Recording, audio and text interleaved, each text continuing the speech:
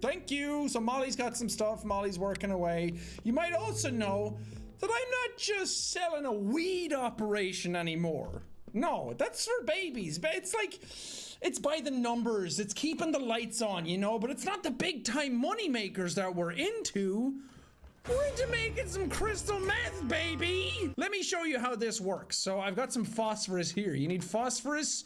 You need pseudo. Any of you who've watched Breaking Bad, you'll recognize some of these terms. So we have acid, phosphorus, and pseudo. And then you just put all of these bad boys into like a thing here. Dump it all in.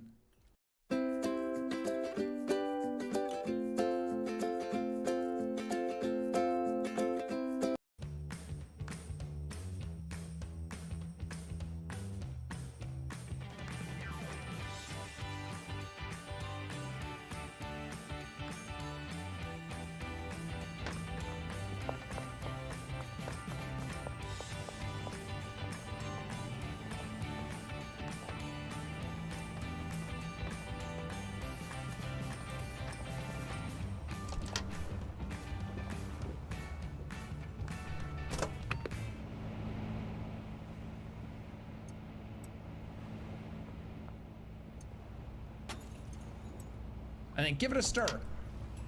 No one stirs faster than I do. Put it in your big... What is he even says it like, this is a beaker, and he's like, no, this is a boiling flask or something, or a bell jar. I don't know, I think this is just a boiling flask, and then you get that to the middle for enough time, and then it goes on its own. And it's ready. But we can also cook. Let him cook now. Let's put it in.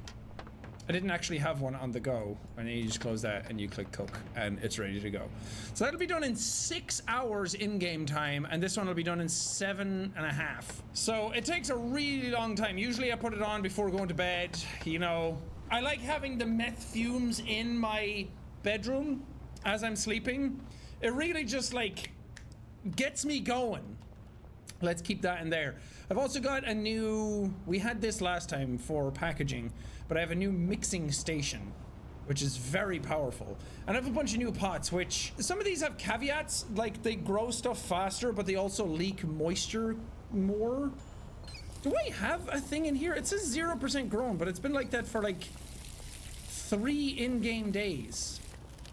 I don't think I should have done that. I think I just wasted some soil. It's fine. It doesn't cost a whole lot. All right, let's get out and about. I need to go do things. I need to go sell things. Also, big proponent of the skateboard now. It makes me feel really cool. Gets me around pretty quick. I've been grinding, folks. I didn't want to just keep doing the same old things in the episode, so I wanted to get ahead and actually have new stuff to do. I also got horse semen. I'm just throwing that out there so you can deal with it however you want. Let's get 20 horse cum. Horse semen, no. I'm a chemist. I can't be making jokes about this. This is very serious stuff. I need to be clinical. I need to use the scientific names. Equine semen. Let's see what that makes. I'm putting in some sour diesel, which is some stuff we've had since the very beginning. It's some of the earlier weed plant that I was able to buy. How quick is this? Okay, it's a minute in game. And I'm impatient. Oh, I have some OG Kush and some Granddaddy Purple. I can actually plant these while I'm out. Book. I don't really care what I'm growing these days, as long as I have it. Because I could keep growing just like the Granddaddy Purple stuff, because that's the last one I unlocked, so one would say it's the highest value. But I don't necessarily mean, it doesn't necessarily mean that that's the best one that you should be making. Because sometimes people need different things, and it's been kind of hard to get new clients only with meth. Because, oh shit, oh that's annoying. Can I pick that up? Oh, oh, it's done. Girl Scout. I'm not going to call it Girl Scout Bud. I'm going to call it Girl Scout Cookies. Oh, that's excellent. That's a great name for that. And let's put you in there and let's bag some of this. Let's go out and sell some Girl Scout cookies. So when the police are like, what are you selling? Oh, just Girl Scout cookies. Why? Why? Climb off my dick. Jeez. Oink, oink, oink, oink, oink. I've been trying not to read comments because I'm trying to like learn as I go. I want to like learn the game myself. So if there's like little tips and tricks on how to like make the maximum amount of money and min-max shit everywhere, like I don't really care. I just want to have fun with it. Okay, so we have Girl Scout cookies for sale. That's just regular meth. Afghan smegma. I forgot I had that. Oh wait, no, it's weed, not that. I have some green crack. Wedding ass is another one I had. Okay, somebody wants Girl Scout cookies immediately. 8 Girl Scout cookies, yes. And 4 Girl Scout cookies, yes. Because people were saying you could also sell at nighttime, and if you sell nighttime exclusively, you get a bonus. And I'm like, yeah, sure, but I don't care. Oh, Benji's out of product. Yeah, well, that little red light on my dashboard was my brakes, and they gave out. Don't get to this point. Go to Point S. And to help you drive stress-free, get an instant rebate of up to $100 when you buy selected Toyo tires. Who's watching? Huh? Where's the police?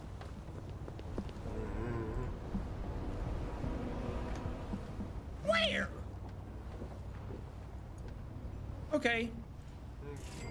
Must be the guys in the bridge. God, your vision. Jesus Christ. 100% satisfaction. You're welcome. Don't even worry about it. Okay, deal for George. Oh yeah, I can launder money now as well. Cha-ching! Can I get 5 times Girl Scout cookies? Okay. Okay, you're out of product. Okay, that's fine. Yeah, okay, he's out of his other products now as well. A deal for Peggy. I'm on my way! God, everybody's yelling at me!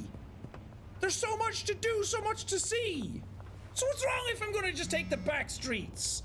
Is that the 3rd fucking Smash Mouth reference I've made playing this game? Okay, how many do you need? 5? Oh, I don't want to just give you money. I mean, I could. I'm sure you'd love that.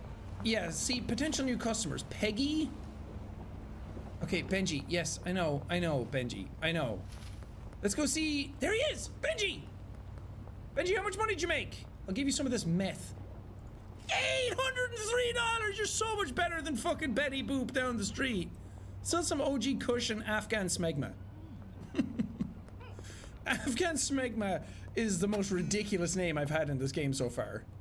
Penny works down here, I believe. Or Lucy, not Penny. Okay, can you guys fuck off? Need to give you a free sample. How? 65%, 65%, 65%. It's all 65. I have given her 4 different strains of weed and she didn't like them. Yes! Because you guys are here. My good luck charm. Rub my hand. Yes! The empire grows. Because I need to get enough people in this area now, because then I can get a downtown dealer, and then I can start growing my business. It's going to start ramping up really fast. I also need to go launder money, because a new challenger hath approacheth. I now own the fucking laundromat, bitches. And the laundromat, the reason for getting it is so you can launder your money. So in 24 hours, it'll launder all of that, because at first I was like, why would you launder money? Just put it in the bank, but you can only put a certain amount in the bank every week. After a while, it would get really bad. Molly. Ooh, yeah, I'm gonna trade you some of these so you can sell them. She's been having a hard time. I gave her 4 times 5 of the Granddaddy Purple, which is going to be really hard for her to sell. Like, people need to want 5 every time. So I don't think the AI is very good at cutting a deal. What are you guys doing? Are you broken? Go in. They are broken. Is it good? Fuck you! Giving out free samples like that. Eugene Buckley. Oh, there you are. Eugene! My dude! 61%. Like, I could make stuff that they will like more, but I don't want to. Like, eventually, 64% is not that low. Thank you.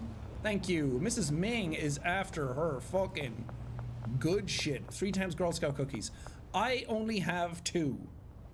So what say you give me 105 for them? Boom. I know the art of the deal, baby. The art of the con. Even though I took less money for what it was worth, but you know, sometimes you just gotta push product. What are you running from? Are you running to me? Haven't had my fix in really long. I need something right now. Ooh, okay. How about 4 of these? 81% chance. Fuck yeah! Meg Cooley. Haven't had your fix in a while. You have 100% satisfaction. What the fuck are you talking about? Oh, that was close. See these fucking quick weed fingers, baby.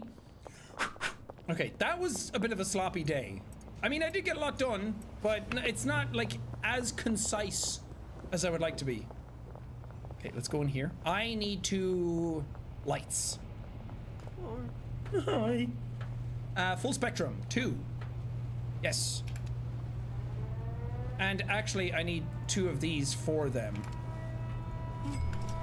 Okay, fucking air raids in. Hey, you wanna... Okay. I do like that you can just sell people weed when it's not just for a deal. You can't see me, coppers. Fuck. Fuck. Fuck. Oh, he's in the car! Shit, I didn't know that. I thought I was able to get away.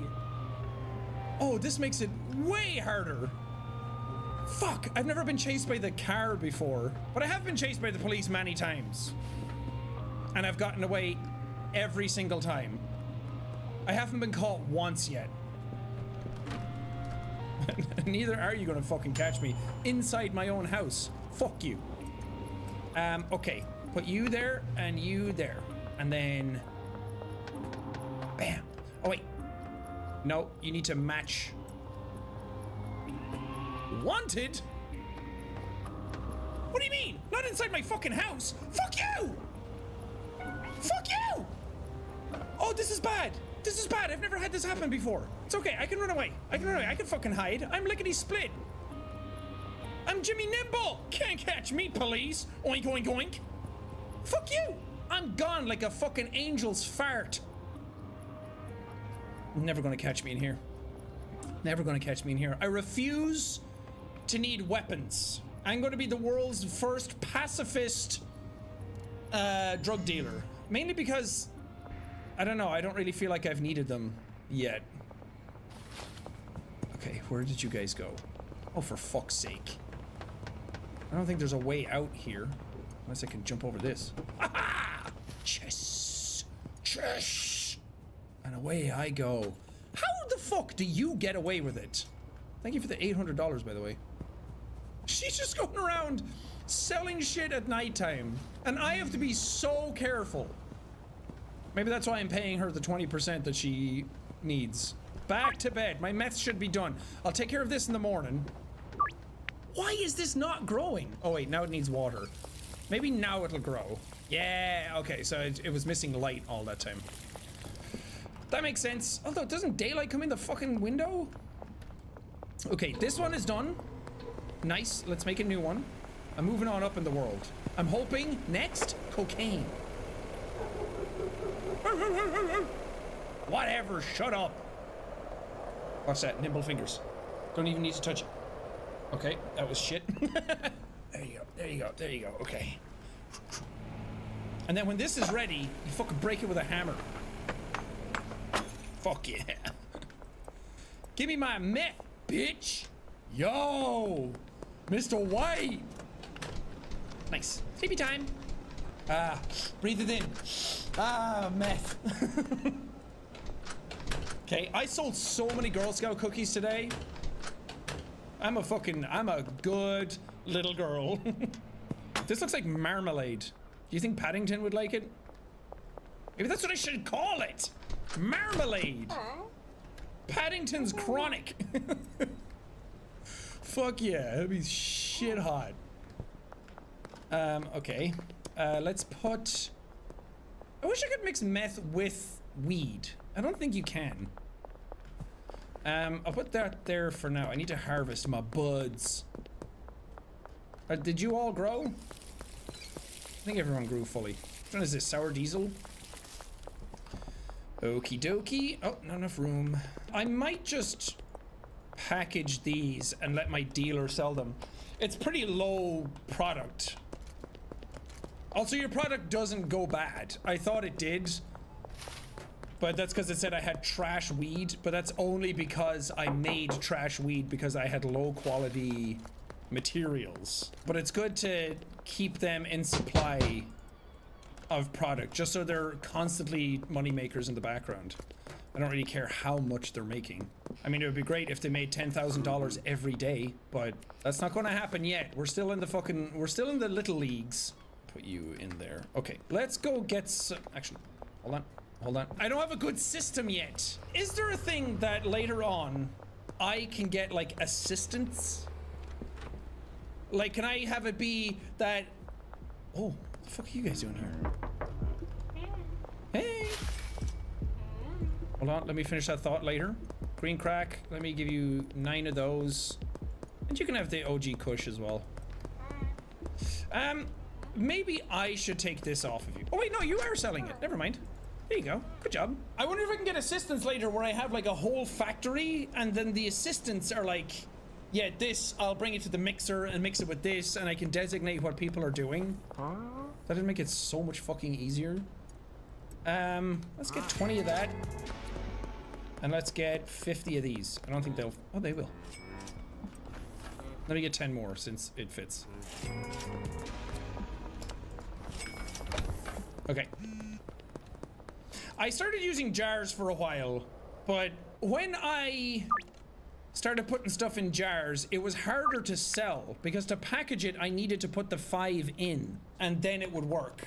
But if I didn't do that, then it wouldn't. Like, it wouldn't let me actually make it or package it or put like 3 in one. Maybe it's for like the big sellers, but I'm not good at economy. There's a reason I became a YouTuber and a drug dealer. I can't do it. Okay, watch this one. And perfect. Nope, a little more. Perfect. Oh, gentle touch. Gentle touch. Soft as a baby's kiss. There we go. More meth in the making. Bada bing, bada boom. Bob's your uncle and your aunt and everyone in between. Let me go buy more. This is a product day. Oh my god, get out of here! You guys suck! Fucking dumbass AI. You wanna buy some weed? Oh. Hey, police, you wanna buy some Willy Wonka comics? Let me get some horse semen. Again. And let me get some Addy. I don't want iodine. That didn't really make good shit.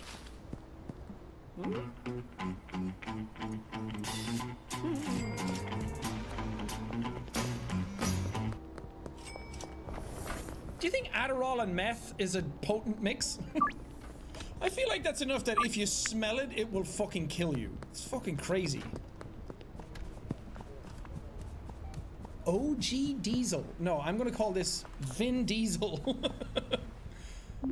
Oh wait, shit, I can't pick it up. Let me put that in there and you in there and then... Okay, this is getting a little fucking tricky. Let me get my meth. I want to see what the horse semen and the meth makes together. Okay, let's start packaging some Vin Diesel, baby! Brand new product. Fresh off the presses, baby! Why didn't that one go in? This is going to fucking hit. Maybe I'll wait for my new meth to get done as well. And people are going to be like, that's that good shit. Thank you, kind drug maniac. Okay, 5, 4, 3. It's like crack New Year. Granddaddy ass? No. I'm gonna call this Dingle Dank. Nope. Even though dank, it makes you long-faced. Shit, I should have called it. Oh! Can I change the names of them? Please, please. Can I rename it? Oh! There probably is a way of doing it, and I don't know how. I wanted to call it Slender Man. Fuck! Ooh, sells for $106? Fuck yeah. Damn, that looks fucking nasty. Isn't the whole thing that meth is supposed to be like pure crystal clear? I'm basing it on what I saw in Breaking Bad, but it's not like the realism of making drugs is that high in this game, which is probably a good thing. Okay, I'm not gonna grow more weed yet because one thing at a time, my brain can't process too much fucking information going in and out all at once, because most of it is going out. So let's sell some Dingle Dank and some Vin Diesel, but also let's find new clients. Potential customer. Oh, you're there. Oh my god, Vin Diesel's fucking popping off. It's all about family. Fuck yeah! Fuck yeah! What up, girlfriend? Time to get high! You want a towel? Oh shit, I'm so high right now. Oh, I could use a towel. What did you need, 5? Cha-ching! Fuck yeah.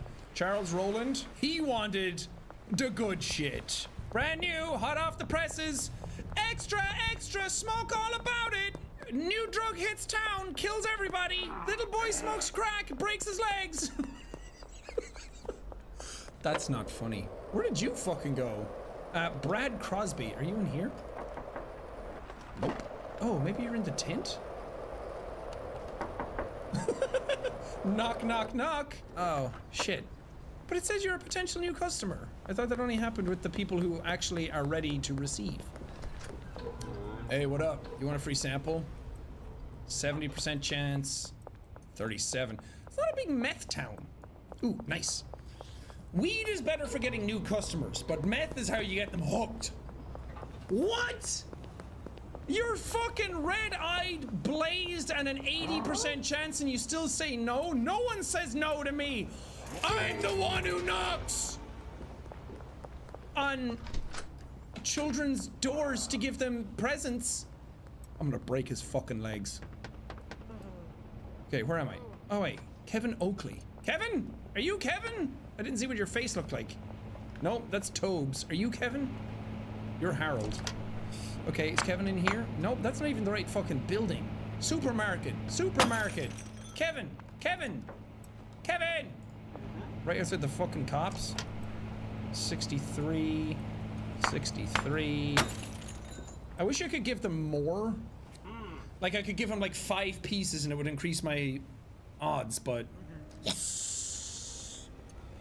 Kevin Oakley. Kevin Oakley. Deal expired. Deal for Jennifer. Oh shit. Oh shit, I'm so dumb. I had 2 deals and I fucked one up. Oh man. That's stupid of me. Whoops. I got too busy trying to find potential customers on my way there. Can I do you now? No. Fuck. Hey, you want to buy shit?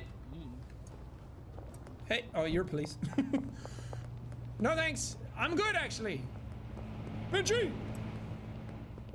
Benji, where you at, dog? $124, Benji? You come to me again? $124. And I fucking break your earlobes. You gotta get me something better, Benji. Okay, you can sell all of the sour diesel. I thought that was sour diesel. Oh, OG Kush. Sour diesel and OG Kush. Yeah, he's not gonna make much on that anyway, but good to keep him busy, you know? Should I buy more bins? Fancy handwoven boosts plant growth speed by 15%, but also increases moisture drain. This soil will lose moisture 40% slower, but it doesn't necessarily grow it any faster. And I want things to grow faster. Okay, I'll need one of you, and one of you. Shit. Okay, I'll come back tomorrow for some more, but it won't grow otherwise. And I need these too. Fuck you, dude. Okay, who wants my seed? Dingle Dank? Yes. I have 20 of those. Fuck yeah. And 1 Dingle Dank. Mrs. Ming's a fucking cheap ass. She always only wants like 1 or 2. Why don't you buy my whole fucking supply? I probably should just give it to the dealers and do shit that way. But I like the hands-on experience. What do you need? 2 dingle dank. Thank you. This is Ming. What up? Complete the deal? I've also tried to give her 2 before. Sometimes you can get a generosity bonus, and it's great when you just give people extra shit.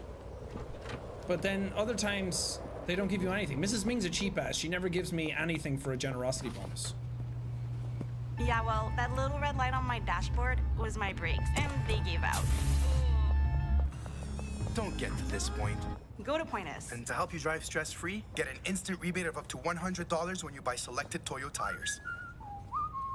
And I hate her for that. That guy's walking around in like the Walter White outfit at the construction site all the time. I think they're a rival gang making shit. And I don't have proof for it. Not yet.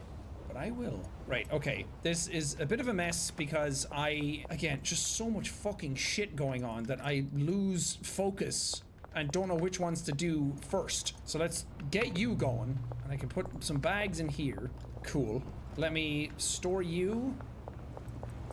And store you for now. And let me do this.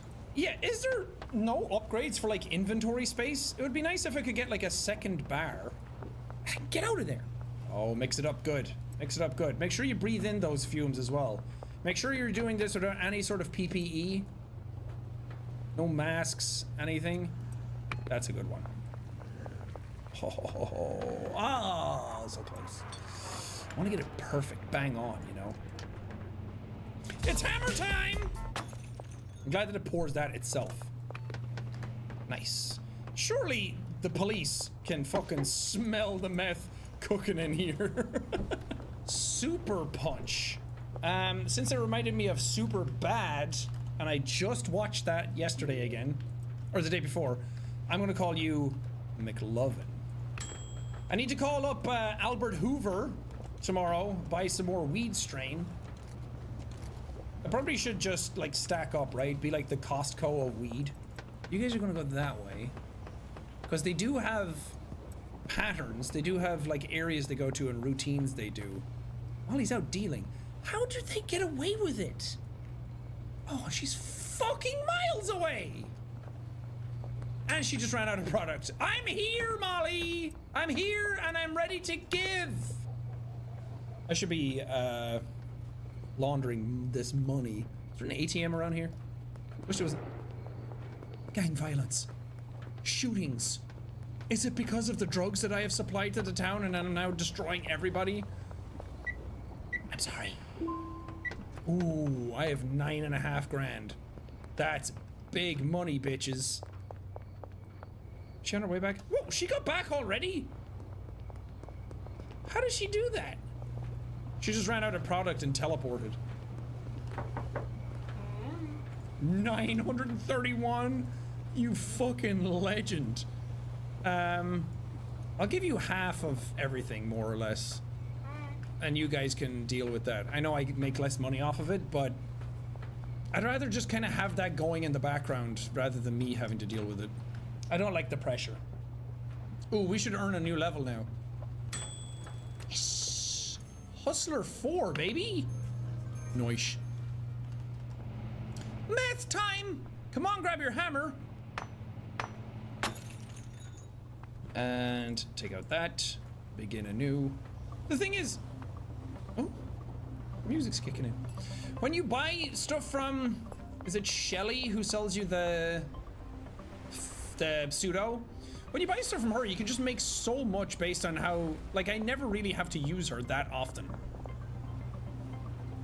Compared to Albert. Oh, that was a good one. Did you see that? Nice. Can't wait till I can get a new spot.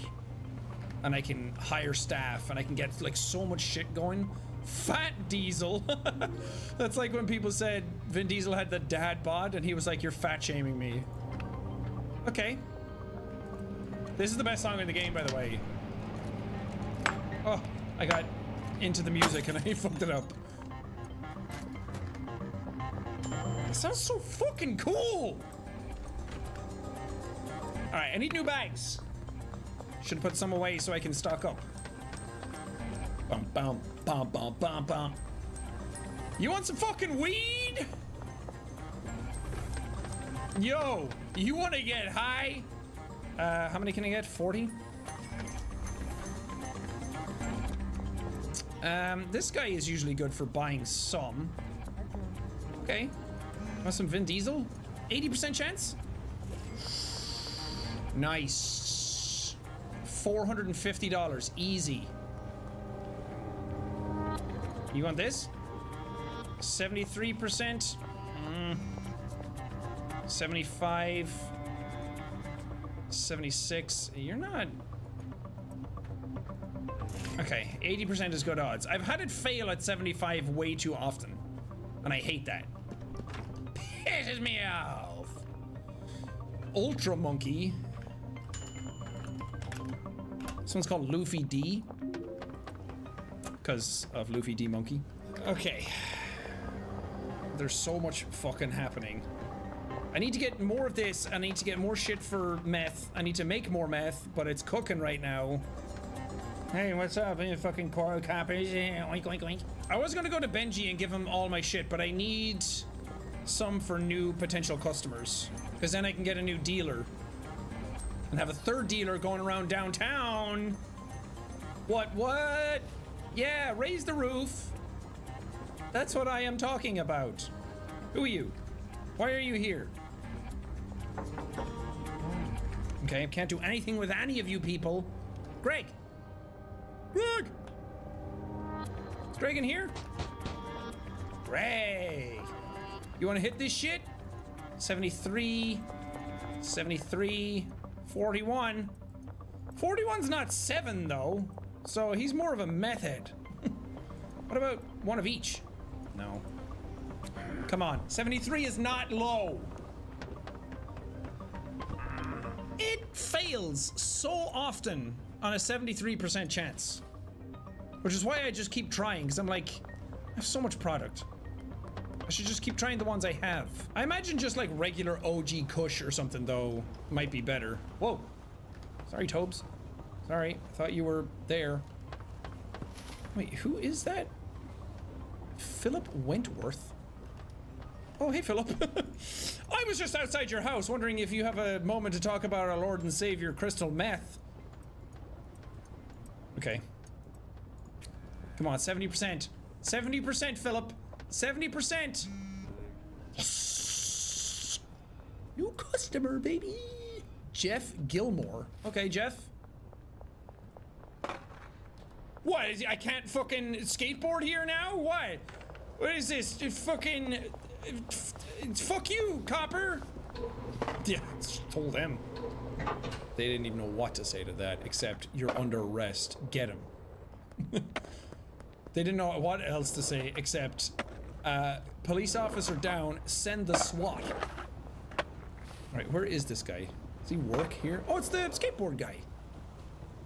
What a bench. I'm gonna give you... Sell Luffy D Monkey to people. Sup? You want a free sample? 64%. Come on, man. I guess none of this shit hits. Sedating, long-faced, and laxative. I think I just gave away the one that was long-faced. No, that wasn't that one. Yes! Hell yeah! See what I mean? See what I mean? You scratch my back, I'll scratch yours. Randy. Today is a day of getting customers. That's what I am all about. Also, maybe launder my money. Randy Newman! You got a friend in me! Which one's Randy? At the Home Depot, our job is helping pros get theirs done. How pros do more. See, sometimes they just fucking, they're in the middle of the map, but they're not. Hey, check this shit out. 71%. Oh, yeah. Oh, yeah. Greg, we tried already, right? And Brad. Okay, so let's look at contacts in downtown. Who's the dealer? I need to get Greg on my side. But Greg I already offered today, so... To the laundromat! My clothes are very dirty. They get dirty really quick. I have to go clean them. and get the smell of meth out of them. What? Yeah. Launder, baby. No. There you go. Nice. Woo! Nice. Everything's fucking kicking off, baby. What up? You want to buy green crack? 80%? Oh, shit. That was a fucking quick deal. I don't want a haircut. Fuck you. The only thing I want to do is cut a deal, not my hair. Hi. All right, Benji. Benji! Where you at, dog? Hit me up. Hit me up on my phone, skis. Benji out dealing? Oh, Benji's a fucking legend. No one's legs work harder than Benji's. That dude is fucking zooming around town. You can have Fat Diesel. Now I need to go to Molly and give her the rest. And actually, while I'm here, let me message Albert. Oh my god, it's been fucking ages. We need to meet up. I'll be next to the mayor's house. Whoa! I haven't had that as a meeting place yet. I guess because I unlocked downtown. Nice! Dude, this game fucking rules. I did say that, oh, I was grinding while I was away. And like, I have so much stuff to show you guys now. Some of that is true, but mainly I just got really addicted to the game and wanted to play it fucking I played it for like 5 hours straight one day. It was fucking nuts. It was epic though. Is there an ATM close by? There should be. They're fucking everywhere. Surely in the casino you have an ATM. Yep, I see it. Withdraw 1,000. Thank you. I need to get my weed production going again. I think what I need to do is I need to buy in bulk and then not have it be like, let's do 5 of that, 5 of that, 5 of that, 5 of that. Yeah. And now I have enough for a really long time. I can just stock up at home, and every time I need one, I just dump it back in. That's great. That's good. I like that. This is a plan. I also need to get home and then get... I need the fucking gold skateboard. Apparently that's really fast. Or at least I would hope so. Because this one's slow as shit. Well, not really, but... Look, I'd just be saying things. Molly, are you home? No. Where is she? Oh, she's fucking out. I wanted to give her the last bit of meth that I have on me. Sentences I never really thought that I would be saying. Let me stash you for now, because let's face it, I'm not great at doing a bunch of shit all at once. That doesn't go in there. I already did that. I need to go buy more pots and sprinklers and all that kind of shit, since I have the money for it. And there is an ATM there. Also, there was one time... Hey, you want to make a deal? Oh. There was one time where a cop caught me with something on me, but they don't arrest you immediately. You have a chance to, like... as you're under arrest, and I just ran away. And then they didn't do anything after that. Withdraw... Let's just withdraw 5 grand. Can launder it back in. Actually, maybe that was a mistake. Buy those for now. Do you want weed? Anybody want weed? I'd like to hire an employee. Oh! Cleaners pick up your trash. Nice. Package product. Oh my god, this is exactly the thing. Oh, yeah, I want to hire someone. Can I hire someone to be my chemist? At my bungalow. $1,500 signing fee? And the daily wage will be $300? Okay, never mind. That's actually way too much for what I have right now. Fuck. I mean, I guess I do have enough for that. But that's a lot out of my fucking end product. A handler would be nice. Transports items between stations, storage racks, and loading bays. Yeah. But between stations? Maybe a botanist, so I can actually have someone plant shit for me. And then I can go off and buy a bunch of, like, fertilizer and the red shit as well. Oh. Okay. I want to hire an employee. I want a botanist. Deal. Use the management clipboard to assign the botanist to a bed. Management clipboard. Is it at home or is it here? I'm leaving! I'll be back! The curfew's happening and I don't want to get fucking caught with my pants down again. Oh, hey! Talk to Sharon. Hi, Sharon. Okay, I need to figure out what to do with Sharon. Sharon demands respect. And Sharon's gonna get respect. Nice. Oh, the clipboard's right here. Oh, I didn't see it in my inventory. Doi. This is... Wait. Is this stupid, though? Is Sharon even able to get around these? Or does it matter? Like, will she be able to get to the back one? Or is it going to be like, no, we can't walk through this? Because that might be a huge problem. I need a bigger room. Could take out the ones in the middle, but I would lose my soil. Let me see. Manage botanist. Pot/drying racks? Okay, select an object or employee to manage it. Okay, so I need to get them a bed as well. Okay. Supplies. Okay, I don't know how this works. I'm so sorry. I'm so sorry. I'll figure you out in the morning. Oh, that goes into 9? Like an extra one? Interesting. I think I can move these over. Okay, I just blew the fucking doors off this. This is gonna get a lot more complicated for me. And I'm fucking paying for her anyway, so she might as well actually do some work. Why is this lit up? Does that mean I can assign someone to it? What do we do?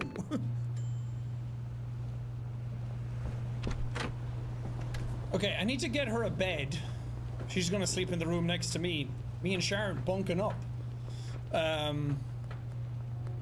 But hopefully that's okay. I don't know what the next thing I'm buying is.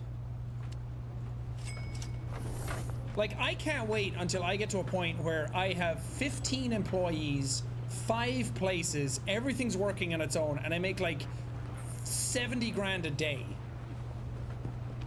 Shirley Watts. Who are you?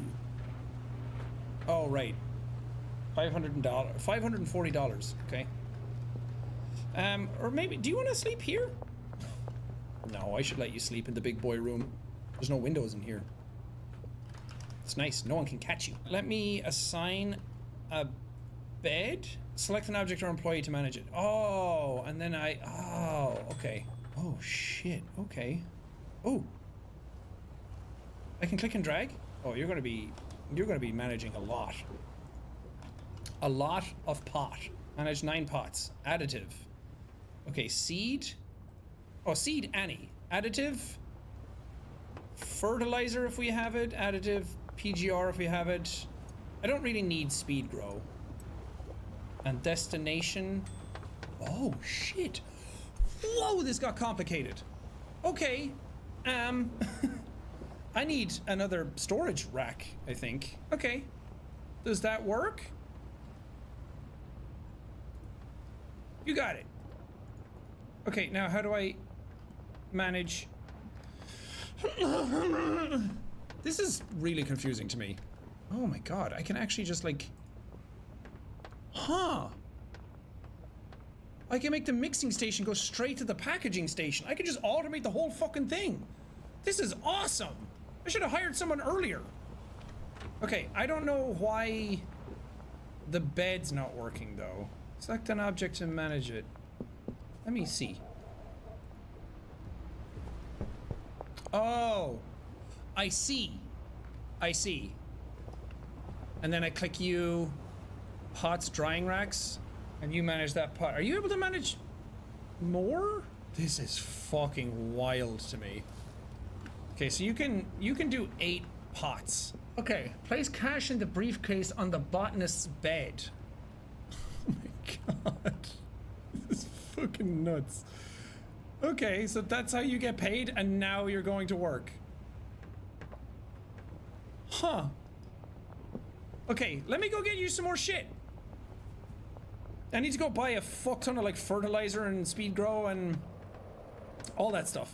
Interesting. Man, whoever coded this game, this must have been a fucking headache. So now I'm managing the employees more than I'm managing the runs, which is kind of how business works. Unless you're a YouTuber where the whole thing depends on you actually being here doing the thing. What if we get like 40 of these? Inventory won't fit everything. Okay. Oh god, that's 1,200. Okay, let's do 20 of each. Let's do 10 of each. Oh wait, no, that's speed grow. I don't want that. Oh, because it stays in the soil for a while anyway, right? Soil for a while. Is it only 10? Okay. Yeah, well, that little red light on my dashboard was my brakes, and they gave out. Don't get to this point. Go to Point S. And to help you drive stress-free, get an instant rebate of up to $100 when you buy selected Toyo tires. We bet you didn't know. Our new train's panoramic windows are ideal for contemplating whether texting them back so soon was the best decision. Get on board. Via Rail, love the way. So if I put everything in there, I need to get more storage racks so I don't clutter up the place. But I just put everything that needs to go into the pots into the storage rack, then she should be able to do everything to it. The additives stay on the soil as long as you have soil, which this long life stuff lasts like 4 turns. And then that should go to back to this. Actually, that's not good. $100 laundered, hell yeah. $1,900 laundered, hell yeah. So this works, but I have it right now so that that all comes back into this, and that is not a good idea. You need some fucking soil. Okay, I'm just gonna let her work and see what happens. It might be a disaster, I might need to move some shit around, but right now, whatever. $1,400! Holy shit! Hell yeah, thank you! Gotta spend money to make money. Oh, you do the soil. Okay, I need to hire a fucking cleaner as well. Sharon's making a fucking mess. Okay, a new storage rack. Maybe I'll buy a bunch, actually. This might be where I start needing... Oh, hey, Benji. You got money? Oh, shit. Whoops. 393. Not bad, Benji, but not your best effort. Oh, wait, I gave him shit product. Never mind. Good job, Benji. Let me get 4. This might be the point where I need to start taking tips for how to organize... You know how you play Stardew and it's like, what's the perfect wine cask basement cellar thing so that you can have the perfect thing set up to go blah, blah, blah, blah, blah, blah, blah, blah, blah. You know? I need something like that for this now. And it's out of the fucking way, Sharon. Oh, she does do it. Fuck yeah! There is going to be a problem at some point. I need a meth house and a weed house. I think that's what is gonna happen at some point. Put that there. Maybe put another one here. Why am I being precious about my fucking kitchen? I don't fucking need that. I don't know what I'm doing. Hey, this is all new to me. And manage pot destination here. Okay. Yeah, you're putting any seed into it. So whatever fucking grows, grows. If anybody comes knocking and they have a badge, you fucking say nothing, Sharon. Okay? Sharon's fucking killing it right now. Is her name Sharon? Sharon Flores. Ooh. Oh, and my fucking chemist. I need a chemist for that as well. Eee, this is a lot to handle. There's a lot going on. Maybe I should put a storage in there as well. Okay, I'll be back. I'll be back for my crack. What was I going to do right now? I need bags. But it is nice that now anything I make in... Do I need a person to do that? I sent anything from the mixing station goes to the packing station. Okay, that's actually the max that I can hold. I didn't get any new clients today. Oof. There's a lot of shit to figure out all at once. I'm getting overloaded. Sharon, stop opening the fucking door. Christ. Oh, that's what I need to get, is grow lights. Okay, I need to figure out Shirley as well. Her thing was over here, right? Unless it moved. I don't think they move, no. Which I do like that. I like that their drop boxes for their cash is the same every time. So now she's paid off. What's her satisfaction at? Ugh, not great. I don't buy from her often enough. Curfew starting soon. I gotta get home! I gotta get home to Sharon! Sounds like I have a wife. So she just stays here now and lives here and works here all the time? Okay, she hasn't harvested anything yet. Which is fine. Boom. Okay, you got everything you need. I just need to keep these things topped up. Sharon Flores will draw her daily wage from this briefcase. If I just keep 200 in there. And then these. Which, I'm sorry, Sharon, I've made you fucking fight an uphill battle with that. Hey, boss, I've run out of product. Oh, god damn, really? You sent in a proposal, but your manager has so many questions. Uh-oh. Let's try again with Grammarly. First, Grammarly's AI finds opportunities to help your idea stand out and add details you missed, while keeping your manager in mind. Next, Grammarly makes the changes so your message can work its magic. Looking good, and it only took a few clicks. All right, let's wrap this up. Oops, almost forgot. And sent. You did it. One promotion coming up. Write what you need, get what you want. Download Grammarly today.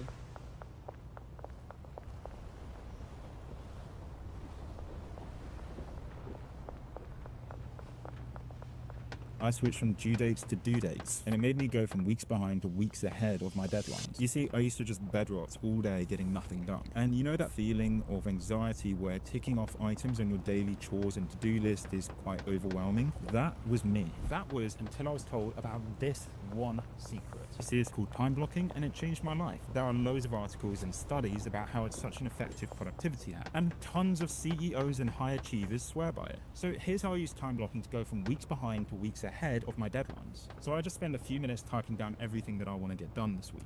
Then I add my deadlines. After that, Motion creates the perfect time block schedule automatically. By the first day of using it, I was able to just wake up, look at my schedule, and do my work. By Wednesday, every task that I'd given to Motion was done. Finished. Out of my head, out of my mind. Removing all of that pressure and anxiety. So if you're like me and you struggle to get done, or you just want to be way more productive, hit the link below, give the free trial a try. Worst case scenario, you save loads of time and you boost your productivity. So yeah, links below.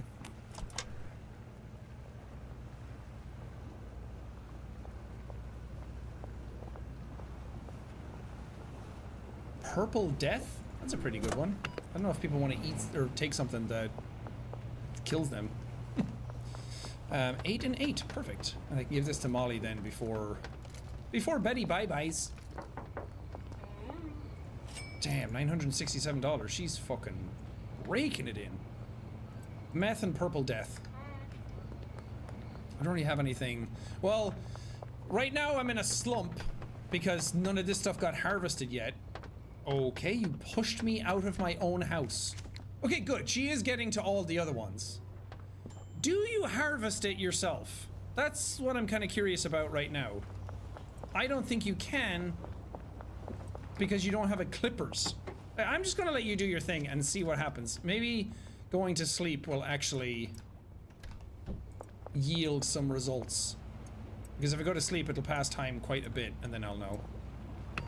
But I can't go to sleep without my nightlight.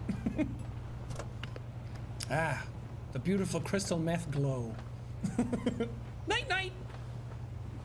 Player earnings 0. Yeah, it was a pretty bad day for me.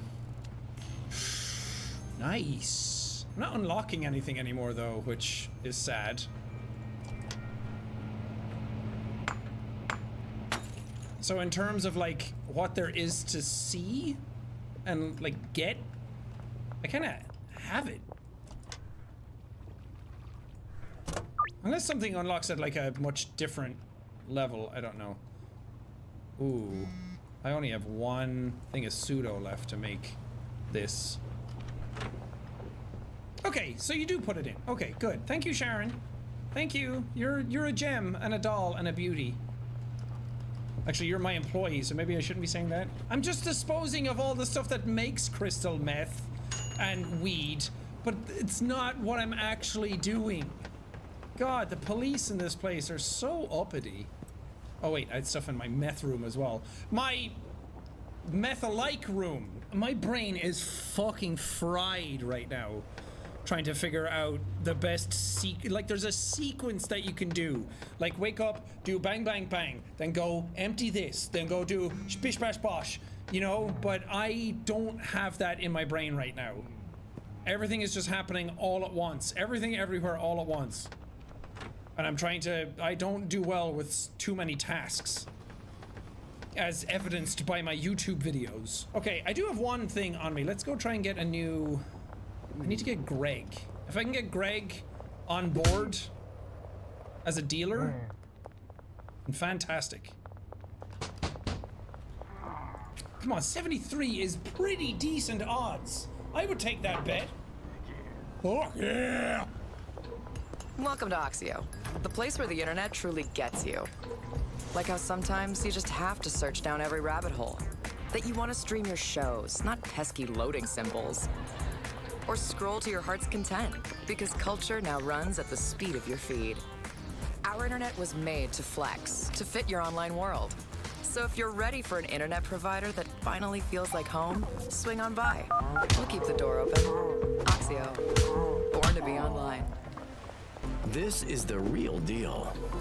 We've created the ultimate metal poster for Apex collectors. Ultra-sized, ultra-detailed, ultra-limited print runs. The crown jewel of your collection. This is ultra-limited edition, ultra-size, ultimate experience.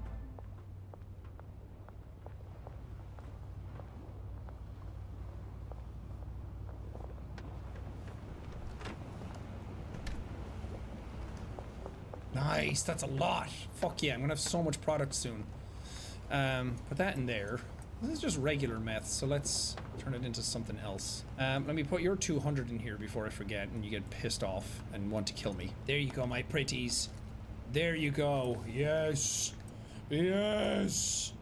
Okay, I made Girl Scout cookies, but I need to make some more shit. That's not a lot of Girl Scout cookies. It's fine. I'm gonna sell like hotcakes anyway. I can use it for new clients. I can use it for just free samples. I also got another little storage that was at my other house. I have so many bags, which is good. Very good. Sour diesel, you can go in there. Do I have any more sour diesel? No, that's all just the OG Kush. Sharon, you are doing a fucking bang up job, you know? Just outstanding. I'm very proud with my purchase of a human. Now, you may think it sounds like slavery. It's not, Sharon. Oh, I had a thing there. Shit. Oh, no, I just put that in. Never mind. That's just what an internship is. Although you're being paid, so it's not that bad. Sharon, you know that these things are here, right? Do I even need these fucking things next to it if you're doing all the work? I don't think I do. I think I bought those things. I thought she would just go up and hit them, and then everything would be great, but she waters it and soils it the way she always has. There's also one pot that isn't getting love. Okay, what did this one make? Aspen Dick. Okay. Aspen Dick, I hardly know her. Okay, let's pack this dick. Wait, I'm dumb. I'm dumb. Everybody, yell it from the rooftops. I didn't realize that he's the dealer. Yeah, and I have to reach friendly. All right. Yeah, that was it. That was it. Got it. I got it. Benji, yes. What up, homie? I need to trade some items. Actually, you have plenty of stuff. I'll just sell this stuff myself then. Which is what? Dingle Dank. And I have 10 of it. Dude, this thing sells like hotcakes. Where are you at, Lucy? Behind the Crimson Canary. And Peggy wants some as well.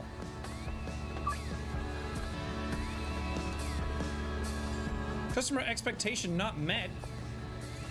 Huh? It was 2 times Dingle Dank. Wasn't it? Where's the next one? Near Sauerkraut Supreme. That's back where Dan's shop is. It's also funny because now I know the map. I know where places are. Okay, Randy wants some. You got it, Randy. I'll hit you up. Don't you worry. What up, Peggy? You also start recognizing the people as well. Okay, yes, you can have some. 3, yes. We gotta wait till nighttime. Okay, I feel like I have a handle on it a little bit again. I think Sharon's gonna start making shit way more than I'm gonna be able to deal with. She's gonna start filling those shelves. I don't know why it's not saying the expectations not met. I don't know what I'm doing wrong. But I do need to start dealing myself a little more, because then... you know what? I'm gonna launder this. You can tell that my brain is frazzled, because I start a lot of sentences and then don't finish them. This is not an ADHD dream to deal with. It's so many tasks. Oh, it's still laundering. Okay, fine. I can deposit then. I'm assuming when you start getting fuck tons of money, you just need all the places to be able to deposit constantly. Oh yeah, a 10,000 deposit limit. I didn't even notice that till now. Time to head back and start mixing all my shit. I don't really feel comfortable. You got money? 290. Fuck yeah, you rule, Molly. She was terrible in the beginning. She wasn't making any money for me. I'd go to her and after like a whole day, she made nothing. But it might just be because of what I gave her and what her customers need. Yeah, you fucking stacking shit. Do that, make some more Aspen Dick. I don't really care what's mixing with what, as long as it is mixing. Wham! I'm so giddy. I don't know what to do. Let me get some bags out instead of you. Oh shit, this is getting really full. Fuck. I'll be right with you. It sounds like I'm drying clothes. But I'm not. I'm making some fucking sweet kush. Now... Okay, you go in there. I need 1 times... Okay. I'll get it to you in 1 fucking second. If I could just have a fucking second for myself. Can anybody give me a goddamn second? I'm coming, Mrs. Ming! Where's she? Next to the barber shop. You got it. I know where that is. Hello, Mrs. Ming!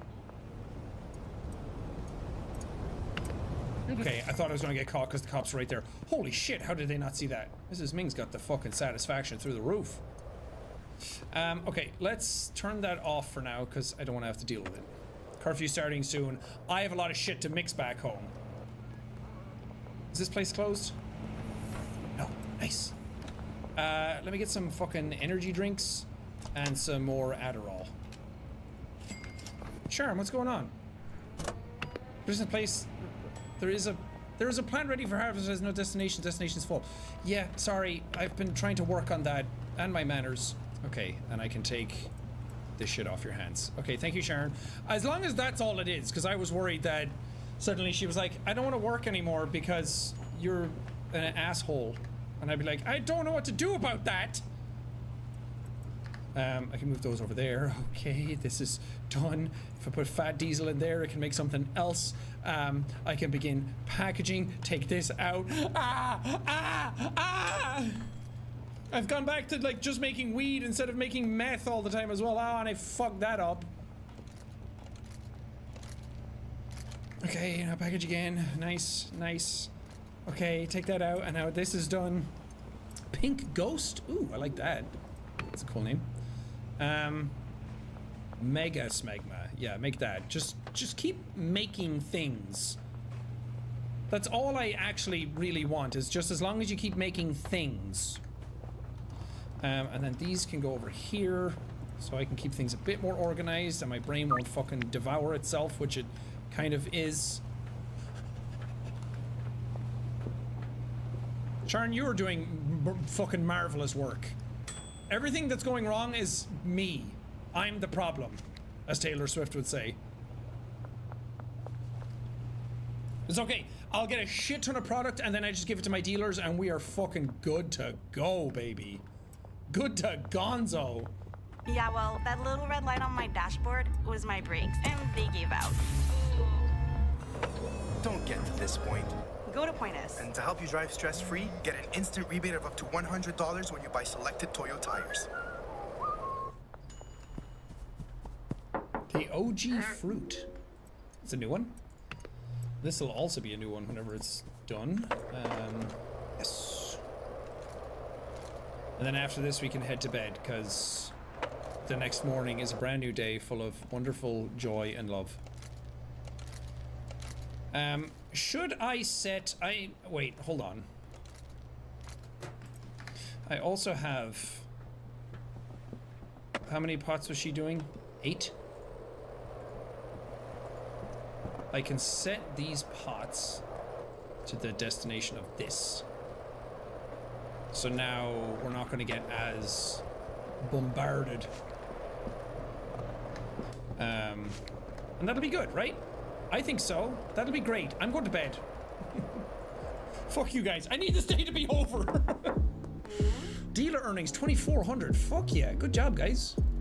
I don't get as much XP doing that, but I'm fine. Okay, you didn't take your money out yet for some reason.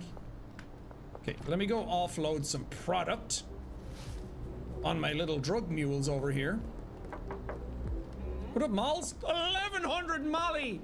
I could kiss you if it wasn't a HR conflict. Give me 10 of these. 3 of these. 10 of these. Yeah, you're good. Now I need to go to Benji. Hey, yo, Benji! Rise and shine! The early... Oh, I gave you such fucking garbage. I'm so sorry. The early bird gets the Aspen dick. Put that there, actually. Sell that first. Okay, you've lots of product. I'm going into downtown to give people free samples to up their friendliness score. And if I can get that done... Are you a downtown-ite resident? Okay, she doesn't want anything. Oh, good thing you didn't. I'm being searched! No, I'm not! Fuck you! What do you mean I'm being searched? You'll never catch me alive, copper! Under arrest. I demand peace and safety to protect and serve. Now you're being an indecent perv. Yeah. He's never gonna catch me. He's never gonna catch me. He's a fucking idiot. Uptown region must be unlocked. Oh shit, oh shit. He actually chased me quite far. Oh, where'd he go? He's invisible. Wow. How much is it to buy a next property? There's businesses, but I don't really want... do I want a business? I wish the businesses brought in money. Like, I thought buying the... Oh, can I assign workers to it? It's saying 0 cars and 0 people. I'd like to purchase a business. What's the next one? 10 grand for the post office? But right now, that would only launder money for me, wouldn't it?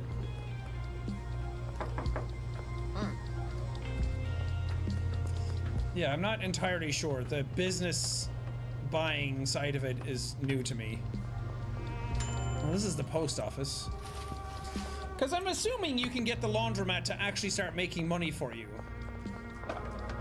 In my mind, that's what it would be doing. But it didn't do that. It was only to launder money, and then I felt like I got scammed. Hey, you want a free sample? Okay, you don't live here. Free sample? Okay. Well, it's not a free sample. You would be paying, but... Okay, I don't fucking want you if you don't live here. Okay. Fuck's sake, guys. You all suck. I'm gonna have to start selling to the police at this rate. Peggy? Some pink ghost, 99% chance. 81, thank you. The Pegster. Okay, Peggy's already fucking maxed. Okay, so the dealer's friends are Greg, Eugene, and Randy. All right, can I see them on the map anywhere? No. Just have to fucking find them. That's George, that's not Greg. Greg's in here though, usually. Fuck. I don't know where to find them. Eugene. Oh, I just want to fucking buy anything. God damn it. Randy! Come on, guys! Guys! Fuck! If they don't want to buy anything, then you're just gonna have to move on. I want to sell. I want to get my cred up. Did Greg come in here yet? God damn it. Oh my god, there's so much fucking weed here. Oh my god. This is purple ass blaster. Fuck yeah. Okay, I am so fucking sorry. This is a mess. Okay, let's turn you into something. Let's see what happens if I mix you with horse semen. I fucking run out of bags so fast. I mean, I know I should just be putting them into jars. And I know there's probably comments about it saying that I should do it. Maybe I will. Just give it to the dealers and let them sort it out. But they seem to be making way more money when I do this. You do package stuff way better when you do that, so maybe I should be. And right now, I'm running out of fucking space. Oh, shit. How the fuck? Oh my god, she went through everything already. Oh my god. Oh my god, why are you not here? Fuckers. I'll go to Dan. Dan never lets me down. Alright, I got 20 jars, so let's pack some stuff into those and give it to the dealers. They'll move it better than I ever could.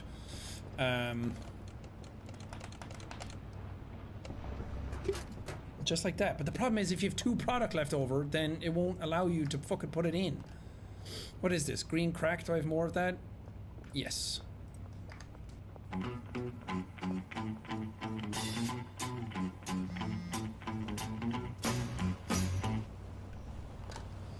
Okay, it's so weird to put 5 in.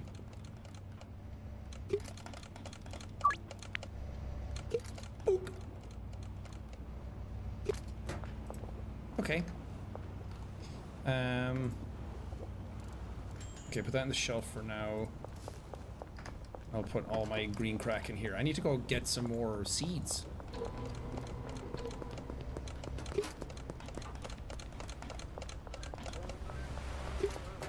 Oh, I have 4 left over. That's annoying. Oh wait, put those in there. Put my jars here. Okay, let me take these. Yes. Yes. Sour Diesel, OG Kush. I should be turning these into something else, shouldn't I? Bio Crystal. I'm gonna call it Bioshock. Okay, I didn't mean to call it Bioshock, but it is what it is. Hold on, hold on, hold on. That makes Vin Diesel. Okay, hold on, because I can put these in as well, and then I can do this and this, and that makes McLovin. Okay, cool. Take this out. Oh god, my fucking body's revolting. And then pack these. Nice. Okay, and then these are gonna go to dealers. Nice. Okay. Molly's out dealing. There she is. What up, Malster? Are you gonna have a fuck ton of money again? 542. Not bad. Not bad. I'm gonna give you all of those. You're welcome. Where's Benji? Oh! Speak of the devil. $88, Benji. I'm so sorry. I need to take some of this fucking garbage off your hands. OG Kush I'll take off of you and give you this. But he's not having much success. Dean took all of that bag of weed and gave me $1,000 for it. Oh, there's no fucking shit for you to work with. I'm so sorry. I'm so sorry. This is becoming a problem. Now I have to manage people and I'm not good at it. I'm gonna put my money away and see exactly how much I have. So I had like 9 grand at one point in this episode. 9 grand. a lot of that's gonna go again when I have to buy new weed.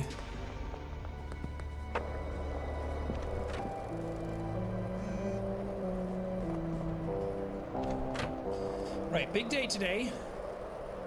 I need to get more weed seeds and more other stuff like that. You have your money ready to go. Need to give these over to my guys.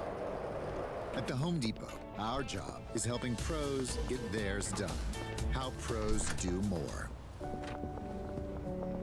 Talking about my guys.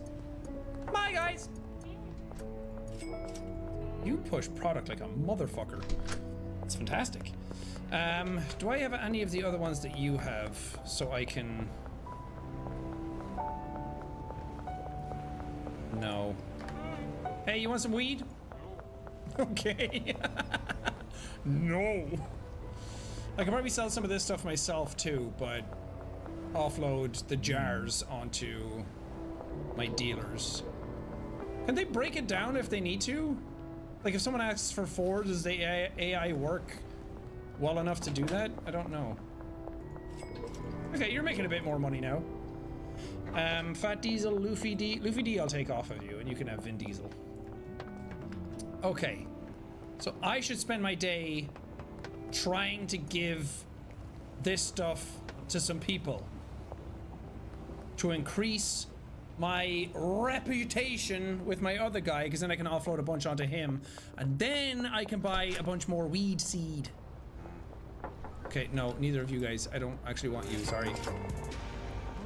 Kevin, I think you were one that I wanted. 71%, 75, 78. I'll take the 78%. You're one of the people I needed, right? Oh, that didn't bring you up. Oh no. It wasn't. Randy, Eugene, and Greg. There, Greg got some stuff, and he went up to neutral. Okay. It's gonna take a while. But hey, at least I'm moving product. At least I'm getting stuff off me. I'm getting more money. That's good. Oh, I have 11 grand now. I forgot that the 2,000 that I launder doesn't show up until it's laundered. Okay, Eugene and Randy. I don't know where they hang out. We should just go knocking on doors. Do you live in this fancy place? Jen, no. Ah, Sharon's back to work. Fair play to you, Sharon. Ooh, fucking work. Okay, I need to put your money in there. I can't see it sometimes. There you go. I want to get back to making my crystal meth again. It's difficult to manage all of these systems now until it gets to like critical mass. Should I buy her some more fertilizer and shit? I do have 11,000.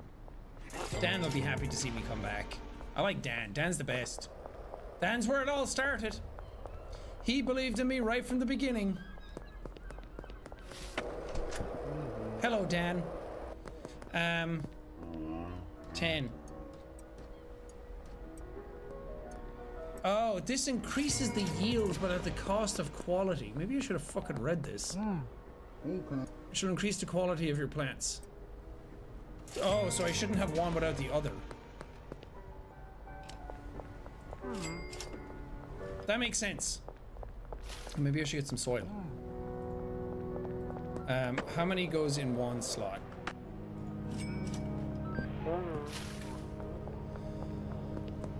That makes a lot of sense, because sometimes I put in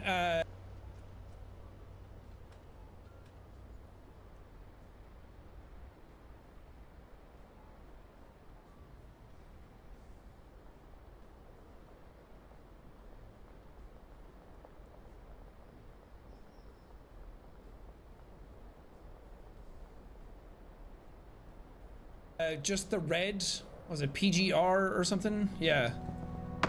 And then my yield ended up being like trash weed. Yeah, it helps if you read the things that you're doing. I get it now.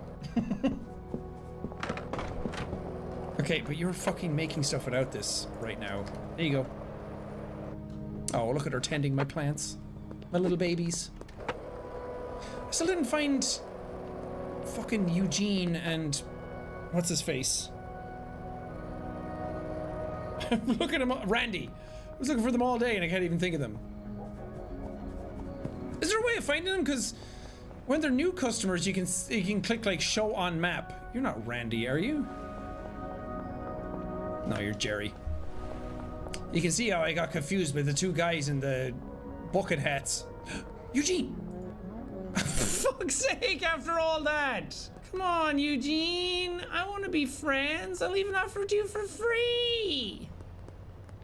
For free, Eugene! Eugene! Never mind. I'm just gonna fucking sadly skate my way home. Wait, does anybody else want more shit? By the way. Thank you. All right, stuff is mixing. Sharon's working. Everything's going well. I think I'm gonna leave this episode here. I need white thunderfuck.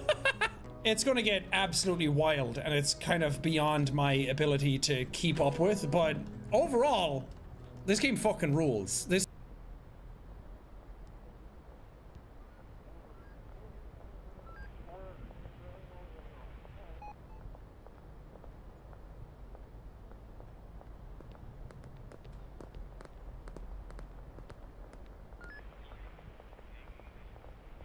If every time you see an ad, you just wanna, hi-ya, you need to download Pi. It's a free Chrome extension that.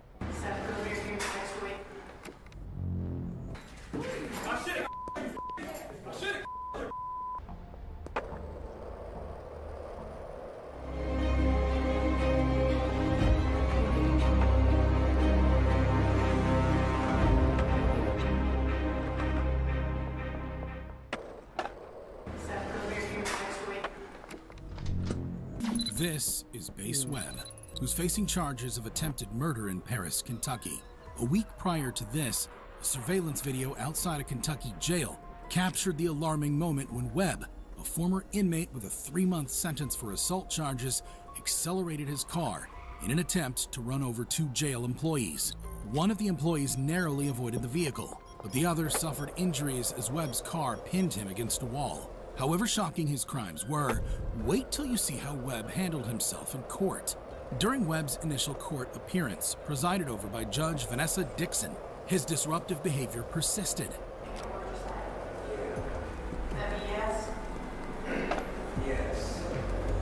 Before the proceedings continued, Judge Dixon informed Webb that she recused herself from the trial due to her acquaintance with the targeted jail employees, and because she simply didn't want to see Webb at all.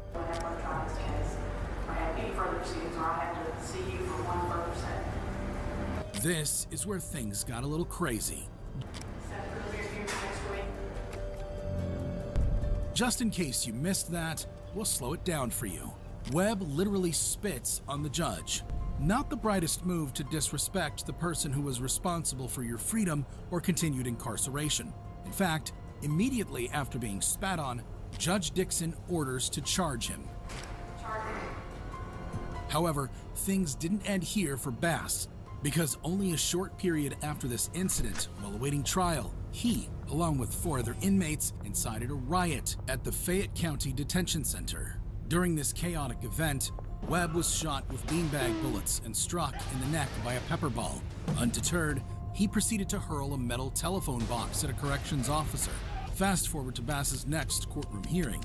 This time, in addition to his previous 2 counts of attempted murder related to his vehicular attack on the jail employees, Bass is also facing 3rd-degree assault charges for his involvement in the riot.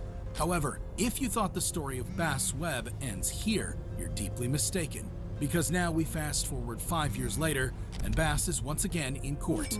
This time, Bass is facing charges for the murder of an ex-girlfriend from almost a decade earlier, Bria Runewitz.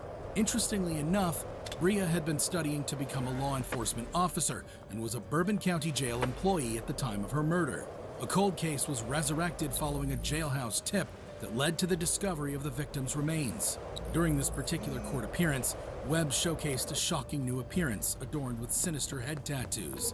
These tattoos unveiled a disturbing murder hit list, targeting judges, prosecutors, law enforcement officers, and the media. As the courtroom proceedings began taking place, so did Webb's antics. Webb, you want to come forward? Here we see the judge ask Webb to come forward and stand. Instead, Webb decides he would rather not and smiles at the request. Following over a week of courtroom proceedings, the jury reached a verdict, finding Webb guilty of intentional murder. The trial provided details of how Webb choked his former girlfriend to death and buried her in a shallow grave. Bass received a life sentence with the possibility of parole after 25 years. Bass Webb is a prime example of a convict acting crazy in court. However, 100-mile-per-hour car chases might even be considered to be a little more crazy, like in the infamous case of Ryan Stone, who is facing multiple charges, including attempted manslaughter in Denver, Colorado. In March 2014, Ryan embarked on a crime spree that extended across 5 counties and was broadcasted live by a news station's helicopter. The chase itself was nothing short of chaotic. Stone can be seen forcefully stealing 2 vehicles, one of which had a 4-year-old child inside it. According to authorities, Stone's escape led law enforcement on a high-speed pursuit, surpassing speeds of 100 miles per hour. If you watch closely, you'll see the vehicle Stone was driving collide with a Colorado State Patrol trooper. Trooper Bellaman He had been trying to deploy stop sticks when Stone's vehicle collided with him. This incident resulted in multiple broken bones. This is when things got crazy. Only minutes later, the broadcast would film Stone forcibly removing another individual from their vehicle before fleeing the scene. The chase would transition to a foot pursuit after Stone crashed the hijacked car in the middle of an intersection.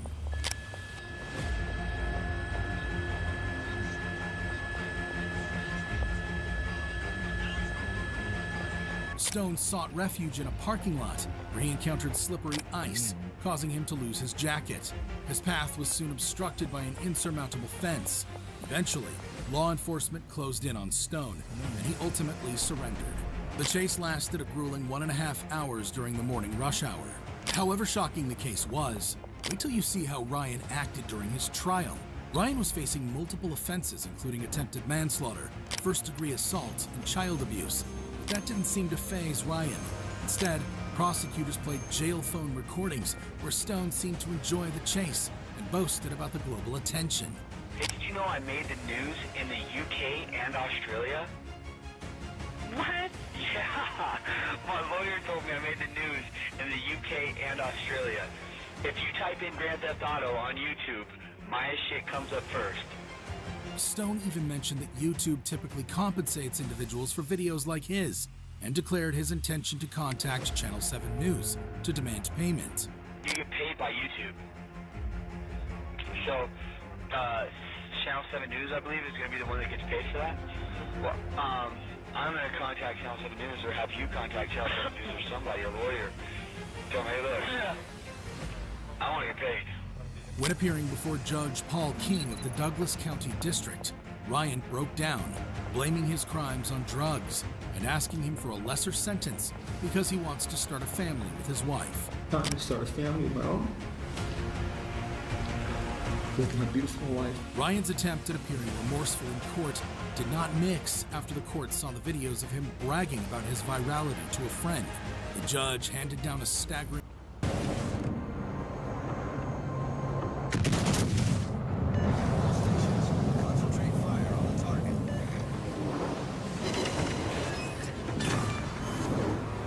Battleship sunk.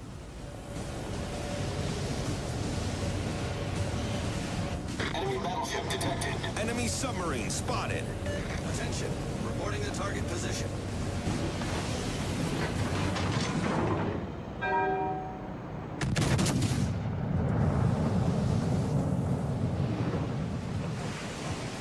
Enemy 160-year prison sentence with no parole eligibility for 75 years. This guy is a menace, and he is gone from us now, and we are better for it. Ryan's behavior and reactions drew people to his case. However, he's not even our craziest convict, because next, we have a case that features 2 brutal teenage murderers in Antonio Barbo and Nathan Pop, who are facing charges for murder in Sheboygan County, Wisconsin. The 2 teenagers brutally killed Barbo's great-grandmother, 78-year-old Barbara Olson, in her Sheboygan Falls home in September 2012. According to police reports, Barbo struck her several times with a hatchet as his accomplice, Nathan Pop, simultaneously used a hammer to bludgeon 78-year-old Olson to death. Only minutes after the attack, the boys would be seen on surveillance footage getting gloves and wipes, almost acting as if nothing had happened. However brutal the slaying was, wait till you hear how they justified the murder. How much money was there in there, cash? About, I think, 150. And where is that? Some of it went towards food, and then we got pizza, and then some of it went towards weed, which I think is actually still at his house upstairs, if he didn't get it yet. That's right, you heard that correctly. The boys decided to murder Barbara Olson for money to buy pizza and weed. Watch here as surveillance footage captured the boys just hours later, enjoying a couple slices, almost acting as if they hadn't just committed a murder. During the trial, Barbo entered a plea of no contest to first-degree intentional homicide. This plea was part of a deal that reduced his charge. Previously, Barbo had pleaded not guilty by reason of mental disease or defect, but he changed his plea in this proceeding as a result. Barbo was sentenced to life in prison with the possibility of parole after 36 years, by which time he would be 50 years. When given the opportunity to address the court, Barbo struggled to express himself and could not complete his statement. I know I don't show my emotions much, and I myself am not sure why, but that doesn't mean I don't.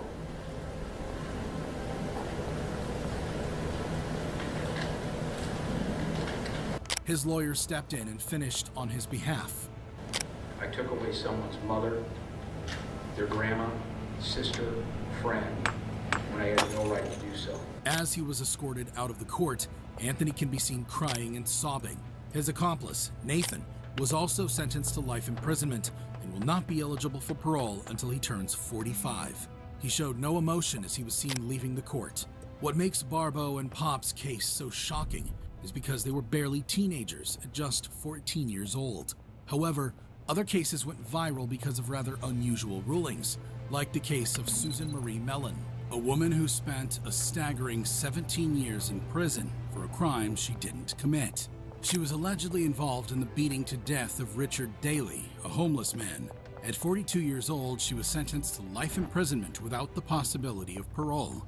She's seen here in an interrogation begging a detective to believe she's innocent and didn't commit the crimes she's accused of. Anyway, are you sick, ill, or injured? Do you have any medical problems? Okay, well, I'm gonna book you. No, I'm not gonna believe. I'm talking homicide. A man was murdered. All right. Susan was found guilty based on the testimony of an informant who was later discovered to be a habitual liar. I would never, from my heart, my soul, I would never let somebody do that to anybody. I didn't hate Rick. I would never let anybody do somebody I hated. Or I still, I had feelings for the man. He was good to me. He was good to me. He was good to my kids. During Susan's interrogation, she was persistent on the fact that she was innocent and could never be a murderer. However, Detective Wynn from the LAPD didn't believe her. In fact, she was so certain Susan murdered Rick, she arrested Susan for murder before her interrogation was even over. With no one else to listen to her, Susan turned to God and prayed she wasn't actually going to be arrested for a murder she did not commit. Fast forward 17 years, Susan is 59 years old and about to be exonerated in a Torrance courthouse. The petition is granted, the judgment is vacated, the conviction is overturned, and as to Miss Mellon, the case is dismissed. Watch as she is instantly met with tears of joy and an outpouring of emotions. As she hugged her grandchild for the first time, she said she had always believed the truth would come to light someday. I even wrote freedom on the bottom of my tennis shoes with a black marker because I believed I was going to be free. She never lost faith and maintained her conviction that she would walk free one day. Now that the day had arrived, she couldn't contain her happiness and even broke into a joyful dance. As Susan embraced her family, she forgave those who wrongly imprisoned her, emphasizing the importance of forgiving even one's enemies. She eagerly anticipated sharing a McDonald's Happy Meal with her youngest daughter, reminiscent of the day they couldn't have one due to her arrest. In prison, but freedom wasn't in me. I always felt like I was free in the inside. Overwhelming, I still kind of in shock. I don't know if it still hasn't hit me. I didn't want to be bitter. I didn't want to be a miserable lifer. I knew I was going to go home. Is that your first cell phone? Yeah, I never had one. I don't even know how to turn it on. I'm freaking. Ah! Exonerations are not frequent. However, Susan Mellon isn't the only person whose exoneration case went viral. There's the case of Daniel Villegas, who spent 18 years in prison for a double homicide he never committed. At the young age of 16, Daniel was convicted and has been behind bars since. Taxes was paying the price. Every single year. Now Taxes is switching to TurboTax for unlimited expert help, so you get the most from your taxes before and after you file. Now this is Taxes. Switch to TurboTax Assist and Review to file with the help of an expert for only $60. Intuit TurboTax.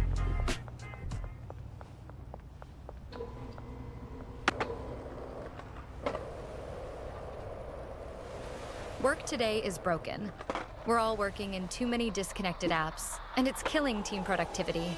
But for the first time, there's a platform that fixes it by combining everything you need. Projects, chat, and knowledge in one place. It's all powered by the world's most complete work, AI, so you can find answers from anywhere and get work done faster. Introducing ClickUp, the everything app for work.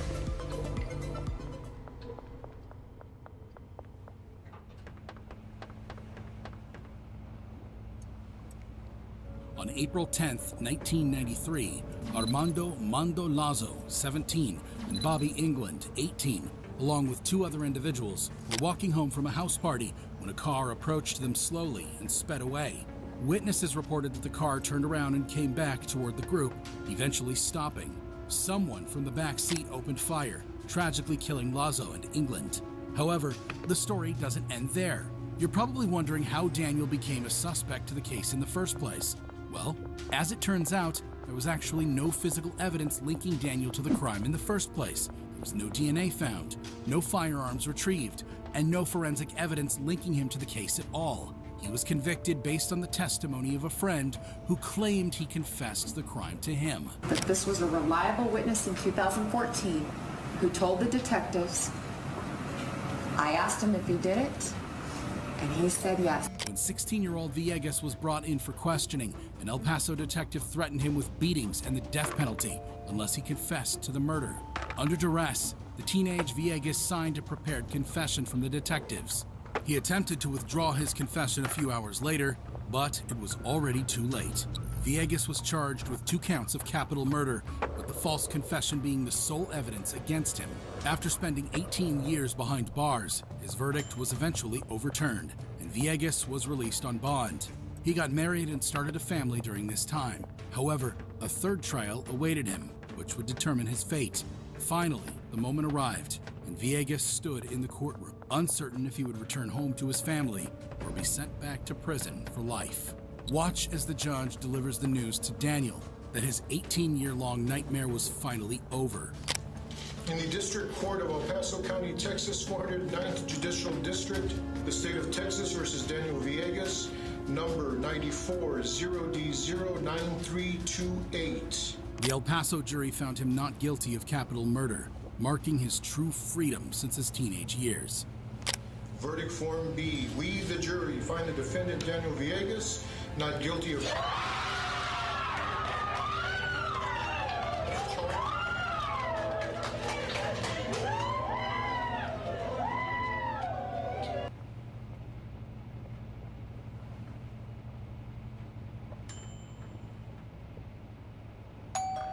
So let's say you have to read an incredibly long email from your boss that you have to finish before the big... Oh my God, he's off in our backyard. The woman recording this video is shocked to see her neighborhood gardener in her backyard with his pants down, touching himself. What are you doing? What the are you doing? What the are you doing? Nothing. The man appears to be caught red-handed and apparently knows it. Are you kidding me? Sorry. Are you kidding me? Sorry. You're sorry? You're going to jail. No. You're going to jail. How dare you? Help, get out of my yard. Thankfully, the gardener wastes no time leaving the woman's property. Get the out. Who the do you think you are doing that? But she continues recording, hoping to get the gardener's license plate number for authorities. Where's your car? Where the is your car? The man flees on foot.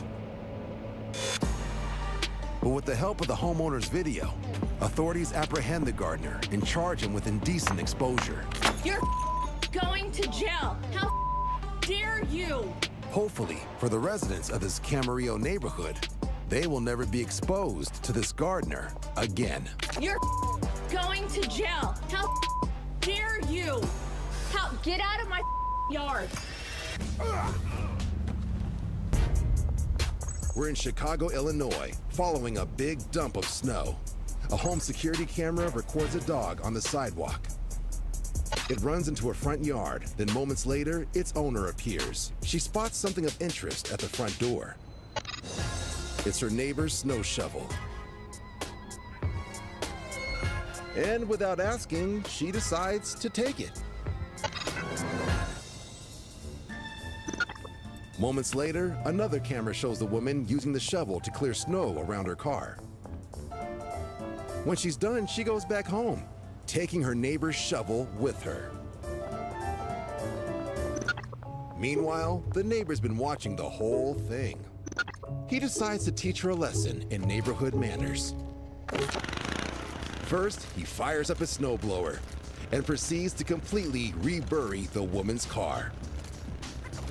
Then he takes back his shovel. Later, the woman discovers the payback and has to dig out her car, armed with only a broom. The shovel owner says he would have gladly lent his neighbor the shovel, if only she'd taken the time to ask. But break the good neighbor code in Chicago, and revenge is a deep dish served very cold. A hot summer afternoon in Tulare, California. Single mother Erica Munoz and her son are relaxing at home after a long day out. I had just gotten back from the water park. I had gotten in the shower, was getting dressed in my room, and then I heard the doorbell ring. I looked at it on my phone, the Ring doorbell, and it was a strange man that I had never seen before. Erica lives alone with her son, and their house is located on a quiet cul-de-sac, which rarely gets solicitors. Can I help you? Sí, soy Martín. No habla español. Okay.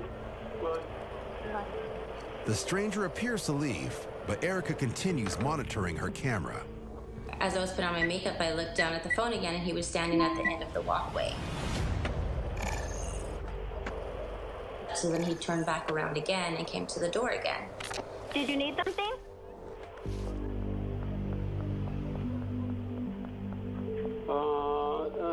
Mamá, la esposa de José? No Jose lives here. I was like, I don't know Jose, there's not a Jose who lives here. Sorry. So he was like, okay. So then he walks away again, stands at the end of the walkway. What did you need? I can see you knocking on the window. I'm like, hello, I can see you, because he started looking in the window, looking kind of like he wanted to like do something. It didn't look normal, so I started getting nervous. The only people that were home at that moment was me and my son. Erica is in the back of her house, watching all this unfold on her phone, when the unthinkable happens.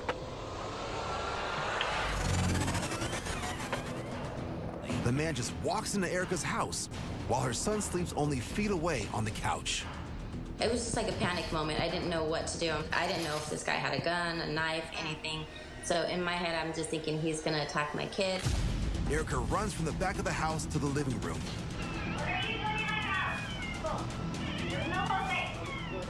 Don't ever walk in my house. I don't know who you are. And he got surprised, like if he didn't know there were people in the house, and he just turned around and ran. No Jose lives here.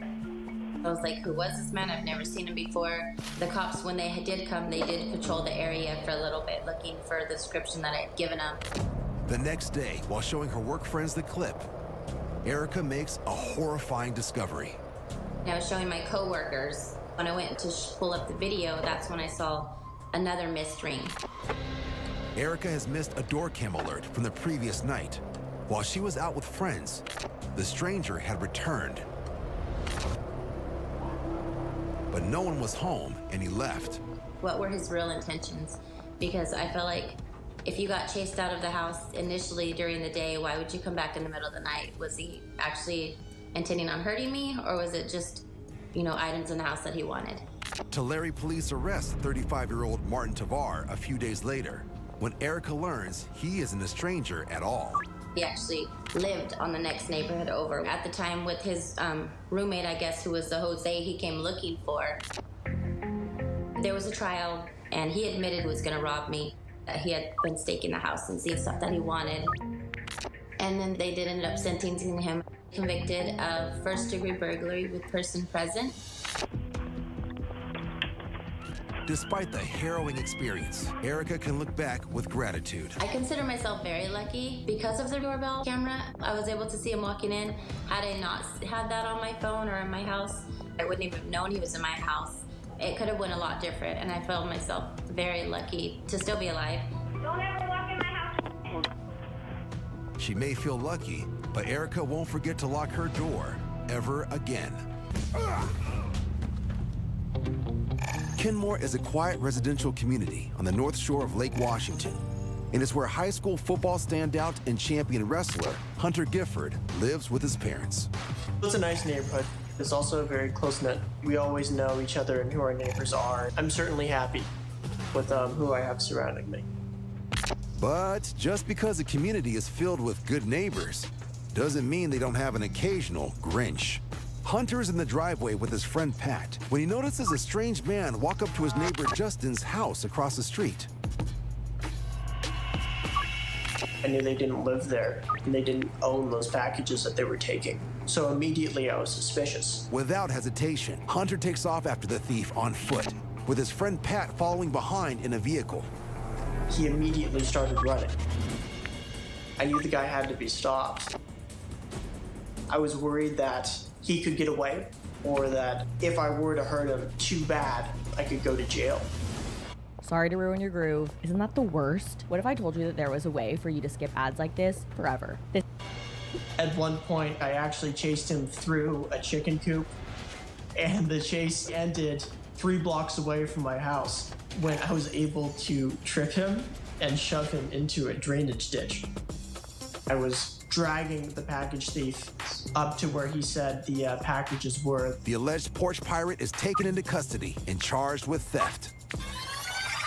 Later, when his neighbor Justin arrives home, he realizes that the entire incident has been captured on a security camera. I have to admit, when I was watching the video and watching Hunter chase this guy up and down the street, I had a giant smile on my face. It was amazing to watch this play out. It was like an old Western. And it only happened because Hunter took a chance and he was brave to go out there and chase this guy down. Thank you, Justin. I knew you'd do the same for me as well. I hope so. Yeah. Ma'am, your tires are blown. Your tire. Redding, California. A car with a blown tire drives down a quiet residential street while a concerned neighbor tries to alert the vehicle's driver.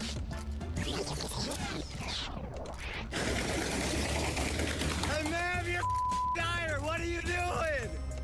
What are you doing? Man!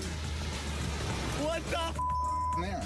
The neighbor, along with 2 friends, follow the woman and get her to pull over. But it's soon clear she has bigger issues than a flat. Are you guys loving me? You're taking care of me, right? That's right. Oh, yeah. That's exactly what we're doing. She appears to be under the influence. Hey. Oh, don't fall over. No. Don't fall You know over. what? Whoa. No. Don't fall. You back and sit down because you look like you're sick. I'm good. Are you okay? I look like I'm sick. Well, you're like you don't feel well. I'm You're. not sick. Have you had too much to Do you drink? have any pot? No. I have some. Crazy. Keep it with you, though. Even though it looks as if the woman has already drunk enough, it seems like she still wants to continue the party. But her playful interaction with her neighbors is short-lived. Police soon arrive on the scene, and the woman tries to drive away. But the only thing fleeing is her cheery disposition. You're helping them. You're helping them. Oh, you. Get out of here. Get out of here. You. The car. Oh. Yeah, the car. Get now. Wait. While the woman is charged with a DUI, thanks to her concerned neighbors, she does not injure herself or any other people out on the road. Remember, never drive under the influence. They say lightning doesn't strike twice, but it seems bad neighbors do. And Hector Martinet has already tussled with a bad neighbor or two. Trying to rob me. Come on. Oh, hell no. This video catches a previous attempt at someone trying to burglarize Hector's house. If I ever see you again, dude, oh man, you better run. But now they're targeting his neighborhood. You just hold on. It's days before Christmas. Hector sees a young man taking a package off his neighbor's porch. It's your cousins, huh? Oh yeah, you're just dropping it off, or what are you doing with it? There's a book in it. Yeah, let's take it over here to the owner. Come on. I know everybody in the neighborhood. I've lived there a very long time. I love my neighbors. Put the pack up there now. Put it back on the house. The package belongs to one of his oldest neighbors, a recent widow. That lady had just lost her husband, and it was nearing Christmas, and the son had sent that package as a book. Hector calls the police. I got a guy stealing packs off people's front porches. I need a unit here on 5921. Oh, no, please don't call us. The suspect begs Hector to let him go, but he must be new to the neighborhood. Get the cops here right now. I definitely wasn't gonna let this go. He was not gonna victimize my neighborhood or my block. And you stand right there until I get here. Hector worries the suspect might try and run before police arrive, and Hector is not dressed for a chase. I'm standing here barefoot in the snow with no shirt. To Hector's relief, another neighbor, Bob, arrives and offers Hector some help. Hey, Bob, get on your phone too, would you? But the suspect is getting antsy. Stay right there, man. Sit down. I'm gonna get my dogs on you, man. Sit down or I'm gonna let the dogs out. And once he steps off the porch, Hector resorts to plan B. Here, Bob, hold this. He hands the phone to his neighbor and prepares to keep him there by whatever means necessary. You ain't big enough to sit your ass down on that porch or I'm gonna lay you out on the snow. Go. Yeah. So Hector decides to convince him. I got the cops on the way, buddy. It's ever me, man. I told him, you either wait for the cops or you're gonna have to deal with me. Because I'm not gonna be as nice as the cops. You ain't big enough, believe me. You hear me? You come to the wrong neighborhood. Hector scolds the suspected porch pirate until police arrive. What are you thinking anyway? I mean, what are you, Grinch? Come up in here, ruin people's Christmas shit? Man, you pissed me off, dude. The cops let the man go with just a warning, and the neighborhood's holidays are saved. Hector's heroics don't go unnoticed. All of a sudden, now I'm getting cookies from the neighbor thanking me. I didn't really think I did anything, you know? And to all the would-be crooks roaming around, Hector has a warning of his own. You in the wrong neighborhood, buddy. Sit the down. When it comes to karma on Neighborhood Wars, it's the gift that keeps on giving. This porch pirate in Washington is taught that by continuing on the wrong path, karma will ensure he has a good trip. And some neighbors are stubborn, often needing reminders. Karma's been known to send signs from above.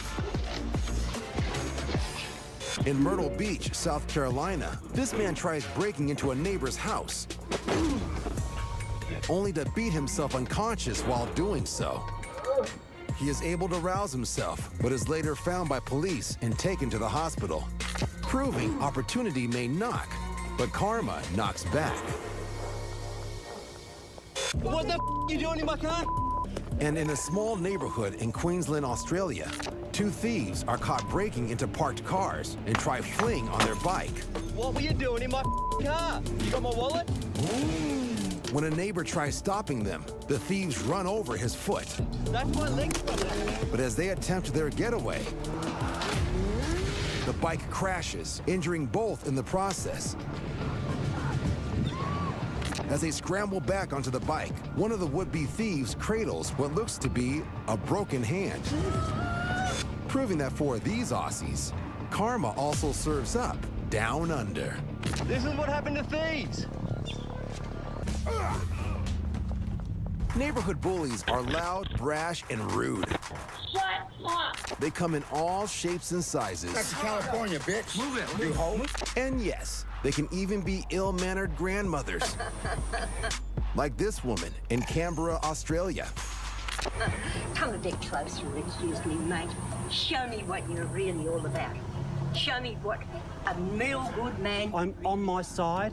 I'm allowed to be here. You hack our trees, I have not touched your rocks. This senior citizen is ticked off that the rocks along her property line are missing, and she claims it's her neighbor who is behind their disappearance. I have had all rocks lined up on my property, all on my property, and they keep on being taken off.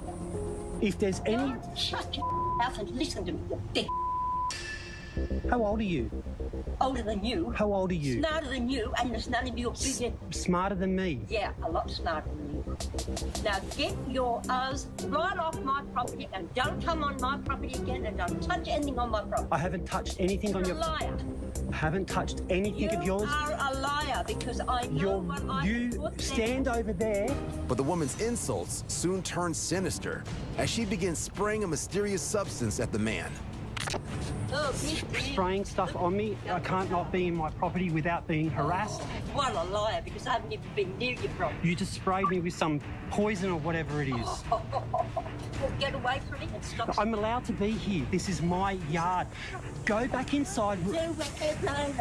Go back inside and mind your own business. Stick it up your ass. The man tries to reason with his neighbor, but it's tough dealing with a neighbor who acts like a 5-year-old and has the mouth of a sailor. Stick it up your ass. Stick it up your own ass. The man claims he earlier recorded the woman throwing the rocks on his property, but she denies it all. I haven't touched your rock. You stood there throwing rocks on our yard. Lie.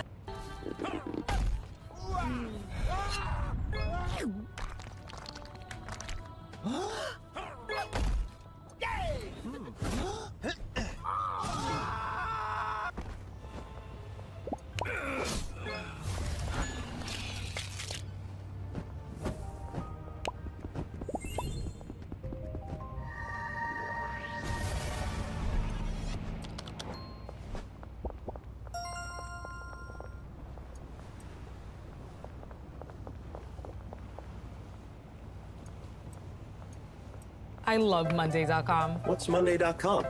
You don't know Monday.com? This is Monday.com. It's a platform that helps us run our work, collaborate with other departments, understand our business, and reach our goals. So, project management. No, work management. Any type of work, any kind of business at every scale. Marketing, sales, ops, HR, retail, media, manufacturing, anything work related. But setting up a new software takes forever. Actually, it's so simple and intuitive, you can onboard an entire company in a blink of an eye. You have an answer for everything, huh? Mm-hmm. So how do I get Monday.com? Just go to Monday.com. Oh, that makes sense.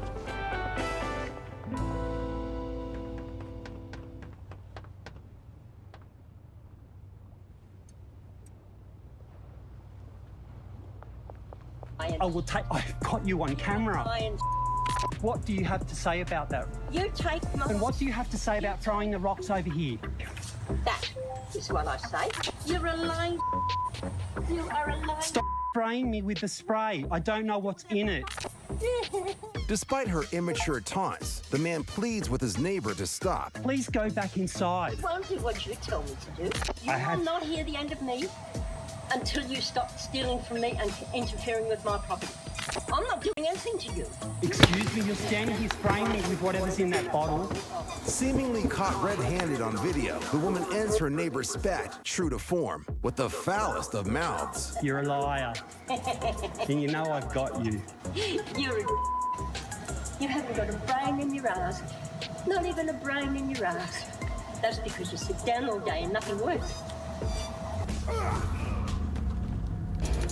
It's an overcast afternoon in DeSoto, and even though it isn't stormy, a bag comes raining over the fence, followed by a hooded man.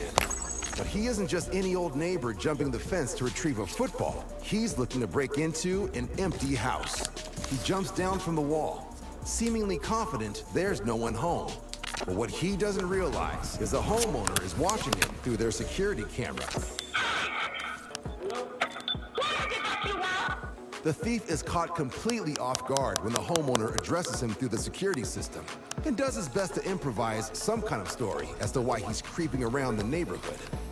I just come here trying to sell y'all some of these gift cards for Christmas. I just want to know if y'all needed any.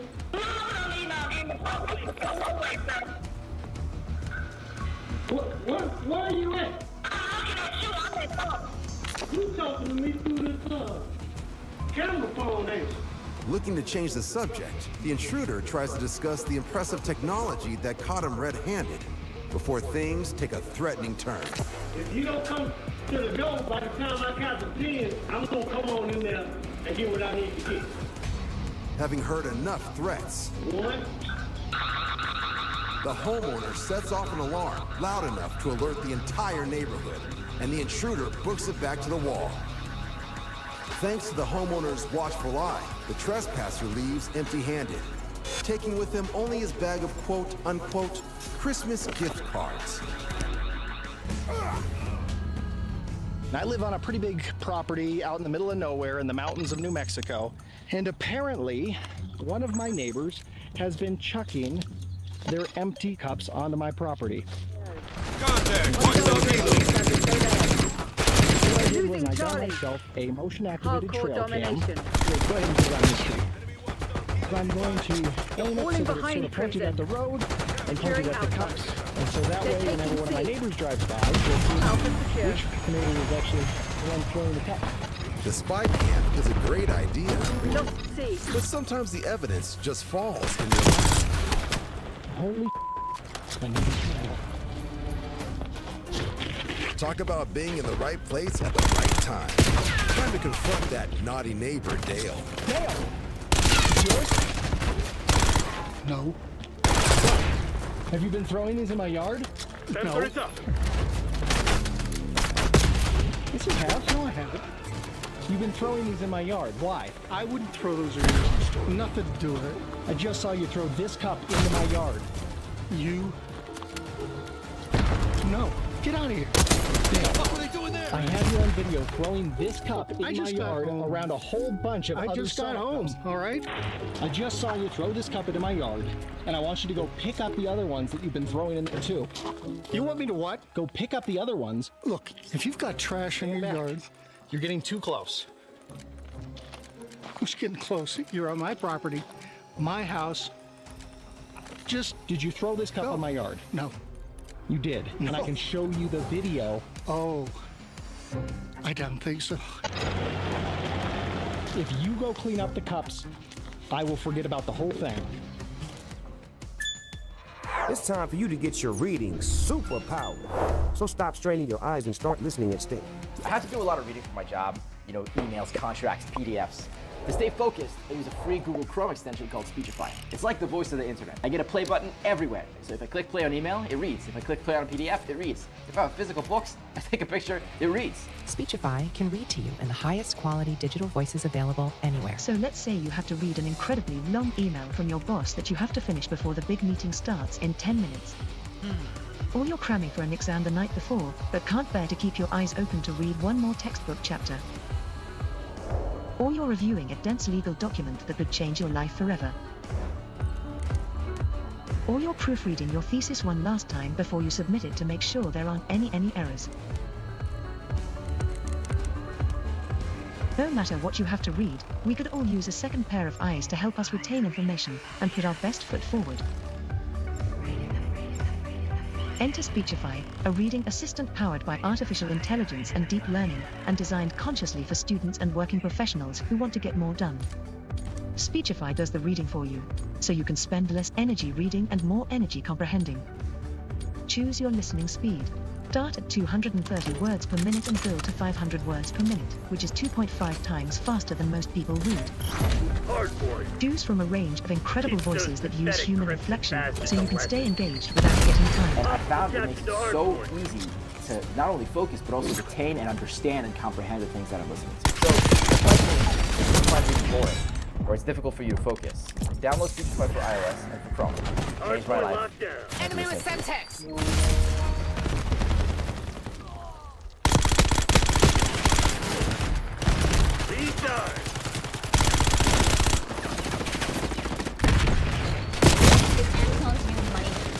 Let me show you how it works. That app is called Audible. It's created by Amazon.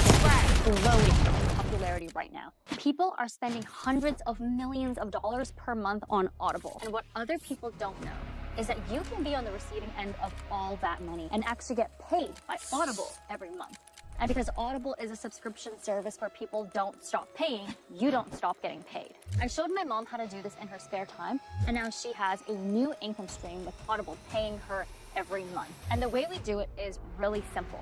It's with something called Audible Uploads that can generate ongoing income for a long time. And this isn't like any other business you've seen before. There are no products to buy or sell, no large startup costs, and definitely no techie software that you have to learn. It's so simple, I could break this whole Audible app method into 3 short steps. And to make it easy for you, my husband Christian, who discovered the system, created a free training that you can watch when you tap below that breaks down these 3 simple steps in detail. This training video reveals everything about how it works, why it's working so well right now, and how you can do it too. And here's what people are saying about it. I do this on a part-time basis, about 5 to 10 hours a week. I earn about $40,000 a year. There's no other job that pays with that little time. Just this past month, I reached $8,000 in revenue, and I'm on track to reach $10,000 in revenue this month. Publishing was totally new to me, but it was so different that I knew I wanted to give it a try, and I'm glad I did. Going to sleep and then waking up and then seeing that my books were making money while I slept. That's the coolest thing to me. So to learn more and see what this new Audible method is all about, hit the button below and you'll get our free training on how you can get started with Audible. And look, the real reason this works so well right now is because people don't know about this. They don't know what you're about to see in this training is even possible. There's all this money being pumped into Audible every day, and what we figured out is how to get a piece of it. Now, I can't promise this opportunity will last forever because people will eventually find out about Audible the same way they find out about anything that's good. And that's why it's super important to hop on this video right now and learn about this as quickly as you can before other people have. So don't waste any more time. Hit the link, go through the free training, and see this new Audible method in action that is helping so many people. Hit the link and I'll see you in the training.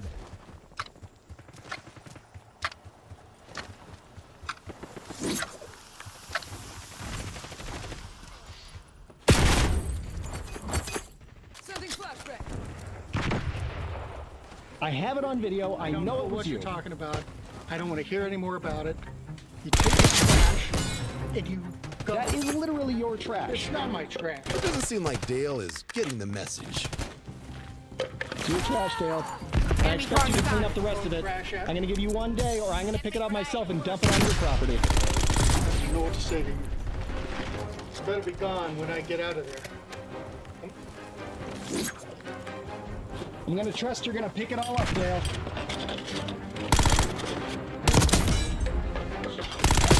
Dale, just pick it up. Get it out of here. Just pick it up, Dale. 1 day.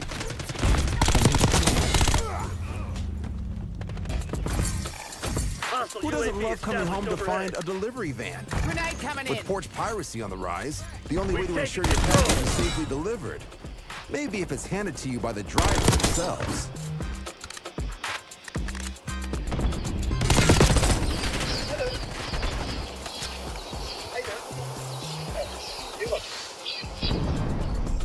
But look looks can be deceiving.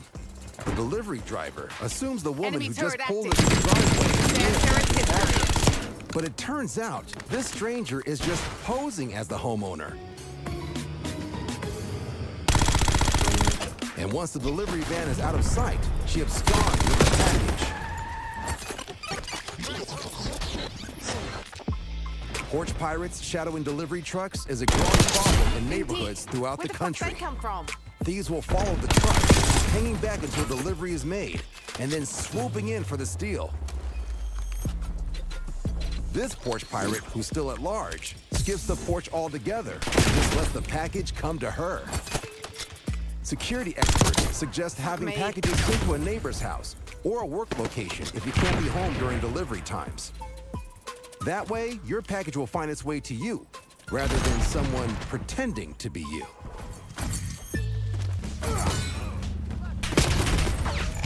It's the middle of the night in Bay City, Michigan, where the neighbors have called police on a drunk woman causing a ruckus in her neighborhood, and for doing much worse. Hi. What's going on? I just some little kittens. I give them this little. Why? Yeah, you want to be by I ain't throwing my belly to them around this little box out there. Why would you do that? Because I live here. Oh, you don't want them? The woman does appear to be intoxicated, and is admitted to what the neighbors said when they called 911, that she was throwing kittens out of her window.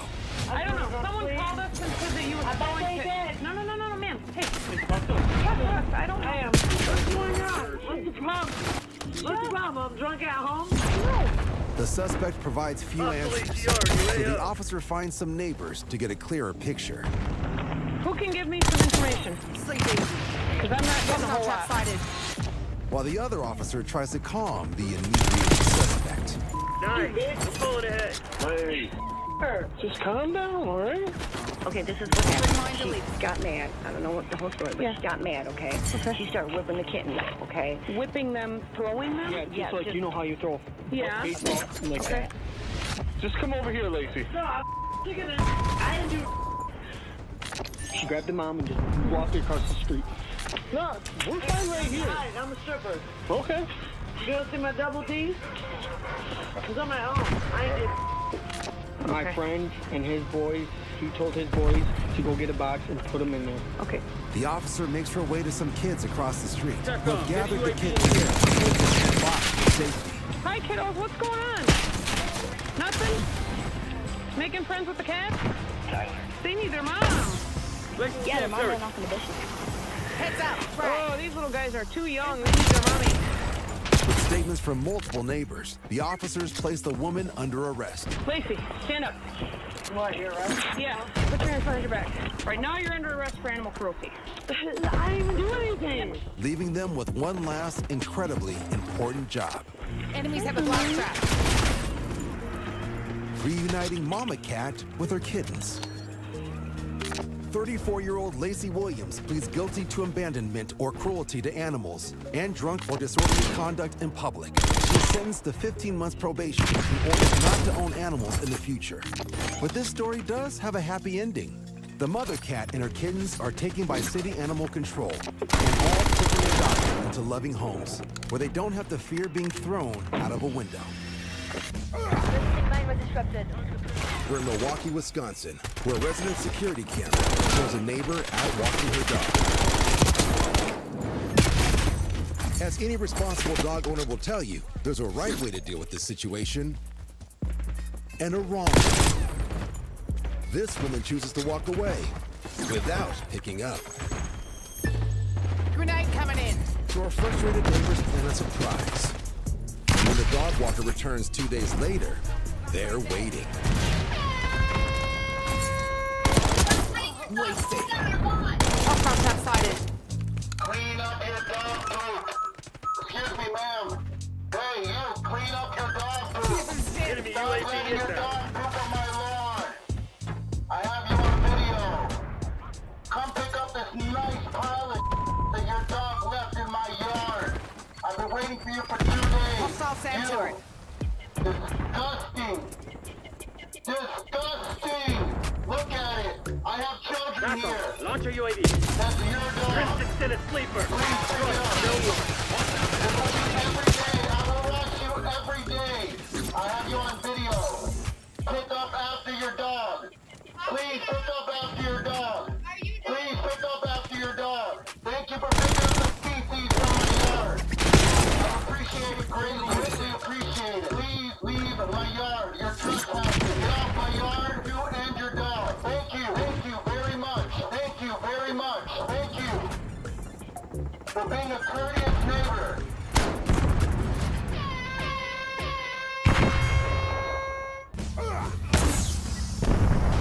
Bel Air, California is known for being one of the fanciest parts of LA, and its many mansions and large plots of land serve as an ideal way to have some privacy from neighbors.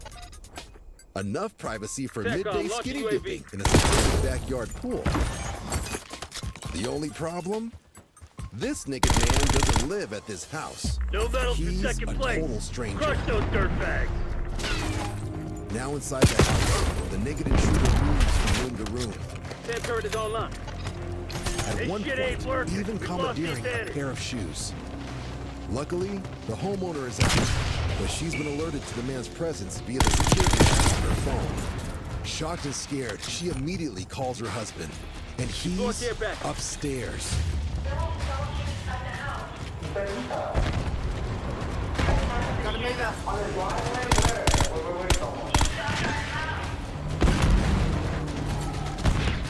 The homeowner checks outside for any signs of trouble. But little does he know, the trouble is about to find him.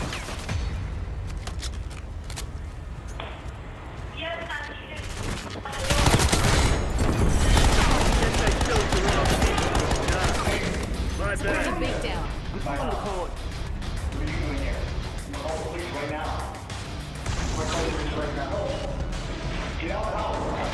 Concerned that the intruder may attack him, the homeowner takes off by climbing over his bedroom balcony and onto his car. He leaves the property and dials 911. The naked intruder is still at the house when police arrive. In a shocking twist, they discover that he killed two of the family's pet birds. He is identified as a 34-year-old homeless man living on the streets nearby. He is charged with 4 felony counts. 1 count of first-degree residential burglary with a person present, vandalism, and 2 counts of cruelty to an animal. He is still awaiting trial.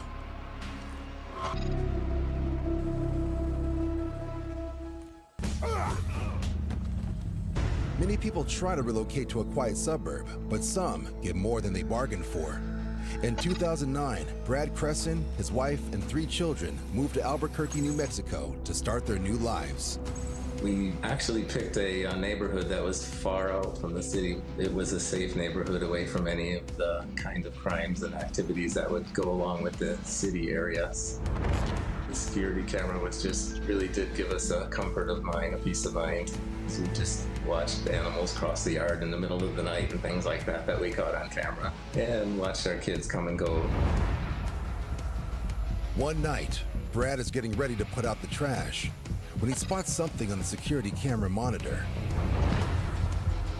I just happened to glance up, and there was a large white object in one of the 8 cameras. It's like, wow, that is not right. Suddenly, the object moves. It's a man. His face is hidden by a hoodie, and he's staring through a window. Brad's teenage daughter's window. I grabbed my flashlight and I walked out there and I asked him, what are you doing? What's going on? And fast as he walked past me, he started turning into a run. And I kind of chased him down the edge of the driveway. The man gets away, and Brad immediately alerts his family, dials 911, and reviews the camera footage. I got my family to watch the video, and we were all shocked. Everyone was shocked. What they see is every parent's nightmare. The man had been at the girl's window before. First for 6 minutes, and later for 4 minutes. He was kneeling down to look through the blind. It's beyond anybody's imagination of what we thought could ever happen. Brad's 16-year-old daughter and her 14-year-old sister are terrified. My 2 daughters, they didn't want to sleep in their rooms. they felt vulnerable and violated. Emotionally, you know, we were all just... Enemy foot patrol! Brad turns to neighbors to identify the man. They can. He's a neighbor. We found out that he was lived like 5 houses up the street. It's just really baffling how we had never seen this person. Not only is 33-year-old Ventura Salas a neighbor with a family of his own, but he's also former law enforcement and had been fired a few years earlier from his job as a county sheriff's corporal. That kind of shook up the neighborhood. People were pretty riled up. They were pretty angry. Ventura Salas is charged with a window-peeping misdemeanor. He and his family quickly move out of the neighborhood. The Peeping Tom escapes a felony charge because his victim wasn't unclothed while he watched her. Brad Crescent is in court to see Ventura Salas jailed for the maximum sentence of 90 days. Get a pretty good look at him, and that was kind of nerve-wracking, kind of chilling, with the hair standing up on your neck. He did say that he was sorry for what he had put us through. Dad to dad, man to man, you need to stop doing this. You need to solve this issue in your life. And if going to jail for 90 days helps, I hope that helps. Although the incident sends shockwaves throughout the neighborhood, Brad says something positive does come out of it. I think that this kind of thing is just in the relationships that we had with the neighbors, the friendliness of the neighborhood, and our local area. Just it made it nicer for us. Thanks to modern technology, it's easier than ever to get what you need sent right to your front door. Whether it's a large order of impulse buys, some snacks meant for the dog, or a piping hot pizza with a side order of the Batusi dance. But today in Indiana, a man who ordered $120 worth of tacos believes he's tracked down his delivery man. He's following the driver's last known location through their delivery app after his taco order never shows up. He convinces himself that the man in the hat is the delivery man, and the man in the yellow shirt is the delivery man's neighbor. He had an accident. So where's the food at? I don't know. He had an accident. Hey, you telling me you ain't got food here? No. The man in the yellow shirt claims the delivery man lost the tacos after getting in some kind of automotive accident, but he never contacted anybody to cancel the order. However, the man behind the camera thinks these two have helped themselves to his tacos. The man recording claims he can smell his order behind the door and is none too thrilled about it. So the food just disappeared. I guess he took it back. I don't know. I don't know any of this stuff. When suddenly, the suspected delivery driver burst out the door with a knife. UAV returning to base. The taco fan didn't come for his food unarmed and quickly produces a 9mm handgun. What's up? Just leave. The dumbfounded duo are outgunned and quickly retreat to their home. Unfortunately, the man never recovers his tacos, and after getting a refund from the delivery, orders lunch from a different neighborhood restaurant. He teaches them an important lesson that day. If you're working for a traceable delivery app and the food allegedly doesn't show up, don't be surprised if a hungry neighbor comes looking for their lunch. What's up? Just leave.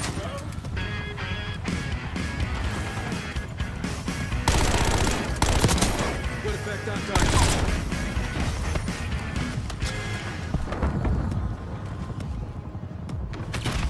It's an ordinary Tuesday afternoon in Springfield, Tennessee. Jeremiah Payne, his wife, and their 5-year-old daughter are out for a family walk when the girl accidentally drops a candy wrapper on the street. A neighbor comes running out of his home to confront them, so Jeremiah starts According to Jeremiah, the neighbor rates them for littering and claims to be a cop. But when Jeremiah asks for his name and badge number, the neighbor suddenly gets physical. Let go of my phone, man.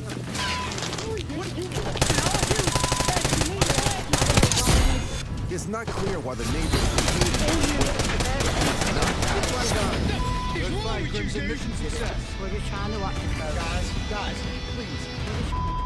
As the situation is getting even more tense, the neighbor calls the police. Away from me. Stay away from me.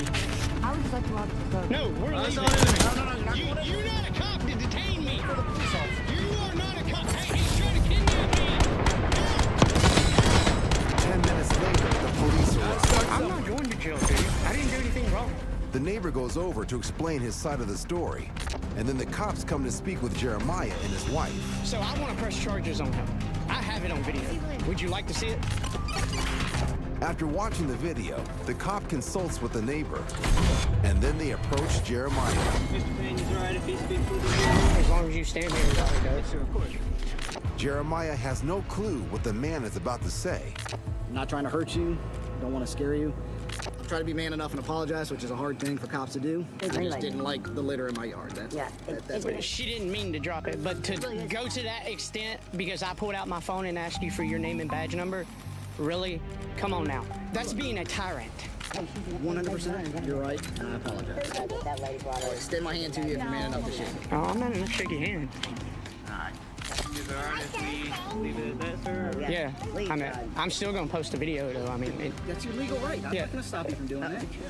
When the video is published online, it receives 50,000 views. Jeremiah has not filed any charges, and he and his family have recently moved to Kentucky, where they hope to live a stress-free life. Get the away from me!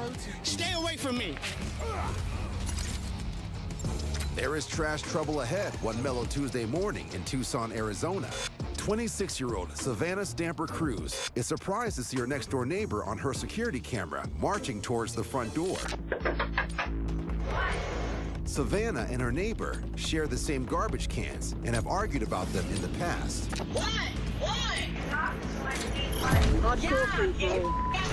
Destroy the enemy.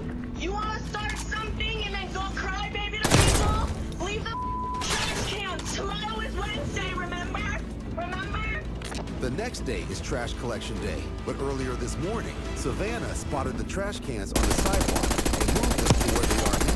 Savannah says if they are left curbside the day before pickup, she risks a city fine, but the neighbor prefers them to be in the street and has a grievance about Savannah. You are inconsistent with putting out the garbage. That's why it's being left on the side of the road like every other person's is. Every other person's is on the side of the road. I left you guys alone in the backyard. Come outside and see it! Come outside and see it, you bitch! To avoid any further trouble, Savannah chooses to stay inside her home. But seconds later, Savannah feels her neighbor is trying to provoke her when she drags back one of the garbage bins and angrily begins dumping the trash bags on her doorstep. Come outside!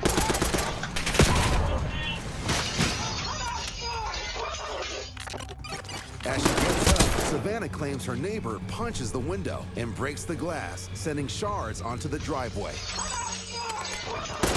Savannah reports the incident to the police, but they decide not to take any further action.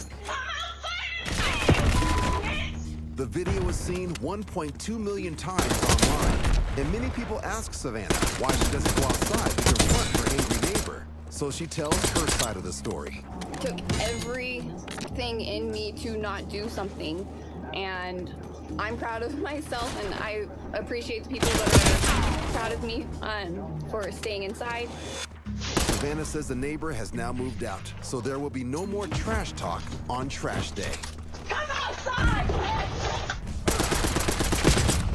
I live on a pretty big property out in the middle of nowhere in the mountains of New Mexico, and apparently one of my neighbors has been chucking their empty cups onto my property.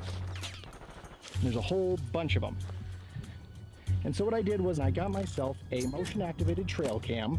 Let's go ahead and put it on this tree. So I'm going to aim it so that it's sort of pointed at the road and pointed at the cups. And so that way, whenever one of my neighbors drives by, we'll see which neighbor is actually the one throwing the cups. The spy cam is a great idea. Enemy UAV But sometimes inbound. the evidence just falls in your lap. Holy Talk about being in the right place at the right time. Time to confront that naughty neighbor, Dale. Dale! No.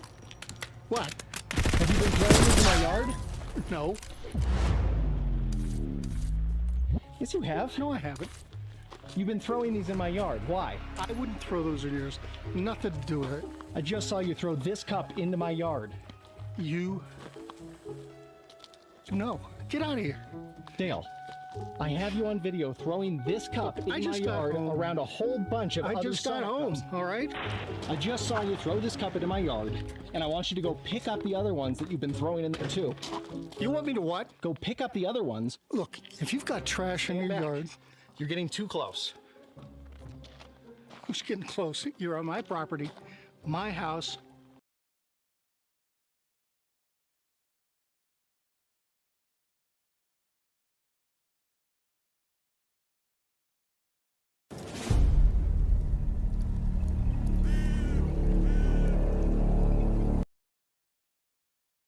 I have this weird hobby.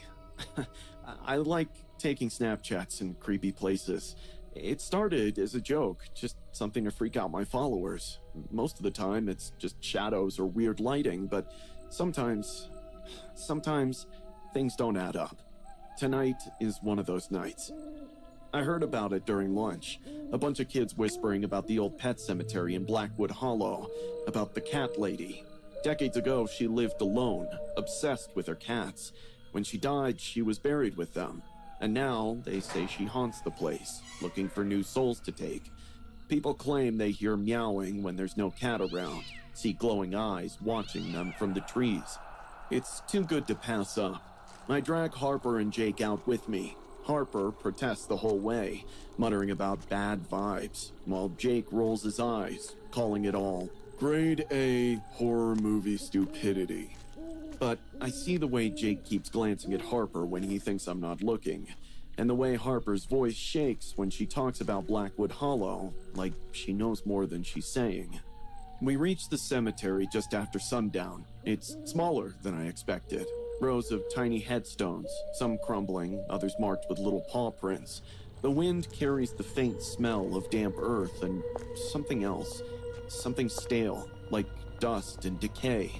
Then I see it. A massive tombstone at the center. One word carved into the stone. Holloway. A shiver crawls down my spine, and I pull out my phone. Snap. Nothing. Snap again. Still nothing.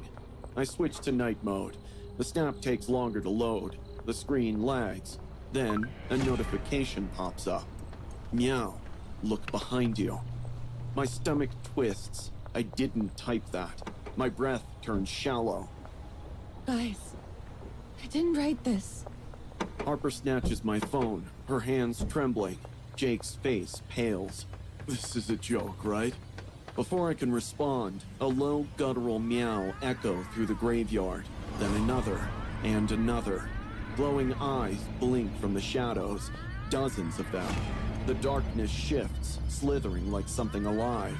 The sound of scratching, of nails against stone, rises around us. Harper screams. Jake yells, "Run!" We bolt. My heart slams against my ribs as I sprint, my breath sharp and burning. The meows grow louder, almost human-like, turning into warped, distorted cries. The ground feels unsteady, like something is moving beneath us. I don't dare look back. We don't stop running until we crash into my front door, gasping, shaking. Inside, we slam the lock shut, panting in the quiet safety of my room. I pull out my phone with trembling fingers. The last snap is different. It's not the one I took. Instead, it's a grainy black and white photo of a woman. Her skin is sagging, her eyes hollow.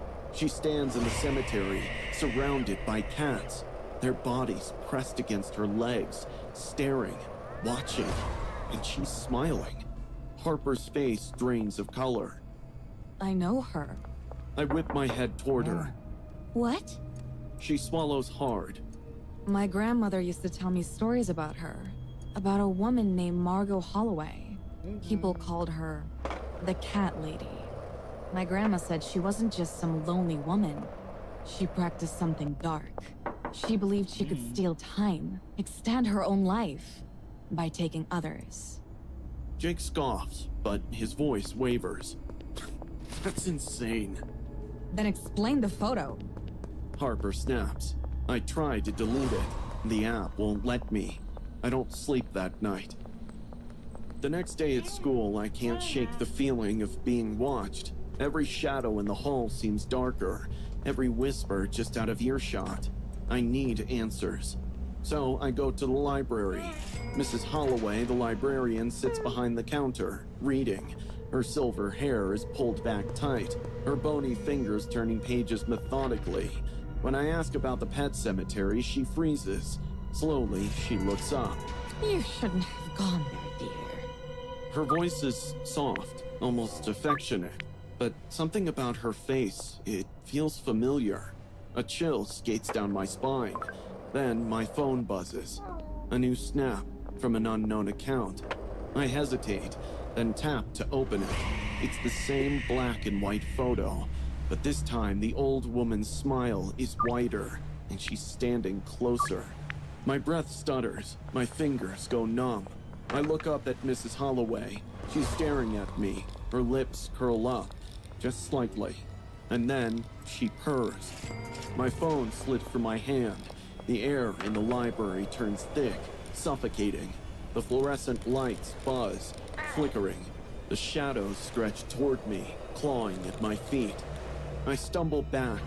Her eyes, they're glowing. I turn and run. I don't stop, not until I'm outside, gulping the cold air, my hands shaking. Another notification. I don't want to look, but I do. The photo has changed again. The woman is closer still, and this time I'm in the picture too. A cat slinks past my feet, its tail curling around my ankle. I freeze. The meow it lets out isn't natural. It's low, guttural, almost like a laugh. My phone buzzes one last time. 9 lives, Elena. You only have one.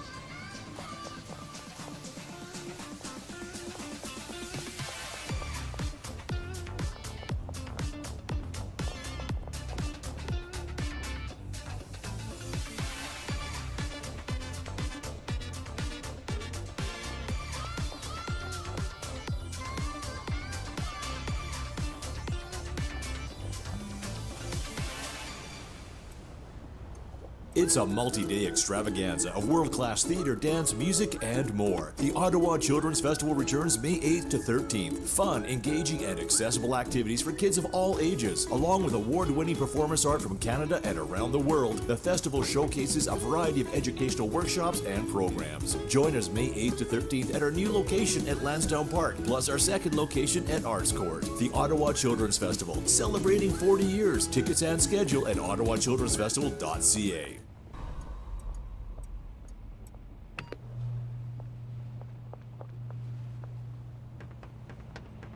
The party was already chaotic when I got there. A bunch of us crammed into Tyler's basement. Music blasting, neon lights flashing, and half-empty soda bottles and vape pens scattered everywhere. Someone had brought a bottle of peach schnapps, but no one was drinking. It wasn't about the booze tonight. It was about TikTok. Jacob was in the middle of the room, his phone propped up against a speaker. "All right, guys, you ready?" He grinned, holding up the bottle of Benadryl like it was some kind of trophy. "The syrup challenge!" Take way too much, wait for the hallucinations, and ride the high. Some people saw weird shapes. Others claimed they talked to dead relatives. But Jacob wanted to take it to the next level. "Bro, this is dumb," I muttered. "Are you sure about this?" He rolled his eyes. "Dude, I saw a guy on TikTok do 15 pills, and he was fine." He wasn't fine. I had seen the video. The guy looked like he was fighting invisible demons. But Jacob had already unscrewed the bottle cap. Someone whooped as he poured the thick pink syrup straight into his mouth. He chugged the full bottle like a pro. Some kids cheered. Some recorded a countdown. The rest of us just waited. And then we watched. At first, it was funny. Jacob giggled, eyes darting around the room like he was seeing things we couldn't. He swayed, blinking slow, his lips twitching into an off-kilter smile. "Yo," he mumbled. "Why is everything melting?" People laughed. Someone shoved a phone in his face. "Dude, what do you see?" Jacob frowned, his pupils blown wide. "Shadow people," he whispered. The room got quieter. His fingers twitched. Then, out of nowhere, he let out this sharp, strangled laugh that made the hairs on my arms stand up. "Oh my God!" he gasped, grabbing my wrist. "I can see the end!" I swallowed. The end of what? He stared right through me. Everything.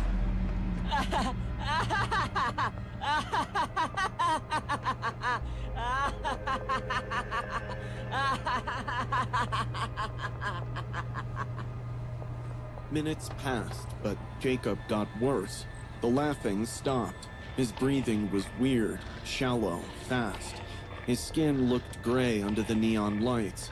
Then he started muttering to himself, low and shaky, like he was having a conversation no one else could hear. "Dude, sit down," Tyler said, uneasy. Jacob ignored him. He was watching something only he could see. "They want me," he murmured. "Who?" Someone joked, still filming. Jacob's face twisted.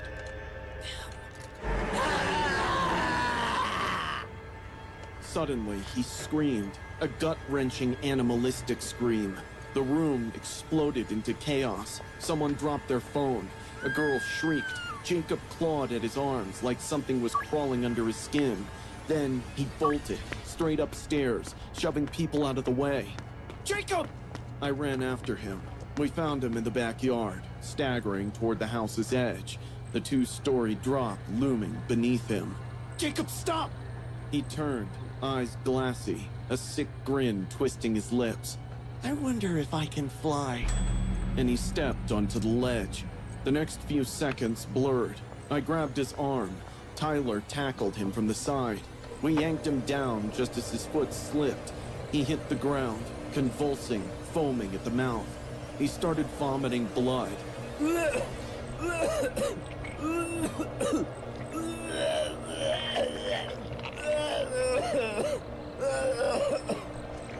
Thick, dark red, pouring out like something had ruptured inside of him. His eyes bulged, bloodshot and wide, as if he saw something horrible lurking in the shadows around us. His hands clawed at his throat, choking on his own fluids. The veins on his forehead throbbed, looking like they were about to burst.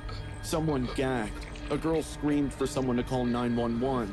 But the others kept filming, recording the way Jason spasmed, the way his body twitched violently against the cold grass, the way his lips turned black like he was rotting from the inside out. Some were laughing nervously, others whispering. But no one, not a single one, dropped their phones to help. I did. I dropped mine and grabbed his shoulders. "Jacob, stay with me, man!" His mouth opened, but no sound came out, just more blood. And then his body started jerking harder, his head smacking against the ground. His pupils shrank to pinpoints, his fingers twitching like broken marionette strings. A long, deep exhale, and stillness. By the time the ambulance arrived, Jacob was gone. They tried. The paramedics did everything they could, but there was nothing left to save. His body was limp. His lips were blue. His phone, still streaming live, was covered in vomit and dirt, a grotesque timestamp of his last moments. And then, like vultures, the videos went viral. Days passed. The world moved on. TikTok deleted the clips, but not before they racked up millions of views. People commented crying emojis, hashtags trended, parents held press conferences. TikTok issued a statement, all while another stupid challenge replaced this one. Jacob became a statistic, and his so-called friends, the ones who cheered him on, they moved on too. New parties, new dares, new content. Me? I visit his parents. Their house is quiet now, suffocatingly so. His mom sits by the window most days, staring outside as if waiting for her son to come home. His dad barely speaks. I bring flowers sometimes, but they just sit there, wilting, just like them. No one talks about Jacob anymore. Not really. His friends barely mention him, and when they do, it's just a name, a headline, a tragedy, another warning no one will listen to. And I wonder, which way is this world heading?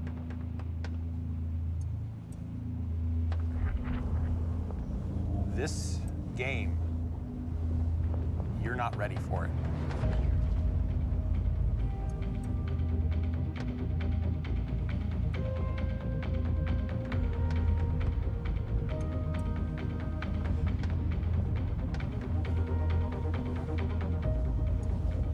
You're in the middle of this beautiful sci-fi environment, and you're seeing intrigue, the espionage, the alliances form. It's the power that shifts around, and it's amazing to watch. Simple actions can have massive effects. You can cooperate with people, compete with them, make friendships, deceive them, betray them. It's amazing to think that it's all just other players. More players start coming. It just starts this complete cascade of actions, and you don't know what's going to happen. It is a free-for-all. People get locked up and shot instantly. People start dying left, right, and center. It's just... This happened last year, right before my 23rd birthday. My best friend Viola and I had planned the perfect weekend. A simple trip to the Appalachian Mountains, a night in our camper van, and a sunrise hike before heading home. The forecast was clear, and our spirits were high as we set off, chatting and laughing as the mountain roads twisted higher. But things started going wrong as soon as we veered off the marked trail. The sky darkened almost instantly as heavy black clouds rolled. The wind began to buffet and howl across the trees, followed shortly by rain, cold and heavy enough to blind me to the outside world, which had become merely shades of gray. The meandering road was mushy with wet mud, and before we knew it, we were lost. It was into the night by the time the rains decided to stop. We parked under a tree. As I inhaled the damp earth clinging to the air, leaves dripping in the darkness, I knew it would be hard to build a fire for our planned barbecue. I exhaled in disappointment and said to Viola, The ground's freaking wet. Or to remain inside the van and eat those Minutes Maid. Viola popped a beer can and smiled at me. At least we've got refreshments. She said. Even though I smiled secretly, I fought down the strange shiver crawling across me. In some indescribable way, the woods felt wrong. Above the hoots of an owl, a reassuring hum from crickets below, wild howling from distant coyotes. But beneath those familiar sounds, something else lurked, rustlings which made my skin crawl, and whispers of motion. Then it came to me, the sound of footsteps. One quiet, unmistakable, slow, deliberate stride coming from very close behind the camper van. My breath caught. I turned to Viola, wide-eyed. Did you hear that? She barely looked up from the pan of sizzling beans. Probably just an animal. A raccoon or something. I wasn't so sure. I strained my ears, but the sound had stopped. Shaking my head, I sat back down and tried to focus on dinner. Viola must have sensed my tension, because as we ate, she decided to distract me with ghost stories. You know, this mountain has a lot of urban legends. People disappearing, strange lights in the woods. And there's one about the Shadow Cat. I fumbled. Shadow Cat? She smirked. It's a creature that stalks hikers. No one knows exactly what it looks like, but they say it has glowing yellow eyes and can mimic human voices to lure people away from the trail. I shuddered, glancing outside at the shifting shadows between the trees. Okay, stop. You're creeping me out. She laughed, but was unable to complete her sentence when something black sped through the open window. A crow. It cannoned into our table, snapping its neck with a sickening crack. I screamed and shoved my chair back from the table. For a moment, its lifeless body tremored and finally became still. Then came a long, low growl that rumbled through the night, just beyond the camper van. Viola and I froze, staring at each other, almost paralyzed with fear. Throw it outside. Now. She whispered. I grasped the crow, its feathers damp and stiff under my fingers, and I hurled it out onto the yard. Then we locked every door, every window, and huddled in our sleeping bags, trying to ignore the lingering feeling of being observed. Eventually, the exertion of the day caught up to us and we fell asleep. I woke to Viola shaking me. Kathy? Kathy! Wake up! Do you hear that? I groggily sat up. A few seconds of eerie silence. Then, I heard it too. A soft, rhythmic padding outside, circling us. A deep, throaty growl vibrated through the thin walls. Whatever it was big. Viola grabbed my wrist. Don't move. A thunderous pulse beat in my ears while we both stared out of the window. Then, we saw them. 2 glowing yellow eyes fixed on us through the glass. The eyes were simply too high up from the ground to belong to any normal animal. The thing did not blink. It only stared. My breath came in short, shallow gasps, while every muscle in my body screamed to run for my life. There was no place to run to. It disappeared as fast as it had come. Silence. 5 minutes crept by. Suddenly, out of nowhere, we heard a voice. Kathy. Viola. The voice was soft, lilting, like an affectionate mother calling for her daughters. But it came from the woods. The way she stretched the syllables too long, too slow, made my blood curl. Kathy. Come outside. Viola let out a choked sob. Who is that? I don't know. And we won't answer. We're leaving as soon as the sun comes up. Till then, let's be quiet. I replied nervously. We did not sleep that night. We stayed quiet, clutching each other, and listening to the voice call our names over and over again. Someone even started scratching on our van, as if sharp fingernails clanked on our van's metal.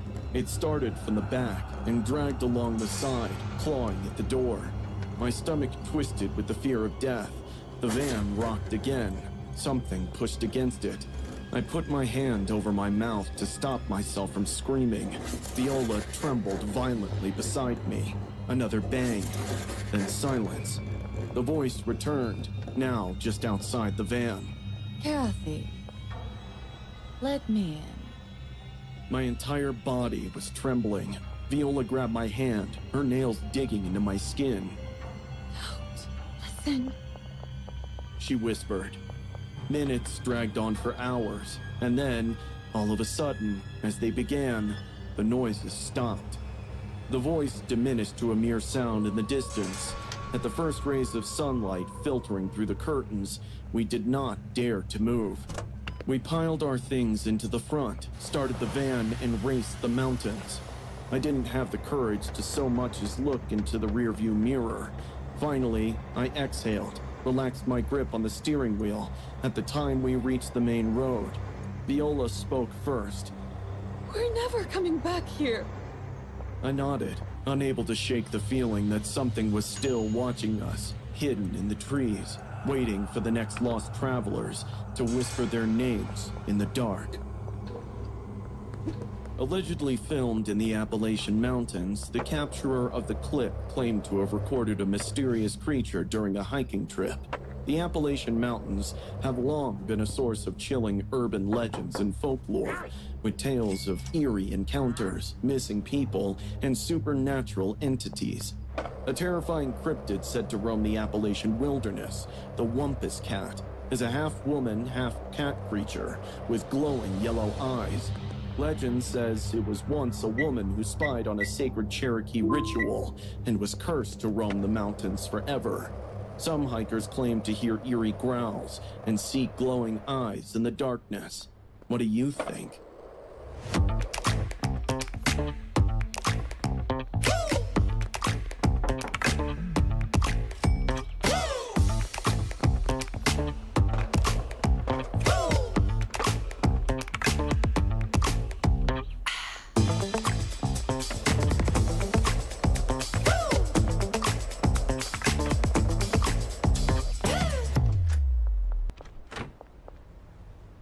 I'd never been a believer of ghosts at any rate, but after my brother, Ren, died in that tragic car accident, I would have done anything to hear his voice one more time. Anything. That was how I found myself standing at the gates of Hachioji Cemetery, glancing at the damn phone booth I had previously spied on a late-night YouTube video. The grainy footage of some guy picking up the receiver with a shaking voice and muttering things about whispers, breathing, and voices calling his name. Some said the booth was haunted by a lady in white, while others claimed the dead could speak through it. I cared not about the myths. All I wanted was to speak to my brother. It was almost midnight. The air was heavy with the scent of damp earth, which made the cold wind rustle through the trees and creak the branches like old bones. My hands began to tremor as I stumbled forward. Each step crunched on the gravel. Behind the glass panels, which were blurred from condensation, the booth looked vintage, streaked with something too much like fingerprints from inside. My stomach twisted. I inhaled deeply and pushed open the door. It creaked loudly, as if in protest against my presence. Inside was air that felt different, heavier with a compound of mildew and something metallic like rust or dried blood. My heartbeat raced as I picked the black receiver up. The line was dead. For a moment, there I was sitting, holding the phone and feeling absolutely silly about it. Surely this was no reality. The grief had driven me to such lengths where I got desperate enough to chase ghost stories. I would almost have laughed at myself when, all of a sudden, the static crackled. I froze. The half-familiar voice that came through was all but inaudible, just a thin breath of sound. My heart surged into my mouth. "Brent?" I whispered. Silence. Breathing, slow and labored. Some presence at the end. "Ren, it's me, Kylo. Are you there? Can you hear me?" It was static again, and then a voice that barely reached my ears was distorted, as if coming from the depths of the ocean. "Kylo." There was no mistaking it. That was him, twisted, stretched out, if one may think to measure it. "Ren? Ren, is that you? Where are you?" My fingers gripped the receiver tighter. It started with whispers, louder, more voices overlapping each other, urgently desperate. I couldn't tell what they were saying. Very unexplained fear coursed through my veins. Then, amid static, one phrase broke through. It was clear and incomprehensibly succinct. "Turn around." I sucked in my breath. My scalp tingled. I didn't want to. I couldn't. But there was some undeniable force within me, some primal, unreasonable terror. The cemetery trailed behind, headstones jutting out from the earth like jagged teeth. The trees swayed in the wind, their shadows shifted in length, and then I saw her. A woman in a flowing white dress stood not far from the graves and had her back toward me. Her hair covered her face, long and dark. My body was paralyzed. Everything screamed for me to run, but my feet just kept standing. The phone was still against my ear. All the whispers turned into shrill, unnatural wailings. The woman jerked. I dropped the receiver, the glass panels of the booth rattling violently as if something had been thrown against them from inside. I stumbled back, my breath coming in quick and shallow gasps. The woman turned. Her face, her eyeballs were dangling from her eye socket, almost touching her cheeks. Her mouth was stretched to an unnatural width, lips pulling back to expose teeth too sharp, too many. She pounced. I fell backward onto the gravel, shaking as she screeched, shattered air with her piercing high voices. The world around me blurred. My heartbeat pounded heavily in my ears. And then, she was gone. The booth was now silent, with the receiver dangling from its cord back and forth. The thudding in my chest sped up as I quickly stood up. The whispers receded. The winds abated. I was never alone again. A voice from behind me, familiar and broken. "Kylo, why didn't you save me?" I turned to see my brother, the body torn and tattered by the crash. He had no more eye sockets. Nothing. Darkness. When I opened my eyes, I was gasping for breath like I had just finished a 5-mile sprint. Broken was how I felt. A stench of decay permeated the air. It felt like the walls were closing in on me. My heart began to race when I realized I was trapped inside the booth. The door was locked. The receiver dangled, limp from its cord, as if it had just been used. I gathered every bit of strength to stand and slowly attempt to push against the door. It wouldn't budge. At that moment, I began to feel the first touches of panic. No, no, no!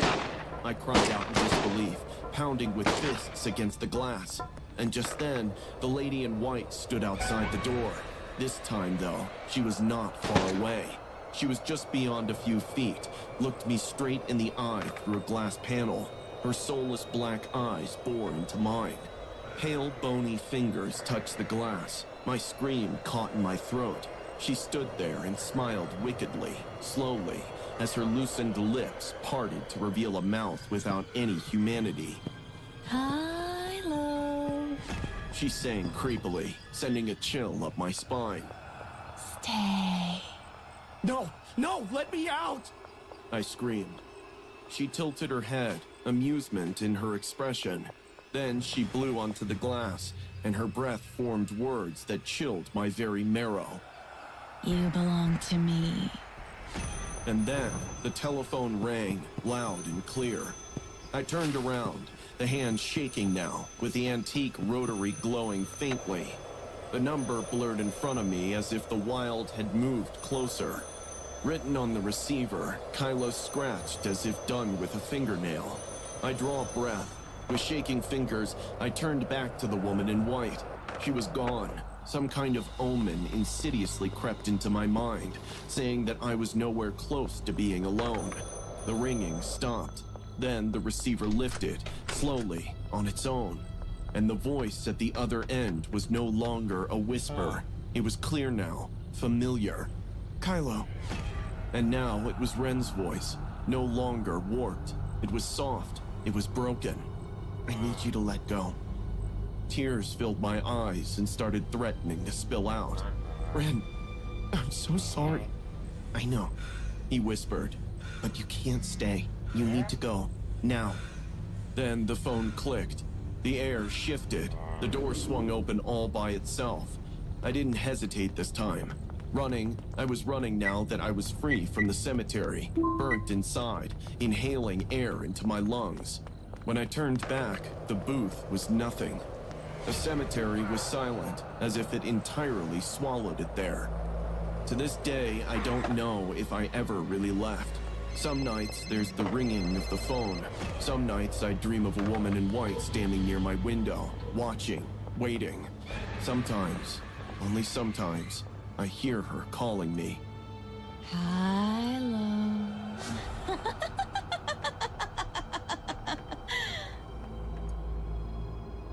The Hachioji Cemetery phone booth case is a chilling urban legend from Japan. It revolves around a mysterious phone booth located in Tokyo's Hachioji Cemetery, where visitors reportedly receive eerie calls from unknown numbers. Some claim to hear whispers, static, or even voices of deceased loved ones on the line. According to legend, a woman once answered the ringing phone and was later found dead under unexplained circumstances.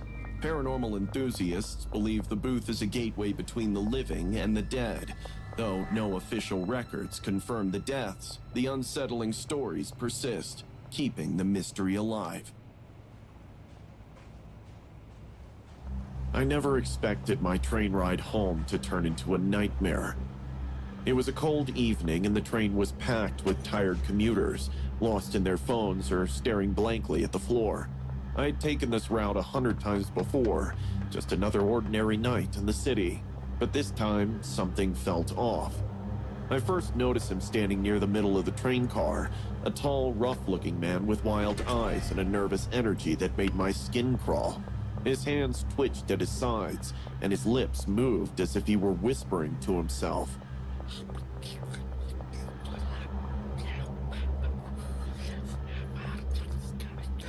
At first, I thought he was just another troubled soul, someone lost in his own world. But then I saw where his attention was focused. Two young women sat nearby, speaking softly to each other. One of them wore a hijab, her dark eyes darting nervously toward the man. He was staring at her, his face twisted in something between a sneer and a smirk. Then I heard it. Low, ugly murmurs. I couldn't make out the words, but I saw the way the girl shrank back, pressing closer to her friend. Her hands trembled as she gripped the strap of her bag. Something inside me tightened. The train clattered along the tracks, the fluorescent lights above flickering for a moment. The man leaned in closer to the girl, his voice still too low for me to hear, but his body language said enough. She was terrified. And then, without warning, he shoved her. Oh! She yelped as she hit the floor, her hands slamming against the hard surface of the train. Her friend gasped, bending down to help her. The entire train car went silent, the air thick with shock. I felt my body move before my mind even caught up. "Hey!" I shouted, stepping forward. "What the hell is wrong with you?" The man turned to me slowly, as if I had just interrupted something important. His lips curled into a lazy grin. "Mind your own business," he muttered. My fists clenched. "You just assaulted her. Apologize." He snorted. "Why should I? She doesn't belong here anyway." That did it. Before I could say anything else, two other men in the train stood up beside me. One was older, in his 50s maybe, with tired eyes but a strong stance. The other was younger, in a business suit, his jaw tight with anger. "Leave him alone," the older man said, his voice calm but firm. "You're harassing people," the younger one added. "You need to stop."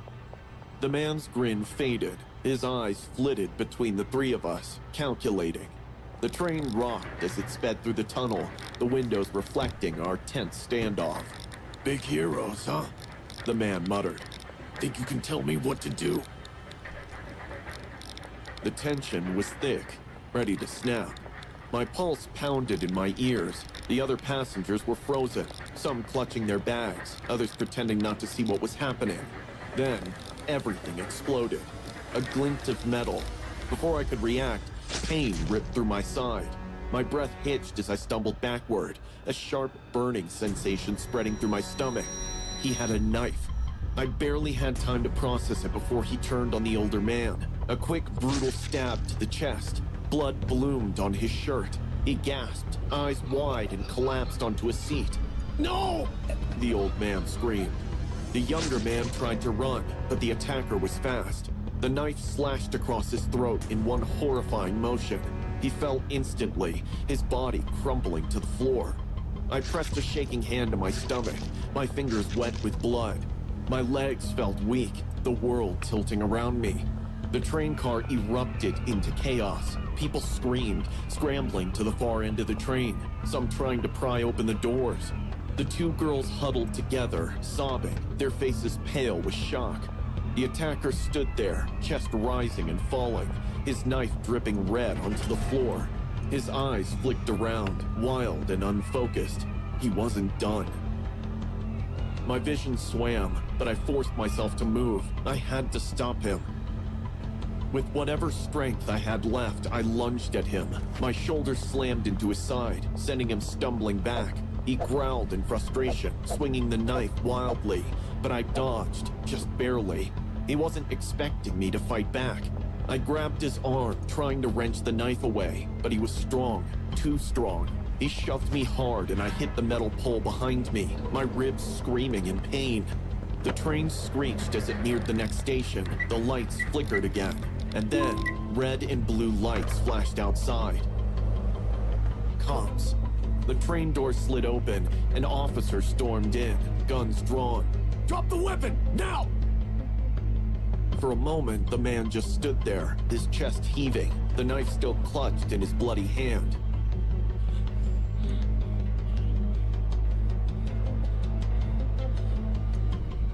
Then, like a trapped animal, he lunged toward the door. Ah!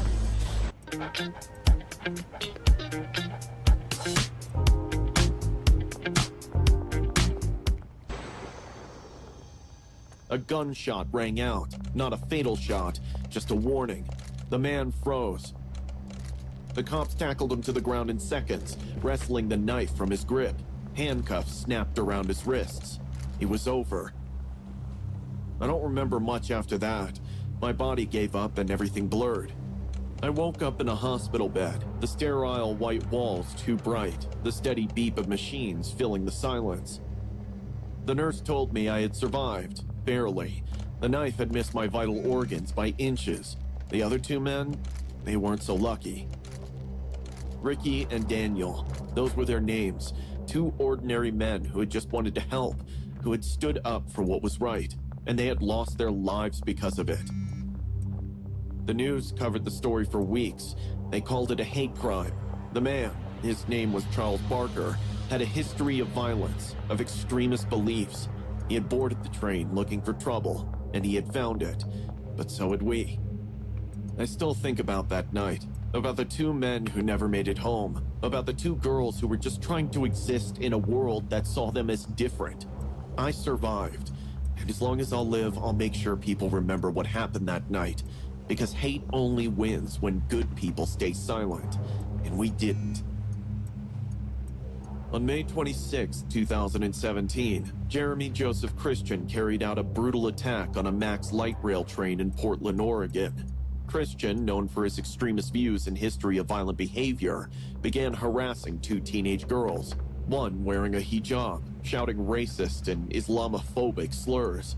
Three men, Taliesin Muirden, Namkai Mesh, Ricky John Best, and Micah Fletcher, intervened to protect the girls. Without warning, Christian pulled out a knife and stabbed all three men. Taliesin and Ricky suffered fatal wounds and died at the scene, while Micah survived with serious injuries to his neck. Christian fled the train but was arrested shortly after. During his trial, Christian showed no remorse, making racist outbursts in court. In 2020, he was convicted of murder, attempted murder, and hate crimes, receiving a life sentence without parole. The attack was widely condemned as an act of hate-fueled violence, highlighting the dangers of extremism. Last year, hype over that TikTok app was at its peak, so I foolishly decided to see what the big deal was. Don't get me wrong, some of the surface stuff was pretty cool. All the little dance routines and lip-sync videos kept me entertained for a while, but I think I went a little too deep down the rabbit hole because I found just about the creepiest trash I'd ever come across. I'm not even sure how I found this guy. I mean, like I said, I was just tapping and scrolling, going further and further down my TikTok rabbit hole, but somehow I ended up watching a video of this guy with glasses and a handlebar mustache saying stuff like, "Good morning, my queen's above 18. So, as you can imagine, right away I'm all like, what in God's name is this mess? I scrolled through his TikToks a little before coming across another video from this guy, The King, where he greets people with queens above 18. First of all, who says stuff like that? But second, the guy was obsessed with the idea of his queens being above 18. Like anyone who talks about it that much is definitely a little sus. But then the video goes on showing him asking all of his queens to do something called the King Challenge, which turned out to be nothing more than getting girls to wear a white t-shirt and having them pour water down the front of their shirts. I'm not kidding. That's all the King Challenge involved. It was just the creepy way he tried to sound almost fatherly about it too. Like, I swear to God, at one point, he even said, like, try to make it fun. Make a little game out of it, my queens. Just everything about this guy screamed absolute creep, and I was barely surprised when I saw that he'd replied to a comment asking, "Why have you been talking to my 16-year-old girlfriend?" or something like that. So, as you can tell, TikTok is on thin ice already. I'm already kind of jaded with social media in general, purely for the number of creeps that use it, and that's on top of the fact that social media is super bad for your mental health. Like, I don't want anything on my phone that makes me feel terrible or creeps me out. Then, I'm not kidding, like 5 minutes later, I'm scrolling through some of the less popular dance TikToks when I come across the video that made me go, I'm out. It starts off with this old dude like crouched down, propping his phone against something to record himself. So at first, all you see is this dude's wrinkles. And then as the guy steps away from the phone, you see his bare foot with jeans on. Then there's nothing on his upper half but what I'm guessing was one half of an extra small girl's bathing suit, like the tube top kind. He then starts doing these creepy hand dances while growling completely inaudible words underneath his breath, all in what looked a lot like the basement of a serial killer. All I could think was that his little dance routine might be the last thing I see before he bashes my skull in or something, and this cold shiver just runs right through me. I get that apps like TikTok make people happy and bring people together and all that good stuff. I honestly get that. But to me, social media has always been this glimpse into how petty, immature, and downright frightening human beings can sometimes be. So yeah, TikTok. It's gonna be a no from me, dog. I never thought my past would come back to haunt me like this. Not here, not now, not with his face grinning from every headline, those dead fish eyes staring through the screen as if they could still dissect me. It started like any other monotonous day at work, if you could call the suffocating heat of the bakery's ovens and the reek of burnt sugar. Monotony. The industrial fans groaned like dying animals, their blades slicing through air thick with the cloying sweetness of caramelizing dough. My apron clung to me, damp with sweat and flour, as I loaded tray after tray into the oven's glowing jaws. Timothy Bass drifted through the haze like smoke, always watching, never blinking. His boots squeaked against the linoleum in a rhythm that matched the pulse throbbing in my throat.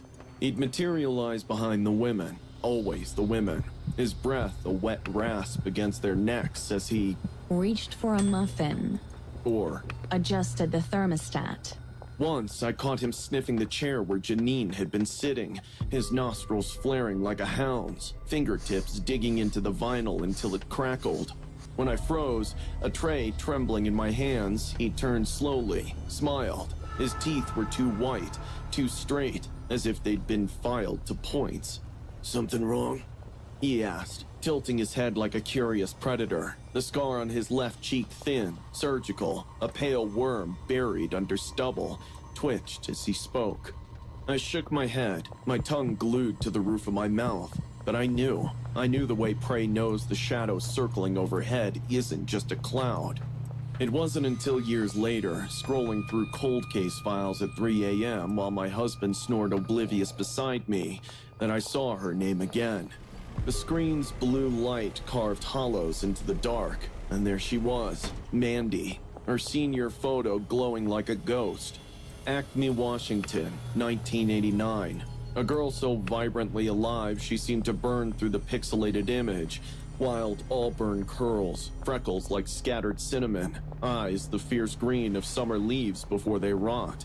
A track star, a fighter, the kind of girl who'd laugh as she outran the boys. Her German shepherd Duke loping at her heels like a tawny shadow, until November 24th. She had gone for a jog with her German shepherd, a routine run, something she had done 100 times before. But on that fateful November day, she didn't come home. Her dog returned alone, its fur damp, its eyes wild.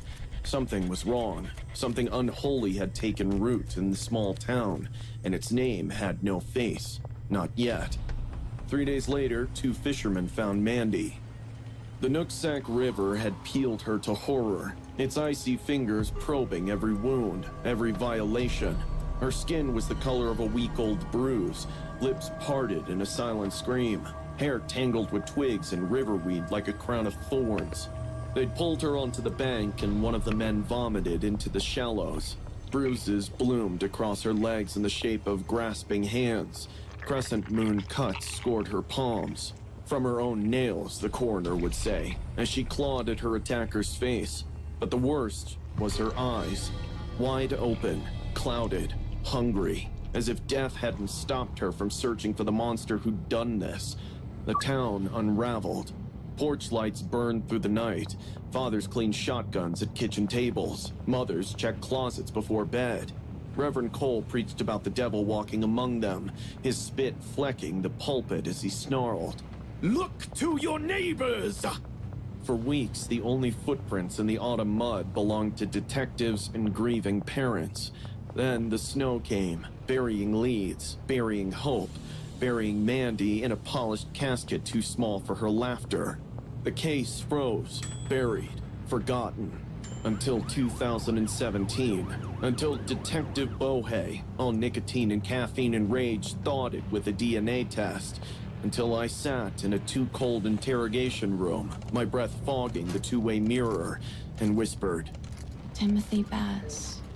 I told them everything. How he'd linger by the time cards, memorizing schedules. How he'd hum Sweet Child of Mine while scrubbing blood, chicken blood, he claimed, from the meat slicer. Once, after Mandy's face flashed on the break room TV, he'd sighed. Pretty thing. Bet she was wild up to the end. His tongue darted out, blizzard quick, catching a drop of coffee on his lip. The cops found the soda can in his garbage, buried under a rat's nest of Hustler magazines and frayed ropes. A Pepsi from 1989, its logo faded, dented as if kicked in a rage. They told me the DNA was a statistical miracle. Saliva on the rim, skin cells in the grooves, a map of guilt etched in double helixes. The trial was a circus of horrors. Timothy's lawyer painted Mandy as a free-spirited teen who'd explored the woods with a secret lover. The gallery erupted.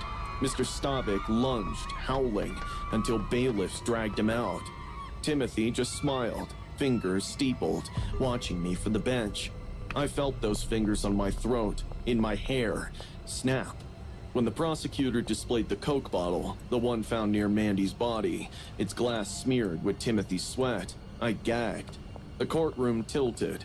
For a heartbeat, I was in those woods, the air thick with the stench of crushed ferns and copper, her screams clotting in my lungs. The jury deliberated for 8 hours. When the foreman spat, Guilty. Timothy finally moved. He leaned toward me, cuffs clinking, and mouthed, "You're next." They gave him 27 years. 27 years for stealing a lifetime, for turning a river into a tomb. The judge called it closure, but closure is a myth sold to the grieving. There's no coffin heavy enough to crush the what-ifs. Now I dream of her, not the Mandy in the photos, but the other Mandy, the one the river made. Her skin sloughs off in translucent ribbons, lips nibbled by crawdads, eye sockets teeming with leeches. She runs, but her legs buckle, tendons snapping like rotten rubber bands. The woods creak and moan, branches knitting into a cage. Behind her, footsteps, heavy, relentless, a whistle, Sweet Child of Mine, off-key and dripping malice. God help me. She gurgles, river water geysering from her throat. Why didn't you help me? I wake screaming, my sheets soaked in November rain. My husband murmurs, "Nightmare?" and rolls over. He doesn't understand. They never do. In 1989, 18-year-old Mandy Staubach disappeared while jogging near her home in Acme, Washington. Her body was found in the Nooksack River 3 days later. Despite an extensive investigation, the case went cold for nearly 30 years. In 2017, detectives used forensic genealogy to identify Timothy Bass, a former neighbor, as a suspect. DNA recovered from Bass's discarded Coke can matched evidence from the crime scene. He was arrested and convicted of murder, receiving nearly 27 years in prison. The case was groundbreaking for its use of genetic genealogy in solving decades-old crimes. I can still recall the initial time I met him, Dr. Larry Nasser, a name that ought to stand for safety, healing, and trust, turned out to be a nightmare from which I can never awaken. I was only 15, a talented gymnast, my days a whirl of chalk on my hands, searing routines, and an endless quest for perfection. My aspirations were ingrained in the shine of gold medals and deafening applause. I believed in the coaches who trained me and the schools that promised to protect my future. It was a fragile thing, though I didn't realize it then. The Michigan State University clinic towered like a cathedral of hope. I'd heard whispers of athletes revived under Nasser's treatment, torn ligaments repaired, spines corrected, careers saved. My coach, a woman with a clipboard always clutched in her hand, had nodded curtly when I groaned through a vault drill. Go see Larry. She'd instructed. He'll get you fixed up. Her tone brooked no argument. The waiting room smelled of ammonia and ambition. Framed newspaper clippings adorned the walls. Olympians mid-flight, their bodies coiled like springs. A girl beside me, maybe 13, clutched a stuffed bear, her leg bouncing nervously. I wondered if her stomach churned like mine. When the nurse came and called me, I trailed after her down a clean white corridor. My leotard stuck to me, the fabric still wet from practice. His office was a shrine to himself, awards that shone like teeth. Pictures of beaming girls paused in perpetuity. He rose when I walked in, his smile disarmingly warm. "Welcome," he said, as though welcoming a visitor. "Let's see what we can do for the pain," he said. Then he put on gloves. The examination table was cold beneath my thighs. He hummed as he worked, a tuneless sound that filled the silence.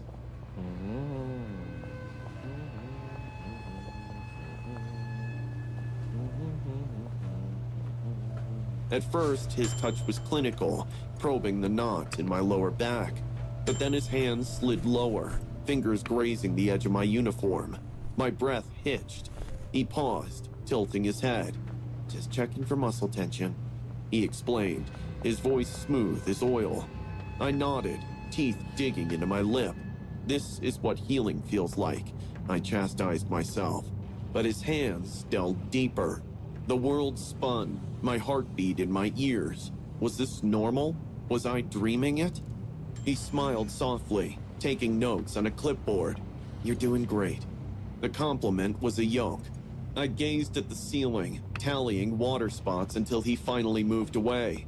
"We'll have to have weekly sessions," he said, patting my knee, "to avoid further damage." The second appointment was worse. No gloves today, no clipboard. His hands bare and greasy with lotion, pressed down on me before I could breathe. "Relax," he whispered. "This'll ease your hip alignment." My mother sat 6 feet away, turning the pages of a People magazine. A towel draped over Nasser's wrist hid her view. I stared at a poster of the Olympic rings on the wall, their colors running together as tears pricked. A man who had sworn an oath to heal was breaking me apart from the inside out. Then I staggered to the parking lot, my legs shaking. My mother squeezed my shoulder and asked whether I was feeling better or not. I smiled weakly. Yeah, much.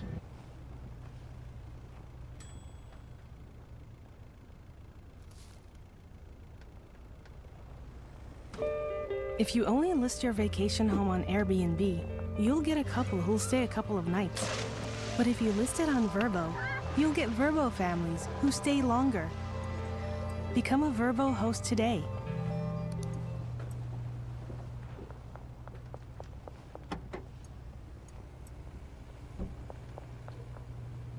Meet GoDaddy Aero, our AI-powered experience that'll take your business idea online in minutes. This game changer is included with every new domain order. So kickstart your online business today with GoDaddy.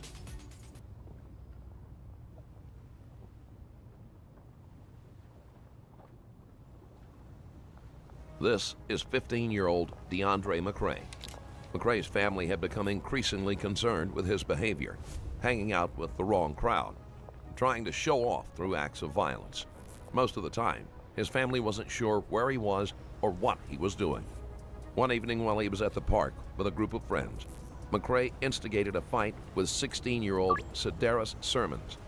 After McCrae spit on Sermons, the other boy lunged at McCrae.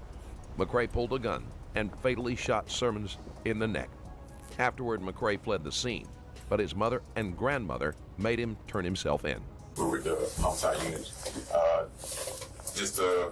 Do you know why you're down here, man? You don't know why? Okay. My grandma told me something about a shooting. They said I was a shooter. You said what now? My grandma was telling me that Dry came at the house and it was came by the house? Okay. And it was a lot of y'all. She was like, if I want to turn myself in, that at 10 o'clock y'all was going to put me on the news. Okay. All right. Well, we did stop by your grandmother's house today. That is true. probably was out with your boys or whatever. I don't know. So you basically said that your grandmother told you while you was here. Are you high or anything? No, sir. Okay, so you haven't had any drugs or anything today? Okay. So your grandma told you it was here. So have you ever been to Woodstock Park over down Beaver Street? Yes, sir. Okay. When was the last time you were there? A couple of days ago. Okay, so we saying a couple of days ago, it'd be like 2 days from here, so we saying like Tuesday. Around that time, right? Thank you, Okay. Who are you into the park with? It was me and my brother. Who's your brother?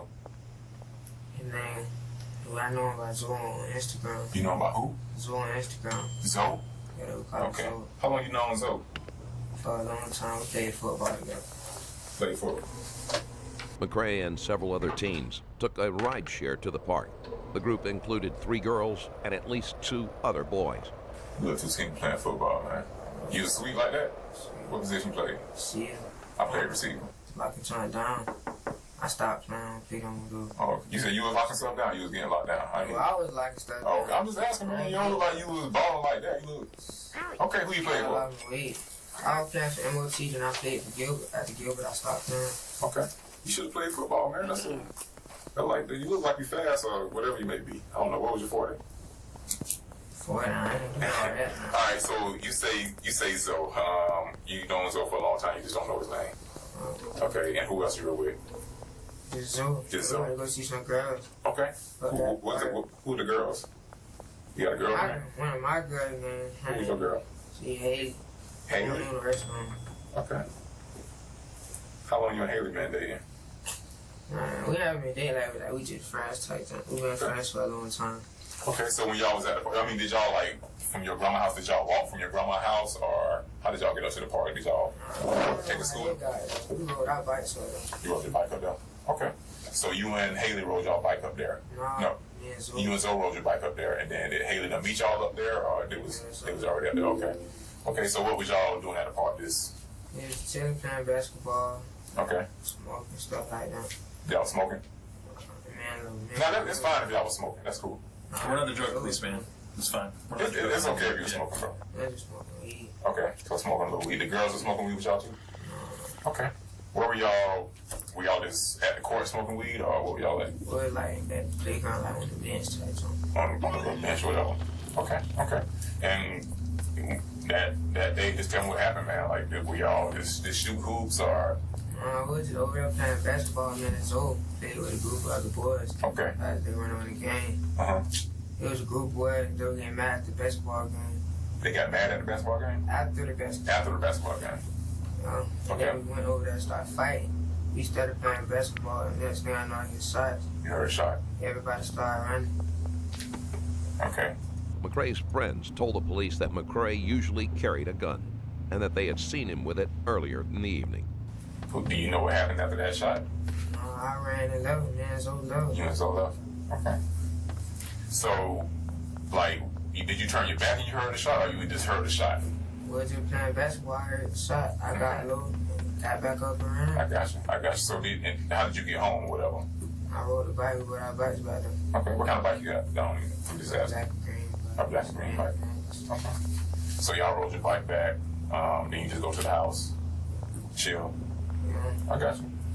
So, did you hear about anything that happened at that park? Yeah, what you heard? My brother, they was telling me, he was telling me like the boy got shot, and he was showing me, he was like, there go the boy that got shot. They showed this picture on the news? It was on Instagram, they showed it on Instagram. Who ended up showing it? It was on some girl page. She was posting it. You know her Instagram? No, my brother was just showing me. I got you. What you were up to the basketball game?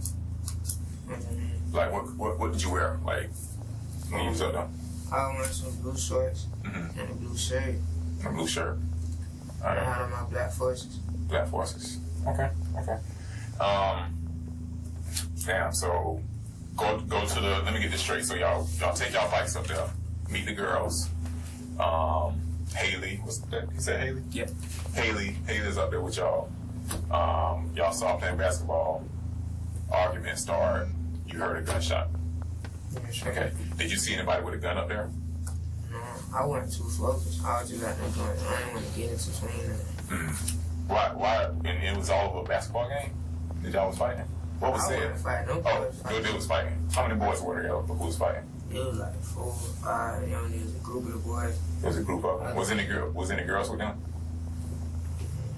No, because there was girls on the court, but I don't know if they was with them. But you didn't know the girls. You just knew the girls y'all was with. Okay. Who was fighting? Some boys. I don't know the boys. So if it's just you and Zoe, who was fighting y'all or your ops? They ain't fighting us. Okay. They were fighting some other people. I ain't know them boys. Okay. All right. No one seemed to be sure what the fight was about, but they all agreed that it was McCrae who approached Sermons. That's crazy. So you out of there, never. You just heard a shot and dip. Yeah. All right. Well, I think that for you, was this the group right here? That's the group people you seen? They look familiar, right? Okay, yeah, that's the group, right? Correct? Yeah. That's the group of people you've seen, right? And these are the girls you was with, right? So that's Haley, right? Okay, so that's you in a red hoodie, right? Yeah. Okay, that's Haley, right? Yeah. Okay, so you sitting in between Haley's legs, so that's your girl, right? Listen, man. Hey, look at me. Do you know where you're at right now? You're in the homicide office, okay? And this is probably the only time we're going to talk to you. So you need to be honest with us, because you're not. Okay? So for starters, we know you didn't show up on a bicycle. Yep. And we know that Zoe, who's Zoe? He's your boy, you known him forever. What's his first name? What's Zoe's last name? You known him for a long time. He's your brother. I mean, I gotta tell y'all, though. Okay. Yeah, that's cool. That's fine. That's fine. That's fine. So we know you didn't play basketball. We know you weren't smoking weed. We know you showed up with the girls in a Z-Trip. And Z-Trip, no. Okay. He's not asking you if you showed up in a Z-Trip. We know you got out of a Z-Trip. Okay. We know you guys were so for you. Okay, I'm gonna just shoot it to you straight. For you, it's time to just make it right, brother. All right, and just be 100% honest. You know what I mean? So the line just looks bad. Yeah, that it just looks bad for you. So in that case, right? You listening? Mm-hmm. So just start from square one, bro, and be honest, because it's your life. Period. I'm telling you. So just listen. It's your life, okay? So it's your opportunity to even show some remorse to this family and be truthful. What family? The family of the victim who passed away, who died, who got killed. I don't know, bro. Okay. I know you. We know you don't know him, but something happened. Whatever it was fucked up. Or whatever happened at that park. Okay. Whatever it was, brother. Enjoy a plant-based experience with 8 grams of protein that will amaze your taste buds. Now it's just your time to tell us your side of what happened, what actually happened. I just told you. You didn't. Okay. You told us part of what happened. You told us you was at the park. Okay, we knew that. Okay. But this young man who was shot, okay, it's your turn to be honest and tell your side. I'm telling my side. Okay. So that's the story you want to go with? I'm saying that's what I'm telling y'all. Y'all ain't got no more questions. Our question to you is for you to be honest and tell us the full 100% truth. Because you don't have no more opportunities after this. You know what I mean? I don't know what type of, what you think you're, you know what I'm saying? I don't know if you like, if it's helping you with the girls or whatever, not to say, but it's not looking good for you in that aspect, okay? I'm trying to cut out that and I ain't got nothing to do with no shooting. You ain't got nothing to do with shooting. Okay. So that was, again, you sitting on the bench with Haley. Okay. You being at the park.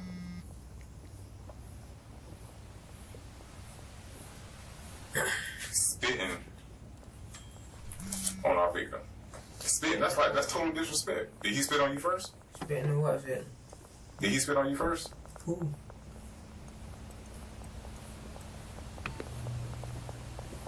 How do you think I got those details, brother? Huh? So just know that there's more to come with that. Can I see who you talking about? I don't even know who you talking about. As far as what? What is you talking about? What I'm talking about as far as what question are you asking me? Spitting on somebody. Okay, you spit on our victim. He's dead. Spit on okay. You spit at him, you spit on him. Alright. Being spat on was the last straw for Sermons. He lunged at McCrae, and McCrae instantly drew his gun and fired.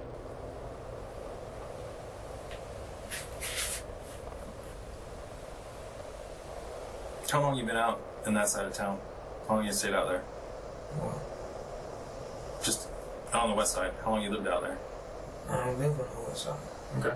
Where do you live? On the north side. Okay. You know to carry a gun? No, no gun. Never touched a gun? No. So not last year when you got busted for being in a car?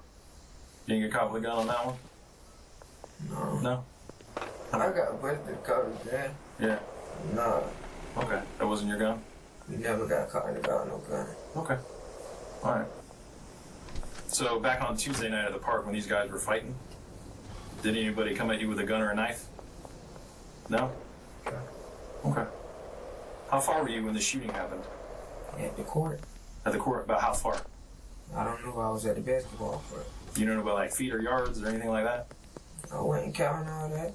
No? How close were you? Could you see their faces? No, I just saw a group of people. Okay. Anybody come up and try and fight you, blow up on you? No. Yeah? No one pulled a gun or pointed a gun at your face? No, sir. Came at you with a knife? No, sir. Throw you on the ground and kick you or anything like that? No, sir. You got any injuries anywhere, like you've been beat or stomped on? No, sir.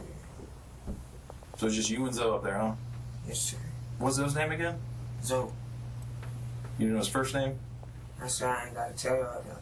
I said my lawyer can answer that question. Okay. Is that what you're saying right now? You want a lawyer? Yeah. Okay. All right. So just so you know, you're being charged with murder, okay, and possession of a firearm. Okay? We're going to step out and do some paperwork, but if you need anything or if you want to talk to us again, knock on the door. All right?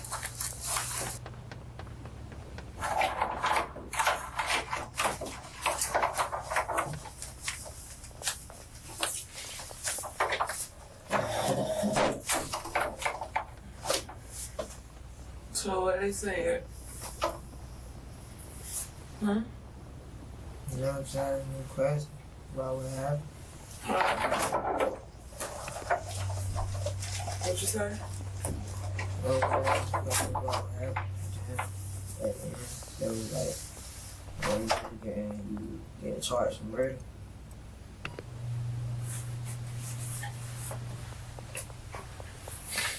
Well, I don't know what to say. I just know they say they're going to take you in and it's going to be a long time before they figure everything out and sort it out. But they saying that they wasn't saying you was guilty or whatever, but they got to figure it out. And they just got to get down to the bottom of it and see what's going to happen.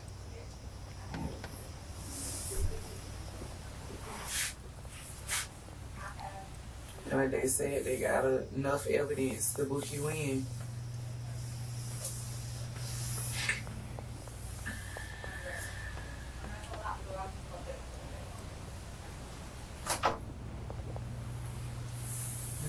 She said she's gonna get you a lawyer so you don't have to be saying nothing. You could just talk to the lawyer and whatever happened, you could just let the lawyer know and the lawyer let them know. Because you don't know what's going on. You don't know what to do or what to say. So it's best for you not to say nothing, to take this time to just think about your actions and what you're gonna do when you get up out of here. How you gonna make a change in your life.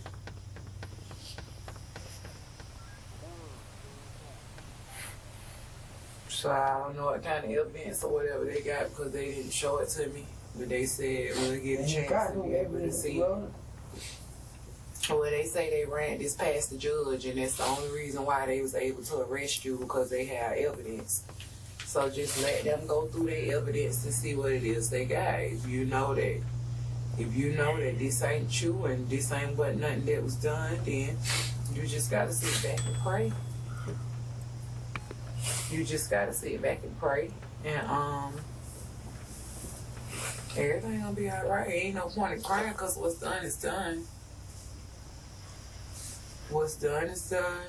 It's no point in crying. You can only take this time to sit back and think about the people you choose to hang out with, why all this happened, who was trying to impress who was trying to protect who, or whatever it was. McRae's mother and grandmother had been trying to get him to make better life choices. But like many teenagers, he was more concerned with impressing his peers. All you know is this not the life you want to live. And then you want to pray, if you get a second chance, how you gonna turn this here around, okay? So your life ain't over. You just need a second chance. So that's what you need to dwell on and pray about. A second chance. And sit down and think about how you gonna make this happen. And obey your parents. And come in, come home on time. Come in, come home. Number one, streets don't love you. We love you, not the streets. See what the streets get you? Dead or in jail. So leave the streets alone. You get your second chance, you come home and you make something out of yourself. Understood? Yeah, no. So don't worry about it. Drink some of this soda, suck it up. You a man now. You gotta suck it up. You a man now. Wipe it up, suck it up, drink some of your soda, because I don't know when the next time you're gonna get a soda for me. And just sit around and think about it and wait on your lawyer.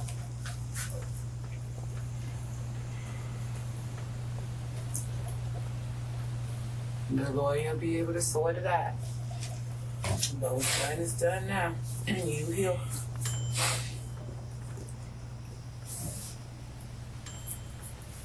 Just try not to get into nothing else. And like I said, when you get your second chance, leave this alone. Leave this alone. I kept trying to tell you not no throwaway child. This is not the lifestyle you're supposed to be living. You done had everything.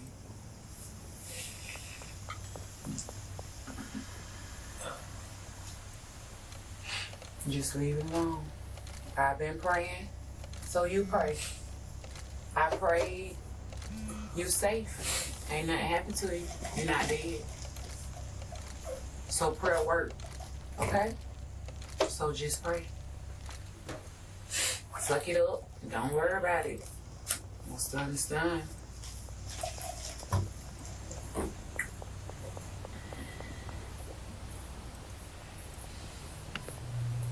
Now you just got time to think.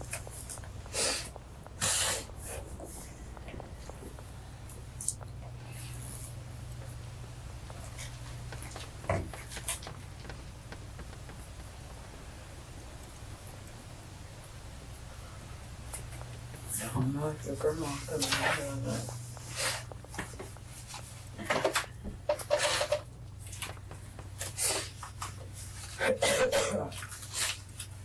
But don't be in there crying all night and stuff like that. I'm about to think you no punk.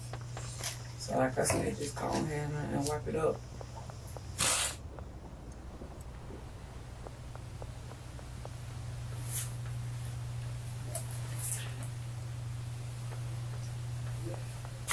You said you weren't worried about this no how, right? So just don't worry about it. I'm still here for you though, like I always been. I ain't going nowhere.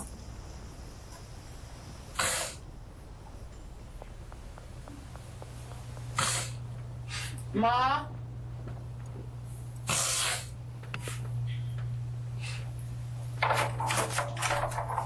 Hey. Hey. You Is ready? my mom coming in here? Oh, okay. Come on, give me a hug. I'll see you in the morning at the courthouse next door. Okay? Love you. I love you too. You'll be alright, okay? I just getting some time to sit down and think because you was running too wild. You weren't listening to nobody, okay? Alright, you can get a second chance. I love you, baby.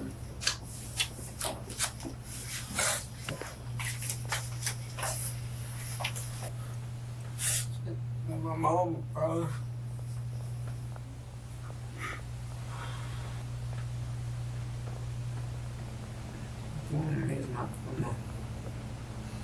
She did so much for me.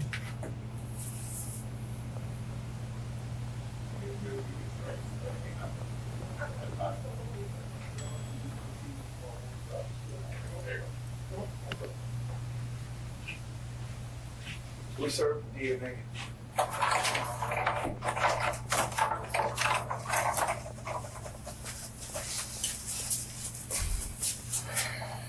Just knock on the door when you're ready to come out, okay? Okay. Could you give me a hug, baby? Come on.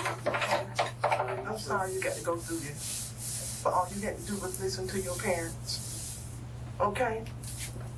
Okay? I don't know how things gonna turn out for you. I ain't got no idea how nothing gonna turn out. No idea at all. Okay, I had to tell them that I pick y'all up. Okay? I had to tell them I pick y'all up, okay? Okay. But I didn't know nothing. I didn't know nothing the second I told y'all don't tell me nothing. Didn't I tell you that? Okay.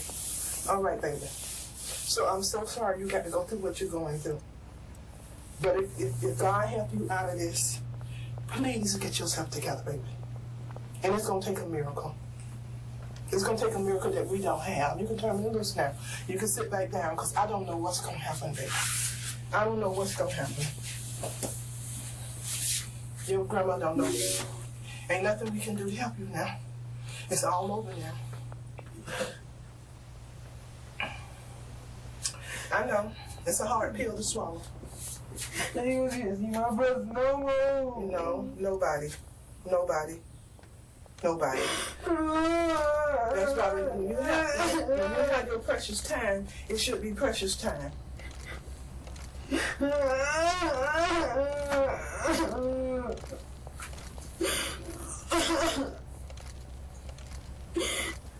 I didn't get to get that girl right yet. Well, Andre, you have to mind your company that you keep. And I always tell you that to mind your company that you keep. You ain't even have no business over there. You don't know nobody over there. We never took you over there a day in your life to go play with nobody and talk with nobody or nothing other than to go over there and play football when you was trying to play football. And all of them attitudes and all of that other stuff. You can't, you just can't do it, baby. Then you ain't want to listen to us. We couldn't say nothing to you. Nothing at all. So now it's too late.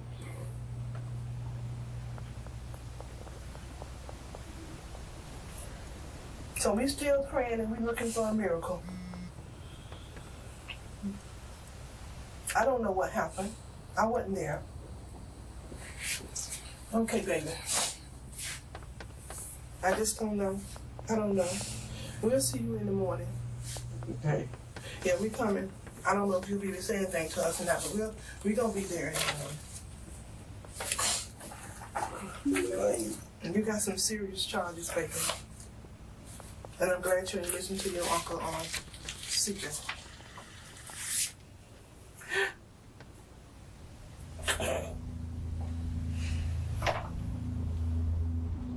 Although McCrae put on a tough act in front of the police, his tearful breakdown shows that he is just a child. Hopefully, when he is released from prison, he will be able to turn his life around. Sedera Sermons, who dreamed of becoming a policeman and helping others, will never have that opportunity. DeAndre McCrae was found guilty of second-degree murder. He was sentenced to 35 years in prison and will be eligible for parole after serving 25.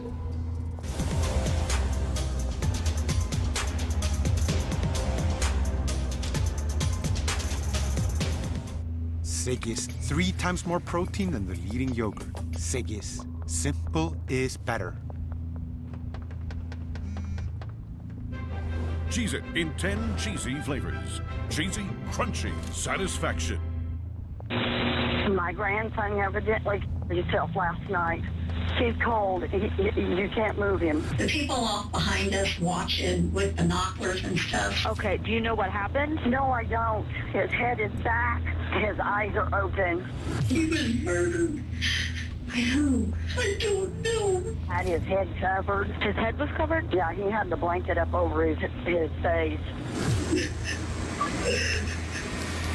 What you just heard was the chilling voice of John Apullium calling 911. The grandmother had just found her 14-year-old grandson, Harley Starling, dead in his bed on, of all days, Halloween morning.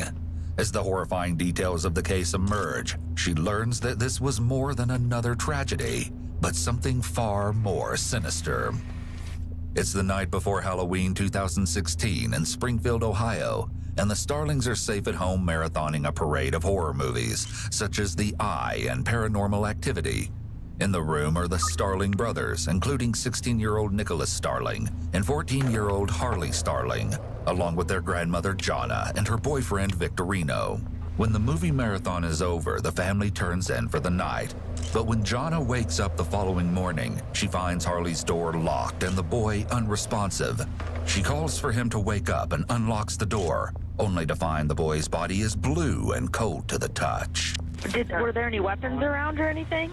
I don't know if he was playing with fake blood or what. There's stuff. There's like the fake blood stuff all over his arm and stuff around his shoulder. And you said his eyes are open too? Yes. I shook him because I was trying to wake him up. His dad just died 2 years ago. Okay. Are there any guns in the house that you know of? Yes, but he can't get to them. Okay.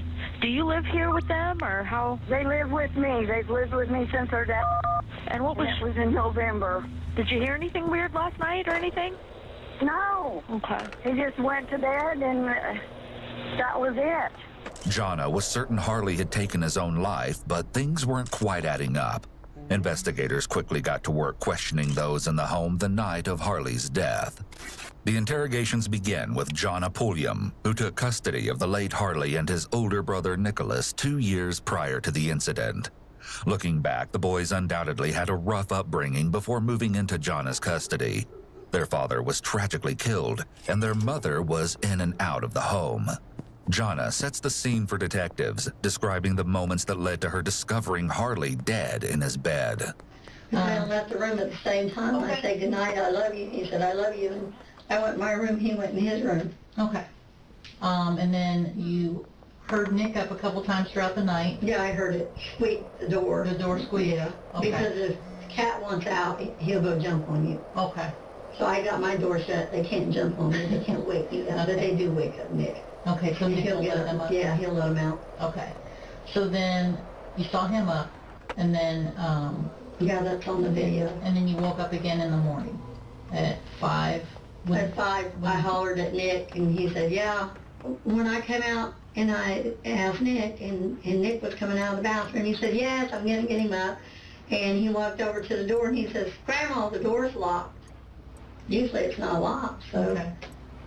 So then what happened? So then I went and got the key, and I unlocked the door. Okay. She's using a lot of open palm gestures, which can indicate she has nothing to hide. When interpreting what open palms mean in body language, it all depends on the context. It's typical in normal conversation for someone to use a mix of both high confidence, palm down, and low confidence, palm up positions. In this context, Jonna is simply telling her story and is not making any strong declaratory statements. So her frequent and appropriate hand gestures are likely a sign of truthfulness. But nothing out of their routine seemed odd. No, just to the fact the door was locked. Right. Okay. And you said you noticed his window was open. Yeah, Nicholas noticed his window was open. Nicholas noticed. He said his window was open. I said, was it open? I didn't notice. Were his curtains closed or were they open? They're automatically closed. They're just always closed. The people walk behind us watching with binoculars and stuff, so I try to always keep curtains up. Because there was weird people. Have you had problems with them in the past? Visitors? No, just they're peeping toms. They're just weird. If you got a curtain off, they're looking. Okay. Okay. Now, And then I've not been in your house, so I may ask some questions. You're like, well, yeah, Okay. you've He's seen probably that, been the only but- one not in your house Yeah. today. Okay. So you said you saw Nicholas on the monitor, so I'm assuming you have 2 different monitors? No, I have one monitor. It has all four cameras on it. Did you see what Nick was doing at all? He just went to the door and opened the door. I thought it was my funky neighbor asking for money. Jonna's demeanor is a little more upbeat than one would expect for a grandmother who found their young grandson deceased. But everyone handles grief differently, Reflect back to the 911 call, and you'll notice she was fairly calm then, too. My grandson evidently killed himself last night. She may not want to break down in front of the detectives, so she laughs and makes jokes in order to cope with the loss. Well, there's really no easy way to go about this part. The autopsy, they're still working on it, actually, as we speak. Okay? Well, what we do know is that we're not investigating a homicide. Okay, he didn't hurt himself. The injury that he's sustained could not have been self-inflicted. What happened? We're not entirely sure yet. We're still trying to piece everything together. Any reason to think that your boyfriend would do something like this? No. How about Nick?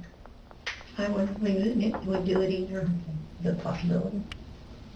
I wouldn't think so. Okay.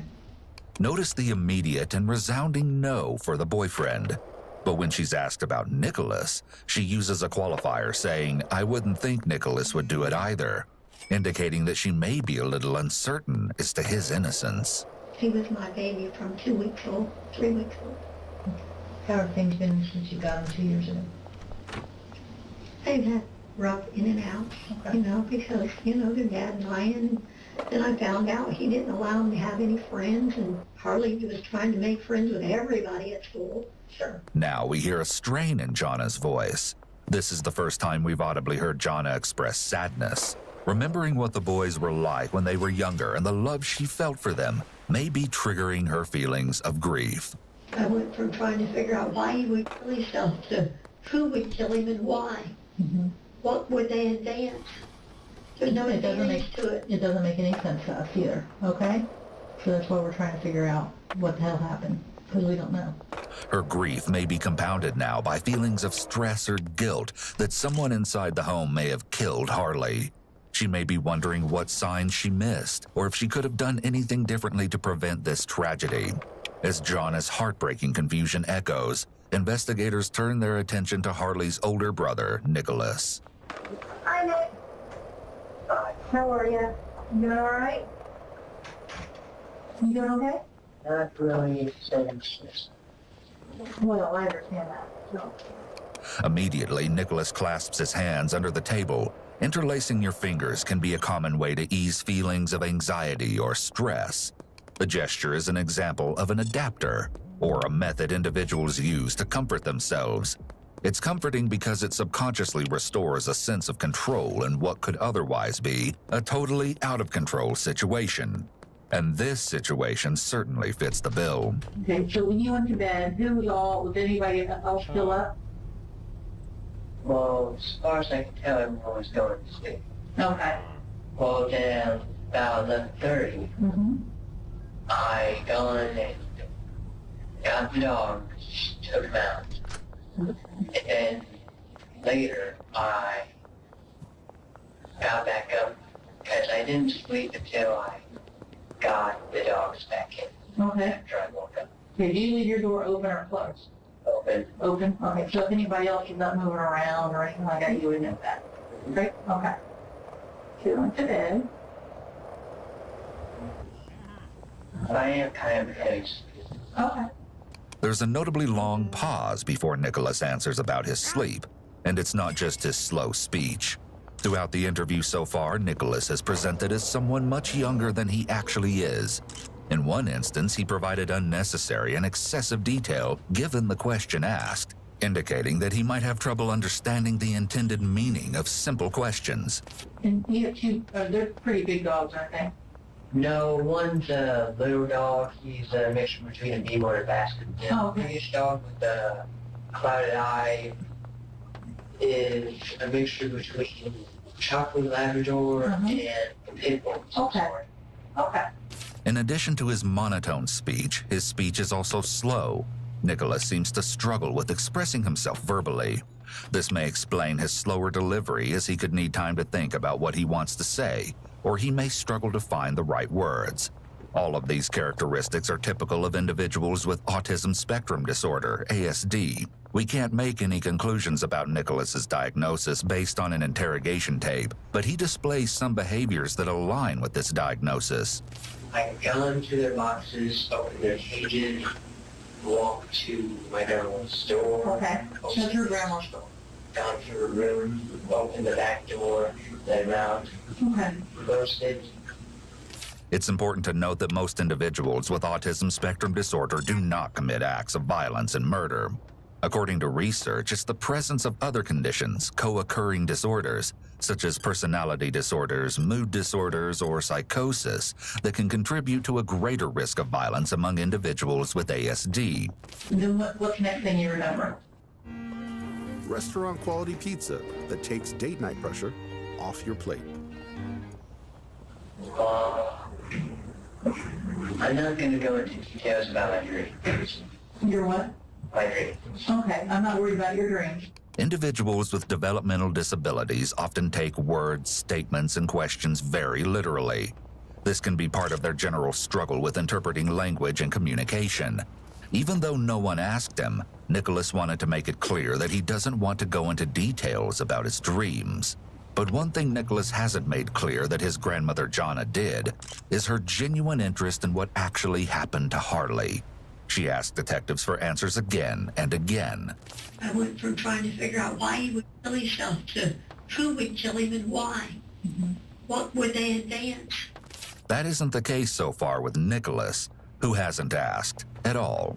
So after everybody else went to bed, you went to bed. Did you actually go to sleep though? After I was done watching Ghostbusters. Okay. And once that got over, then I turned it off. I turned the TV off, went to my bed, and got okay. So what time do you think you got to sleep? I think about 1 something. So then you go to bed, and what time do you get up? Well, I got up about 5 o'clock when my first alarm goes. Okay, 5 a.m. I got to take a shower. And then when I got out of the shower, I got to Harley's door. Okay. I knocked. Okay. I said, Harley, it's time for you to take a bath. He didn't answer. Notice that his tone changes when discussing Harley. Until now, we've heard a mostly monotone Nicholas. But now, just like that, he sounds almost agitated when he speaks Harley's name. Okay. I said, Harley. He's also not frontally aligned with the detective, meaning he isn't facing her directly. This can indicate a person is being deceptive and/or feels uncomfortable. It's also part of a behavioral profile for deception, along with being slouched, using barriers, and being unnaturally rigid for long periods of time. Each one alone is not definitively meaningful, but it is when you have other indicators. So when you knocked twice, he didn't answer. No. Okay, and then what happened? Well, after I was done trying to get him out, I told Grandma that he wasn't responding. Okay, did you go into his room at any time before you woke Grandma up? No. Okay. Well, she moves through the key. She finds the key to his bedroom. She opens it, tells him or says it's time for you to get up, starts to walk away. I tell Grandma that he's not rude for her. She comes in here thinking it's a prank. I see his window open, I shut it. Just how far open was it? Like about here. Okay. As Harley lays unresponsive, it's strange that his brother would be more concerned with shutting the window. Was the blanket over his head, not over his head? Was it around his waist? Was it over his head? This is the kind of detail that investigators could see as a signifier of the perpetrator's emotional attachment to the victim, and is almost never done when the killer doesn't know the victim. How far is your room to his room? About more than arm's length. You share a wall up? Let's say this, like, walk in, my bed's all the way up. Walk to his room, it's all the way up. And do you have a window in your room too? I keep it. Does he usually sleep with his window open? Nobody doesn't really lock his window. This may be true, but given Jonna's earlier description of the sketchy neighbors, They're peeping Toms. They're just weird. If you got a curtain off, they're looking. it would seem like she would tell them to keep the windows locked.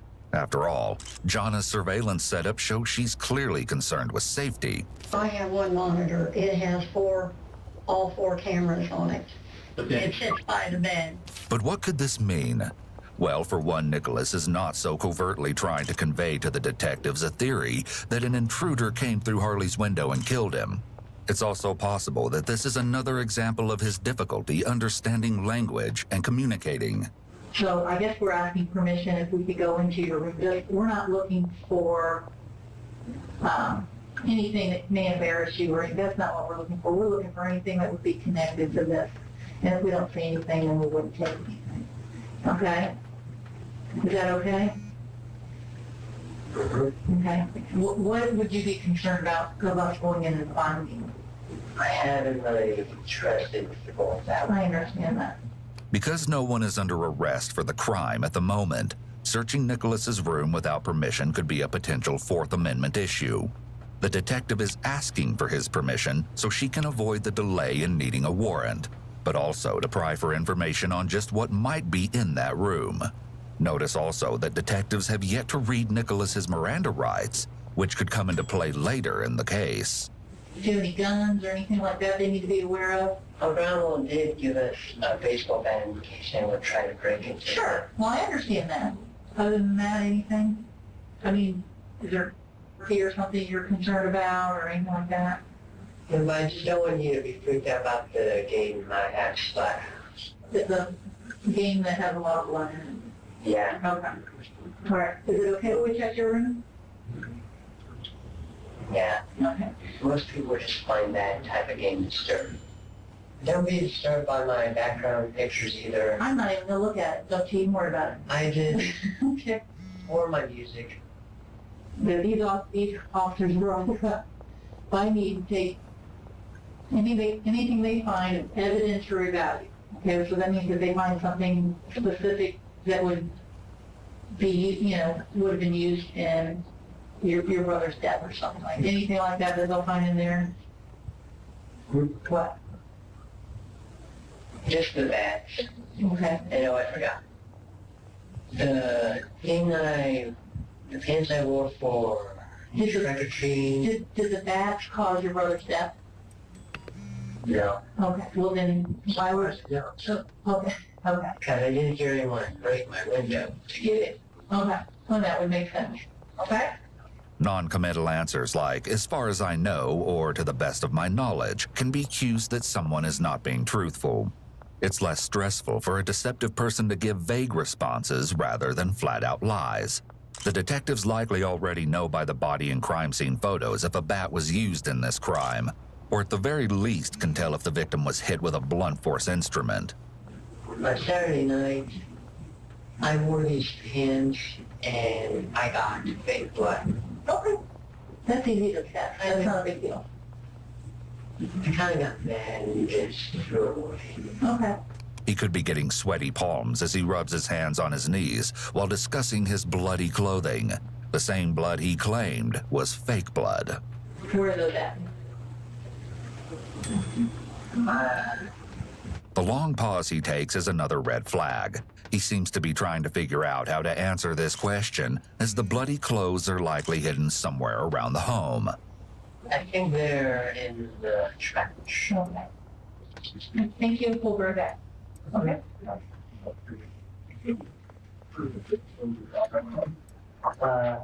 Yeah. I think you might want to fix that home wall. Yeah, we had a guy that got kind of angry at us. He broke our wall. Also strange is Nicholas's concern with the hole in the wall.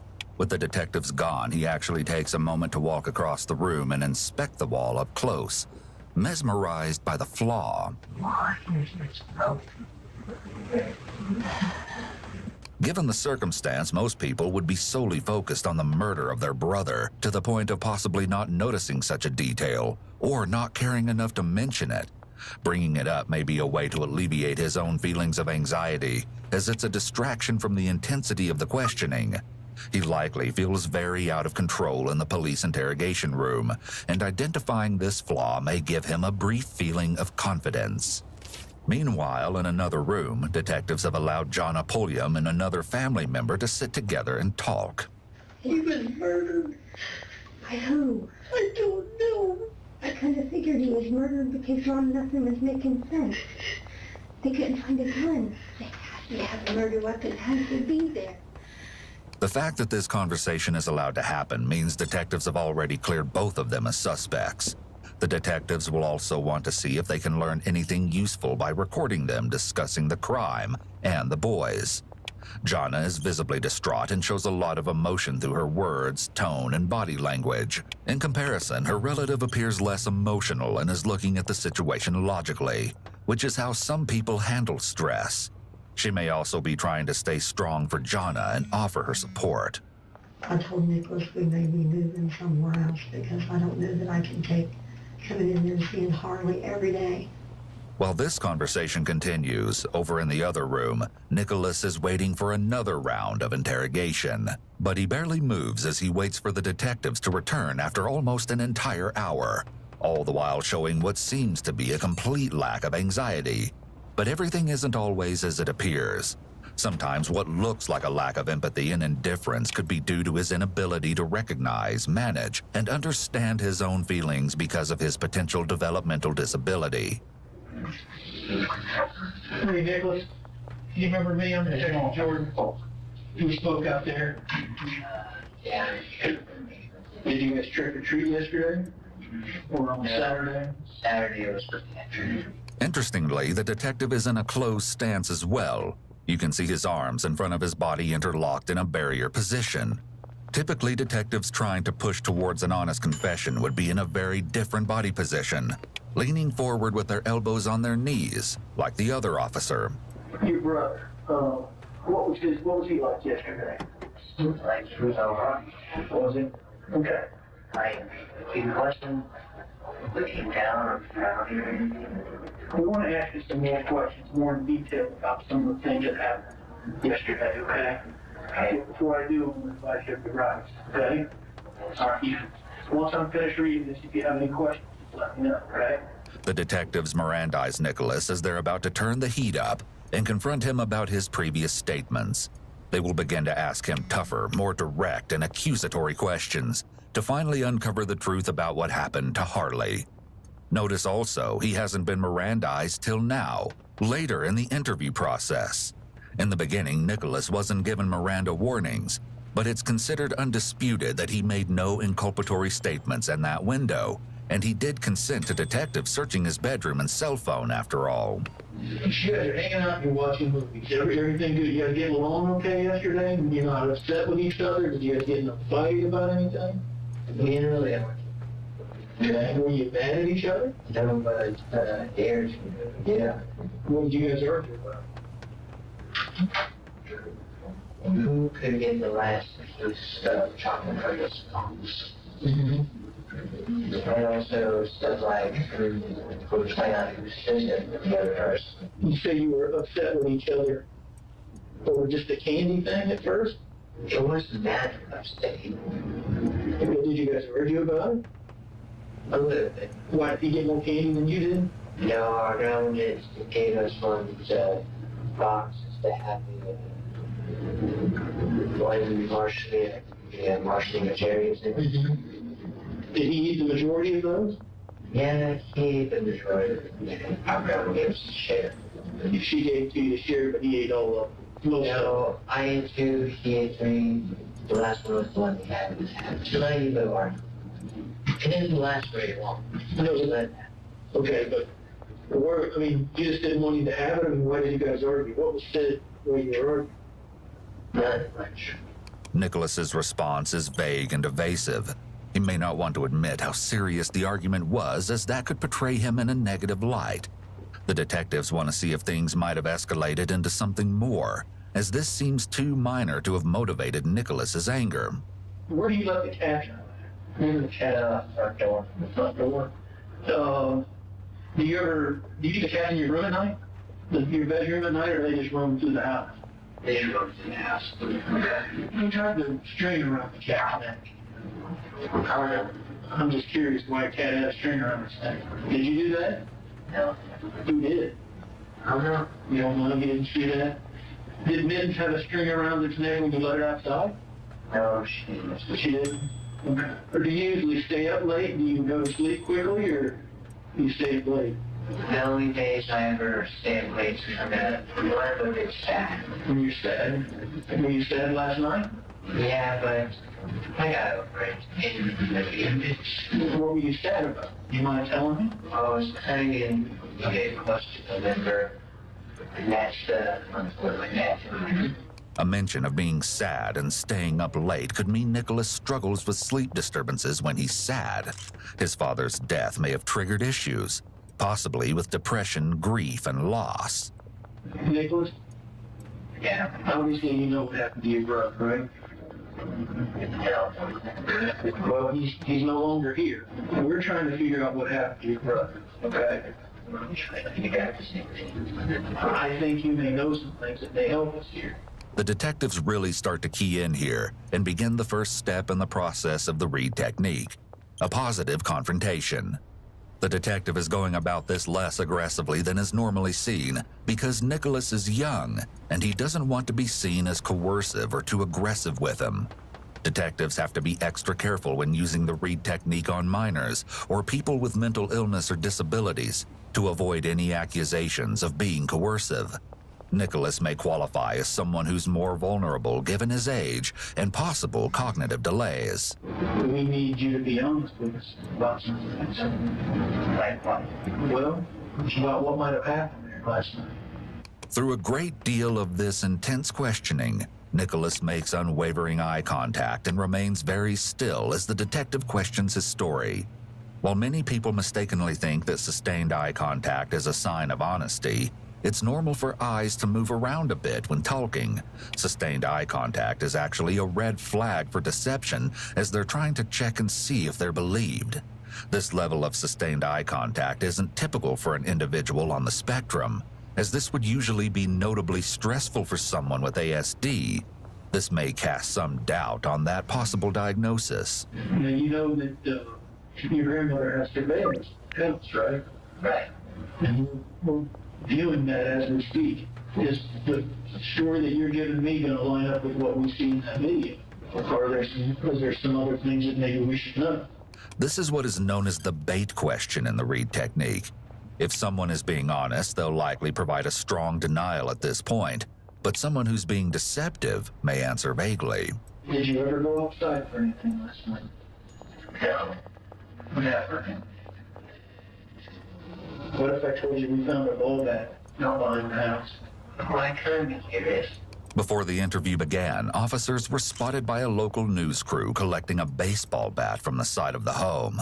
You want to explain to me why that might be there? I don't exactly know why a ball bat would be there. You put it there? No. Did you put it there? Yes. We found some jeans with some blood in their house. Are those your jeans? No. Did you change your pants last night? No. Did someone belong to your room? No. You'll remember, Nicholas previously stated that he had pants with fake blood on them. You were upset with your brother over something. You guys got into it. I understand that. Brothers fight. I used to fight with my brother all the time. But you're not being completely honest with me. Yes, I am. I don't think that you are. Somebody beat him really bad. He beat his head. I was very, very angry at him. That crack split open the skull. Nicholas appears to be indifferent and doesn't show any visible distress at hearing that his brother's head was beat in. While it's possible that he has difficulty expressing feelings the way the average person would, this response can be seen as a red flag that he's trying to hide or control his reaction to this news. Kind of like what happens on that video game you were talking about earlier. Give your nonprofit the productivity apps they know and love. Eligible nonprofits now get Microsoft 365 Business Premium free for up to 10 users and discounted pricing for additional users. Get started by clicking the link or visiting us at Microsoft.com/nonprofits. Think it's pink eye?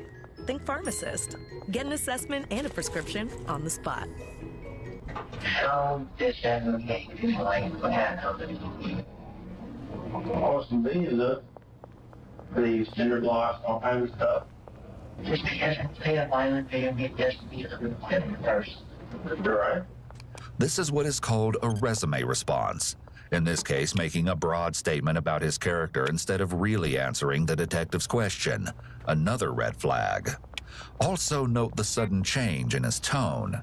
It's an unexpected twist that Nicholas starts asking the other detective questions about the video game, because until this point, Nicholas presents as naive, innocent, childlike, and compliant. Now, though, he's being rather bold as he challenges the detective's comments. Nicholas, I can tell that you're not being honest. Everything about you and your body language tells us that you're not being honest. And for sure it doesn't hurt you. Okay? Hey. We just want to know the truth about what happened so we can solve this for your grandma and your family, okay? The cat I brought me with it. What? The cat mittens, was that it? That had a string around his neck? That's because I found out she did some stuff under my desk like my games. Just 10 minutes earlier, Nicholas denied the incident with the cat. Who did that? I mean, you're not in trouble if you're tired. I'm just curious why a cat had a string around his neck. Did you do that? No. Who did? I don't know. But why confess? Why change directions now? It's possible Nicholas changed his story in the hopes this lie will explain why the detectives are sensing he's not being honest, and will somehow explain his inconsistencies. Think she choked Mitten with the string because she was mad at her? That's wrong. Animal abuse is obviously a huge red flag of serious conduct issues among children and teens. Sometimes if this behavior is recognized early enough and the child receives help, it can possibly prevent tragedy later on. It's also a possibility that Nicholas developed issues with anger and sadness after the death of his father, and then began displaying behaviors like cruelty to animals. But you understand that in watching that video, you're the only one moving around in the house. Nobody else is there. This is what I think. You want to know my opinion? What? I think you went in there, you were pissed at him, and killed him. And then you went back and forth between the bathroom, cleaned yourself up, and changed your clothes. Those bloody pants we found were yours. You were wearing them. That's got your brother's blood on them. You took them off so nobody would find them. By not moving and closing himself off, Nicholas may be hoping that he can avoid calling any more attention to himself, and his positioning shows he likely feels defeated, knowing his lies and cover-up aren't enough. But I want to ask you this question. Why? What would make you so mad? What would you do that would make you so mad that you want to do that? I didn't tell him. They did. We can't help you if you don't help us. Because if you don't tell us, then we'll never have the true story. But I know that you did. You did that to me. But why did you do it to me? Yes, you always did. How was he treating you, correct? I was pick someone. How does he pick him? I was being stupid and steps. Sure, he would buy things a few times. Scared. So did you hit him in the head while he was sleeping? Did he know you were coming? He was asleep, or you were? And you just took that back and hit him over the head? All right. Yes. How many times did you hit him in the head?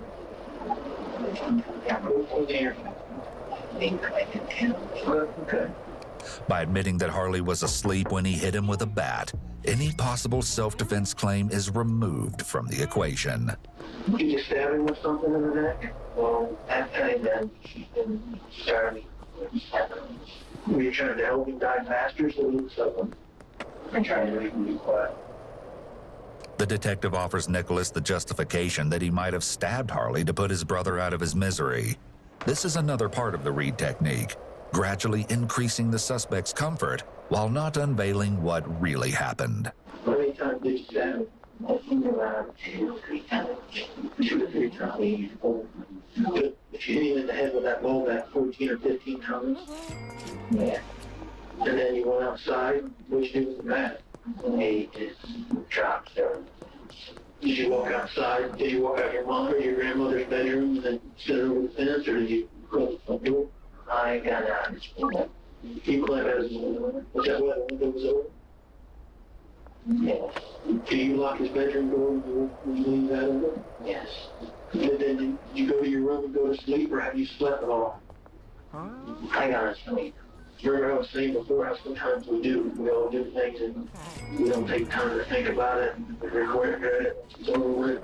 Yeah. Were you just that mad at him for some of the stuff he had done to you? You think that watching those video games convinced you to do something like that? Did it make you angry playing those games, listening to that music? And then, no? You were just mad at your brother. It's hard to imagine someone being able to sleep after committing such a gruesome crime against their own brother, whose dead body is also sitting in the adjacent room. But if Nicholas has no history of violence, it's likely that there was more going on aside from him being just mad. You were kind of upset you got in there? How long did you stay in there before you decided to grab her bat and hit him? Crema yogurt. So uniquely delicious, it's Cremolicious. Crema you're craving. Standing in there watching you? It's possible that Nicholas may have felt very powerful watching Harley lay defenseless in his bed. His confidence may have built up the longer he stood in his brother's room, realizing he had the power now, and Harley's life was in his hands. Premeditation and/or lying in wait is one of the elements that can be used to charge someone with first-degree murder. You did a lot of walking around there after your mom or your grandmother went to bed. You guys were told to go to bed, even before you let the dogs out. You're doing a lot of walking around there. What were you doing? Were you thinking about doing something then? Or just waiting for them to go to sleep? I was hurting them a little. How did you plan on hurting them a little? What were you going to do? I was going to do. As the confession develops, officers shift focus onto clarifying the whereabouts of all the weapons involved. Hey, we were trying to figure out the knife, okay? Because you told me that after you stabbed me, you went into the bathroom and you washed the knife off, right? Okay. So then you come back and you said after you cleaned it off, did you put it back in here, or did you go take it and put it directly into your bag? The story comes out clearly, and detectives have most of what they need. Okay, we're working on paperwork right now, right? You're going to be under arrest after this. We're going to take you over to the jail, give you fingerprints and photos, just like you can on TV, and then we're going to take you over to the juvenile hall. Now, just talk to your grandmother, or should we just talk to your grandmother and granny? They're not mad. To her, okay? For a number of reasons right now. They want to see you. Are you okay with that? Yes. Well, it's completely up to you, okay? If you don't want to see them, we'll tell them that. If you want to see them, then we'll tell them that. You're okay with seeing them? Okay. Okay. As he is once again fidgeting with his hands, likely an effort to reduce his feelings of stress, Nicholas may not have considered what his family was going through, as he has been so focused on himself.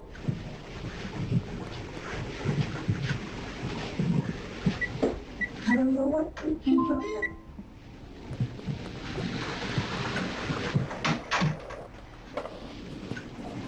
I will do what I can. I don't know why you got an extra brother.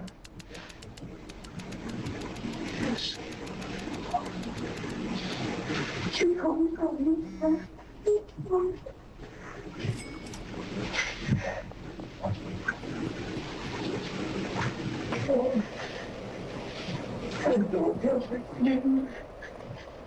A somber and tragic scene unfolds as Nicholas gets the opportunity to see his family.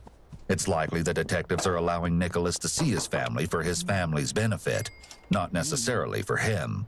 The police will try to accommodate the victims if they can, especially when they endured such a horrible tragedy. It's clear by the way Jonna comforts her grandson that she loves him despite his horrific actions. She's been put into a very difficult situation, yet she's demonstrating a lot of strength in her willingness to stand by Nicholas. This is his first show of emotion, possibly because seeing and hugging his family has allowed reality to sink in. The staff brings him some food, but when he starts to open the bag, he breaks down.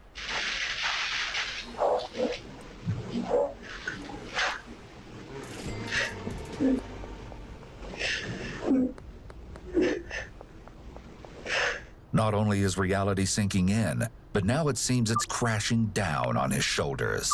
Oftentimes, murder suspects will break down emotionally when they're handed consequences, when they know they'll be suffering.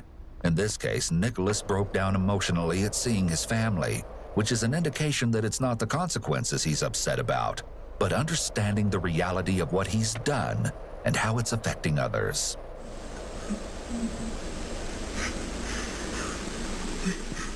Still, the consequences would turn out to be severe. At first, when Nicholas received charges of aggravated murder and tampering with evidence, he pleaded not guilty by reason of insanity.